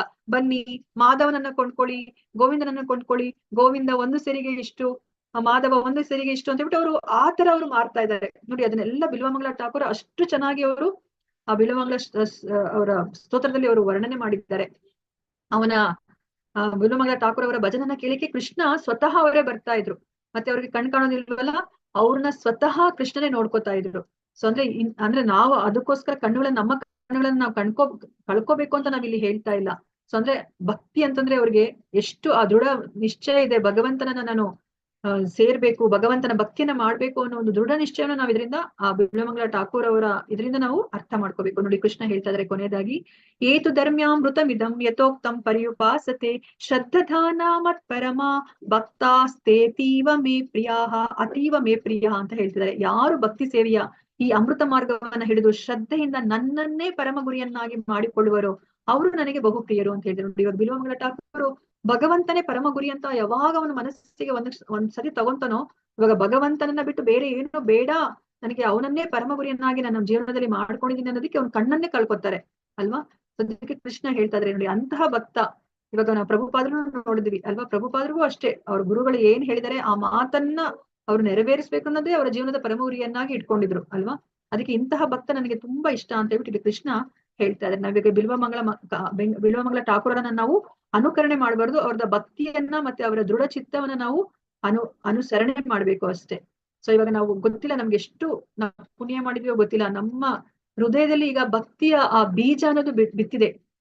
ಆ ಬೀಜಕ್ಕೆ ನಾವು ಇವಾಗ ಬೀಜಕ್ಕೆ ನಾವು ಇವಾಗ ಸಂರಕ್ಷಣೆ ಮಾಡ್ಬೇಕು, ನಾವು ಅದಕ್ಕೆ ಪೋಷಣೆ ಮಾಡ್ಬೇಕು. ಇವಾಗ ಹರೇ ಕೃಷ್ಣ ಮಹಾಮಂತ್ರವನ್ನ ಹೇಳಿ ಚಾಂಟಿಂಗ್ ಅಂತ ನಮ್ಗೆ ಏನ್ ಹೇಳ್ತಿದ್ವು, ಆ ಚಾಂಟಿಂಗ್ ಮಾಡಿದ್ರೆ ಇವಾಗ ಏನಾಗುತ್ತೆ, ಆ ಬೀಜ ಮೊಳಕೆ ಹೊಡೆದು ಅದು ಗಿಡವಾಗಿ ಬೆಳೆಯುತ್ತೆ. ಇವಾಗ ಇಲ್ಲಿ ನಮ್ಗೆ ಏನನ್ನ ಹೇಳ್ತಿದ್ದಾರೆ ಅಂತಂದ್ರೆ, ಇಲ್ಲಿ ಭಕ್ತಿ ಲತಾ ಅಂತ ಹೇಳ್ತಾ ಇದ್ದಾರೆ. ಅಲ್ಲಿ ಅಂದ್ರೆ ದೃಢಕಾಯವಾದ ಕಾಂಡ ಇರುವಂತಹ ಮರ ಅಲ್ಲ ಅದು, ಆ ಭಕ್ತಿ ಬೀಜದಿಂದ ಬರುವಂತಹ ಮರ ಅದು ಲತೆ, ಭಕ್ತಿ ಲತಾ ಬೀಜ ಅಂತ ಹೇಳ್ತಾರೆ. ಆ ಲತೆ ತುಂಬಾ ಅದು ಕೋಮಲವಾದದ್ದು, ಅದನ್ನ ನಾವು ಸಂರಕ್ಷಿಸ್ಬೇಕು. ಅದನ್ನ ಸಂರಕ್ಷಿಸಿದ್ರೆ ಅದೇನ್ ಮಾಡತ್ತಂದ್ರೆ, ಈ ಭೌತಿಕ ಪ್ರಪಂಚ ಅಂದ್ರೆ ಬ್ರಹ್ಮಲೋಕವನ್ನ ದಾಟ್ಕೊಂಡು ಈ ಭೌತಿಕ ಪ್ರಪಂಚದ ಆ 7 ಪದರಗಳನ್ನು ಸಹ ದಾಟ್ಕೊಂಡು, ಆ ಬ್ರಹ್ಮ ಜ್ಯೋತಿಯನ್ನ ದಾಟ್ಕೊಂಡು, ವೈಕುಂಠವನ್ನ ದಾಟ್ಕೊಂಡು, ಗೋಲೋಕ ವೃಂದಾವನದಲ್ಲಿ ಆ ಕೃಷ್ಣನ ಪದ ತಳದಲ್ಲಿ ಅದು ಹೋಗಿ ಮುಟ್ಟಿ ಅದು ಫಲಗಳನ್ನ ಬಿಡ್ಲಿಕ್ಕೆ ಶುರು ಮಾಡುತ್ತೆ. ಆಗ ನಾವು ಕೃಷ್ಣನನ್ನ ನಮ್ಮ ಮುಖತಃ ನಾವು ಭೇಟಿ ಮಾಡಬಹುದು. ನಾವು ಆ ಕೃಷ್ಣನ ಭಕ್ತಿಯನ್ನ ಅಂದ್ರೆ ಕೃಷ್ಣನನ್ನ ನಾವು ಕೃಷ್ಣನ ಪ್ರೇಮವನ್ನ ನಾವು ಗಳಿಸ್ಬೋದು. ಯಾಕಂದ್ರೆ ನಮ್ಮ ಬದುಕಿನ ಗುರಿನೇ ಕೃಷ್ಣನ ಪ್ರೇಮವನ್ನ ಪಡೆಯೋದು ಅಲ್ವಾ. ಅದಕ್ಕೆ ನಮ್ಗೆ ಇಲ್ಲಿ 9 ಹಂತದಲ್ಲಿ ನಾವು ಕೃಷ್ಣನ ಪ್ರೇಮವನ್ನ ನಾವು ಪಡಿಬಹುದು. ಶ್ರದ್ಧಾ, ಸಾಧು ಸಂಘ, ಭಜನ ಕ್ರಿಯಾ, ಅನರ್ಥ ನಿವೃತ್ತಿ, ನಿಷ್ಠ, ಆಸಕ್ತಿ, ರುಚಿ, ಭಾವ, ಪ್ರೇಮ. ಸೊ ಈ ಭಗವಂತನ ಪ್ರೇಮವನ್ನ ಪಡಿಬೇಕಂದ್ರೆ ಇದು ಶ್ರದ್ಧೆಯಿಂದನೇ ಶುರುವಾಗೋದು. ಅದಕ್ಕೆ ನಮ್ಗೆ ಇಂದಿನ ಶ್ಲೋಕದಲ್ಲಿ ಆ ಶ್ರದ್ಧಾದಾನ, ಆ ಶ್ರದ್ಧೆ ಅನ್ನೋದು ತುಂಬಾ ಮುಖ್ಯವಾದದ್ದು. ನಾವು ಶ್ರದ್ಧೆಯಿಂದ ನಾವು ಈ ಮಾರ್ಗದಲ್ಲಿ ಮುಂದುವರಿಬೇಕಾಗತ್ತೆ. ಅವಾಗ ನಾವು ಆ ಪರಮ ಗುರಿಯನ್ನ ನಾವು ಪಡಿಬಹುದು. ನಮ್ಮ ಜೀವನದ ಪರಮ ಗುರಿ ಅಂದ್ರೆ ಕೃಷ್ಣನ ಪ್ರೀತಿಯನ್ನ ನಾವು ಪಡೆಯೋದು. ಸೊ ಇವತ್ತಿನ ಅಧ್ಯಾಯದಲ್ಲಿ 20 ಶ್ಲೋಕಗಳಿತ್ತು. ಅದರಲ್ಲಿ ಅರ್ಜುನನ ಪ್ರಶ್ನೆ ಇತ್ತು, ಸಾಕಾರ ರೂಪದಲ್ಲಿ ಅಥವಾ ನಿರಾಕಾರದಲ್ಲಿ ರೂಪದಲ್ಲಿ ನಿನ್ನನ್ನ ಪೂಜೆ ಮಾಡ್ಬೇಕಾ, ಯಾವ್ದು ಪರಿಪೂರ್ಣತೆ ಕೊಡುತ್ತೆ ಅಂತ ಹೇಳಿದಾಗ ಕೃಷ್ಣ ಹೇಳ್ತಾರೆ, ಸಾಕಾರ ರೂಪದಲ್ಲೇ ನೀನು ಪೂಜೆನ ಮಾಡ್ಬೇಕು, ಅದೇ ಪರಿಪೂರ್ಣತೆನ ಕೊಡೋದು. ಯಾಕಂದ್ರೆ ನಾವು ದೇಹಧಾರಿಯಾಗಿದ್ದೀವಿ, ಅದಕ್ಕೆ ಅಂದ್ರೆ ನನ್ನನ್ನ ನೀವು ವ್ಯಕ್ತಿ ರೂಪದಲ್ಲೇನೆ ಪೂಜೆ ಮಾಡ್ಬೇಕು ಅಂತ ಹೇಳ್ತಾರೆ. ಅರ್ಚ ವಿಗ್ರಹ ರೂಪದಲ್ಲಿ ಪೂಜೆ ಮಾಡಿ ಅಂತ ಹೇಳ್ತಾರೆ. ನಿರಾಕಾರ ರೂಪದಲ್ಲಿ ಪೂಜೆ ಮಾಡಿದ್ರು ನೀವು ನನ್ನನ್ನ ಸೇರ್ತೀರಾ, ಅಂದ್ರೆ ಬ್ರಹ್ಮ ಜ್ಯೋತಿಗೆ ಬರ್ತೀರಾ. ಆದ್ರೆ ಆ ಮಾರ್ಗವೂ ಸಹ ಕ್ಲೇಶಕರವಾದದ್ದು, ಗುರಿನೂ ಸಹ ಪರಿಪೂರ್ಣವಾದದ್ದಲ್ಲ ಅಂತ ಹೇಳ್ತಾರೆ. ಮತ್ತೆ ಭಕ್ತಿಯ ಹಂತಗಳನ್ನ ನಾವು ತಿಳ್ಕೊಂಡ್ವಿ. ಅನನ್ಯ ಭಕ್ತಿ, ಸಾಧನಾ ಭಕ್ತಿ, ನಿಷ್ಕಾಮ ಕರ್ಮಯೋಗ, ಕರ್ಮ ಫಲ ತ್ಯಾಗ. ಸೊ ಅದನ್ನ ಬಿಟ್ರೆ ಜ್ಞಾನ ಯೋಗ, ಧ್ಯಾನ ಯೋಗ ಅಂತ ಹೇಳ್ಬಿಟ್ಟು ನಾವು ತಿಳ್ಕೊಂಡ್ವಿ. ಸೊ ಎಲ್ಲದಕ್ಕಿಂತ ಅನನ್ಯ ಭಕ್ತಿ ತುಂಬಾ ಶ್ರೇಷ್ಠವಾದದ್ದು, ನಮ್ಗೆಲ್ಲರಿಗೂ ಮಾಡ್ಲಿಕ್ಕೆ ಸಾಧ್ಯ ಇಲ್ಲ. ಅದಕ್ಕೆ ನಮ್ಗೆ ಸಾಧನಾ ಭಕ್ತಿಯನ್ನ ಮಾಡಿ ಅಂತ ಹೇಳ್ಬಿಟ್ಟು ನಮ್ಗೆ ಇವಾಗ ಪ್ರಭುಪಾದರು ನಮ್ಗೆ ಈ ಮಾರ್ಗದರ್ಶನವನ್ನ ನಮ್ಗೆ ಕೊಟ್ಟಿದ್ದಾರೆ. ನಾವು ಸಾಧನಾ ಭಕ್ತಿ ಮಾಡ್ತಾ ನಾವು ಅನನ್ಯ ಭಕ್ತಿಯ ಹಂತಕ್ಕೆ ನಾವು ಬರಬಹುದು. ಓಕೆ. ಮತ್ತೆ ಪ್ರಿಯ ಅಷ್ಟಕ, 8 ಅಷ್ಟಕಗಳಲ್ಲಿ ಅವರು 35 ಗುಣಲಕ್ಷಣಗಳನ್ನ ಹೇಳಿದ್ರು. ನನಗೆ ಎಂತಹ ಭಕ್ತ ಅಂದ್ರೆ ತುಂಬಾ ಇಷ್ಟ ಅಂತ ಹೇಳ್ಬಿಟ್ಟು. ಭಗವದ್ಗೀತಾ ಗ್ರಂಥ ಮಹಾರಾಜ್ ಕಿ ಜೈ, ಶಿಲ ಪ್ರಭುಪಾದ್ ಕಿ ಜೈ, ಶಿಲ ಗುರುದೇವ್ ಕಿ ಜೈ. ಇಲ್ಲಿ ನೆರೆದಿರುವ ಅನಂತ ಕೋಟಿ ವೈಷ್ಣವ ಭಕ್ತರಿಂದ ಕಿ ಜೈ. ವಾಂಚಕಲ್ಪತರುಭ್ಯಶ್ಚ ಕೃಪಾ ಸಿಂಧುಭ್ಯೇವ ಚ ಪತಿತಾನಾಂ ಪಾವನೇಭ್ಯೋ ವೈಷ್ಣವೇಭ್ಯೋ ನಮೋ ನಮಃ. ಹರೇ ಕೃಷ್ಣ ಕೃಷ್ಣ ಕೃಷ್ಣ ಹರೇ ಹರೇ, ಹರೇ ರಾಮ ರಾಮ ರಾಮ ಹರೇ ಹರೇ. ಹರೇ ಕೃಷ್ಣ. ಯಾರಿಗಾದ್ರೂ ಪ್ರಶ್ನೆ ಇದ್ರೆ ಕೇಳ್ಬೋದು.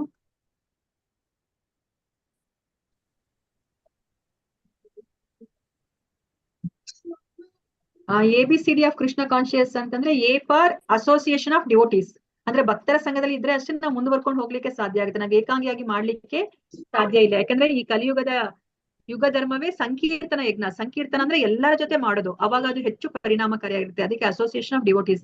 B for book reading. Bhagavad Gita, Bhagavatam ಅಂತಹ ಪುಸ್ತಕಗಳನ್ನ ಓದಿದ್ರೆ ನಮ್ಗೆ ಜ್ಞಾನ ಬರುತ್ತೆ. ಮತ್ತೆ ನಮ್ಗೆ ಪ್ರಾಕ್ಟಿಕಲ್ ಆಗಿ ನಮ್ಗೆ ಭಕ್ತರನ್ನ ನಾವು ನೋಡ್ತೀವಿ, ಹೇಗೆ ಅವರು ತಮ್ಮ ಜೀವನದಲ್ಲಿ ಅವರು ಭಕ್ತಿಯನ್ನ ಮಾಡಿದ್ರು ಅಂತ ಹೇಳ್ಬಿಟ್ಟು, ಏನನ್ನ ಮಾಡ್ಬೇಕು ಏನನ್ನ ಮಾಡಬಾರ್ದು ಅಂತ ಹೇಳ್ಬಿಟ್ಟು ನಮ್ಗೆ ಗೊತ್ತಾಗುತ್ತೆ. ಮತ್ತೆ C for chanting. Hare Krishna ಮಹಾಮಂತ್ರವನ್ನ ನಾವು ಹೇಳ್ಕೋಬೇಕಾಗುತ್ತೆ. ನಮ್ಗೆ 16 ರೌಂಡ್ಸ್ ಹೇಳ್ಕೊಳ್ಳಿಕ್ಕೆ ಹೇಳಿದ್ದಾರೆ ಪ್ರಭುಪಾದರು. ಅದು ಮಿನಿಮಮ್ ರೌಂಡ್ಸ್ 16 ರೌಂಡ್ಸ್ ಅಂದ್ರೆ ಒಂದ್ ರೌಂಡ್ ಅಂದ್ರೆ 108 ಬಾರಿ ಹೇಳ್ಕೊಳೋದು. ಪ್ರತಿ ಸತಿ ಹೇಳ್ಕೊಂಡಾಗ್ಲೂ ಅಲ್ಲಿ 16 ಪದಗಳನ್ನ ನಾವು ಸ್ಪಷ್ಟವಾಗಿ ಹೇಳ್ತಾ ನಾವು ಕಿವಿಯಿಂದ ಕೇಳಿಸ್ಕೋಬೇಕಾಗತ್ತೆ. ಅಷ್ಟು ಮೆದುವಾಗಿ ನಾವು ಹೇಳ್ಕೋಬೇಕಾಗತ್ತೆ. ಮತ್ತೆ ಡಿ ಫಾರ್ ಡಯಟ್ ಅಂದ್ರೆ ಕೃಷ್ಣ ಪ್ರಸಾದವನ್ನ ಬಿಟ್ಟು ನಾವು ಬೇರೆ ಇನ್ನೇನನ್ನು ನಾವು ತಿನ್ನೋ ಹಾಗಿಲ್ಲ. ಸೊ ಈ 4 ABCD ಆಫ್ ಕೃಷ್ಣ ಕಾನ್ಶಿಯಸ್ ಅಂತ ಹೇಳ್ಬಿಟ್ಟು ಕರೀತಾರೆ. ಸೊ ಭವ್ಯ ಮಾತಾಜಿ ಅಟೆಂಡೆನ್ಸ್ ಲಿಂಕ್ ಅನ್ನ ಹಾಕಿದ್ದಾರೆ. ಸೊ ಯಾರಾದ್ರೂ ಅಟೆಂಡೆನ್ಸ್ ಲಿಂಕ್ ಅನ್ನ ಹಾಕಿಲ್ಲ ಅಂದ್ರೆ ಸಬ್ಮಿಟ್ ಮಾಡಿ ಅಟೆಂಡೆನ್ಸ್ ಅನ್ನ. ಮತ್ತೆ ಕ್ವಿಜ್ ಅನ್ನ ಮಾಡಿ. ನೀವು ಅವಾಗ 2ನೇ ಲೆವೆಲ್ಗೆ ಹೋಗ್ಲಿಕ್ಕೆ ಸಾಧ್ಯ ಆಗುತ್ತೆ. ಸೊ ಎಲ್ಲರೂ ಸಹ 2ನೇ ಲೆವೆಲ್ಗೆ ಬಂದು, ಯಾರೆಲ್ಲ ಮಾಡ್ತಾ ಇಲ್ವೋ ಅವರೆಲ್ಲರೂ ಸಹ ಸೆಕೆಂಡ್ ಲೆವೆಲ್ಗೆ ಬನ್ನಿ. ಹರೇ ಕೃಷ್ಣ. ಯಾರಿಗಾದ್ರೂ ಪ್ರಶ್ನೆ ಇದ್ರೆ ಕೇಳ್ಬೋದು, ಅಥವಾ ನಿಮ್ಗೇನಾದ್ರೂ ಅನಿಸಿಕೆ ಅಭಿಪ್ರಾಯ ಇದ್ರೆ ತಿಳಿಸಬಹುದು. ಹರೇ ಕೃಷ್ಣ. ಎಲ್ಲರಿಗೂ ಧನ್ಯವಾದಗಳು. ಏಕಾಂಬರ ರಾವ್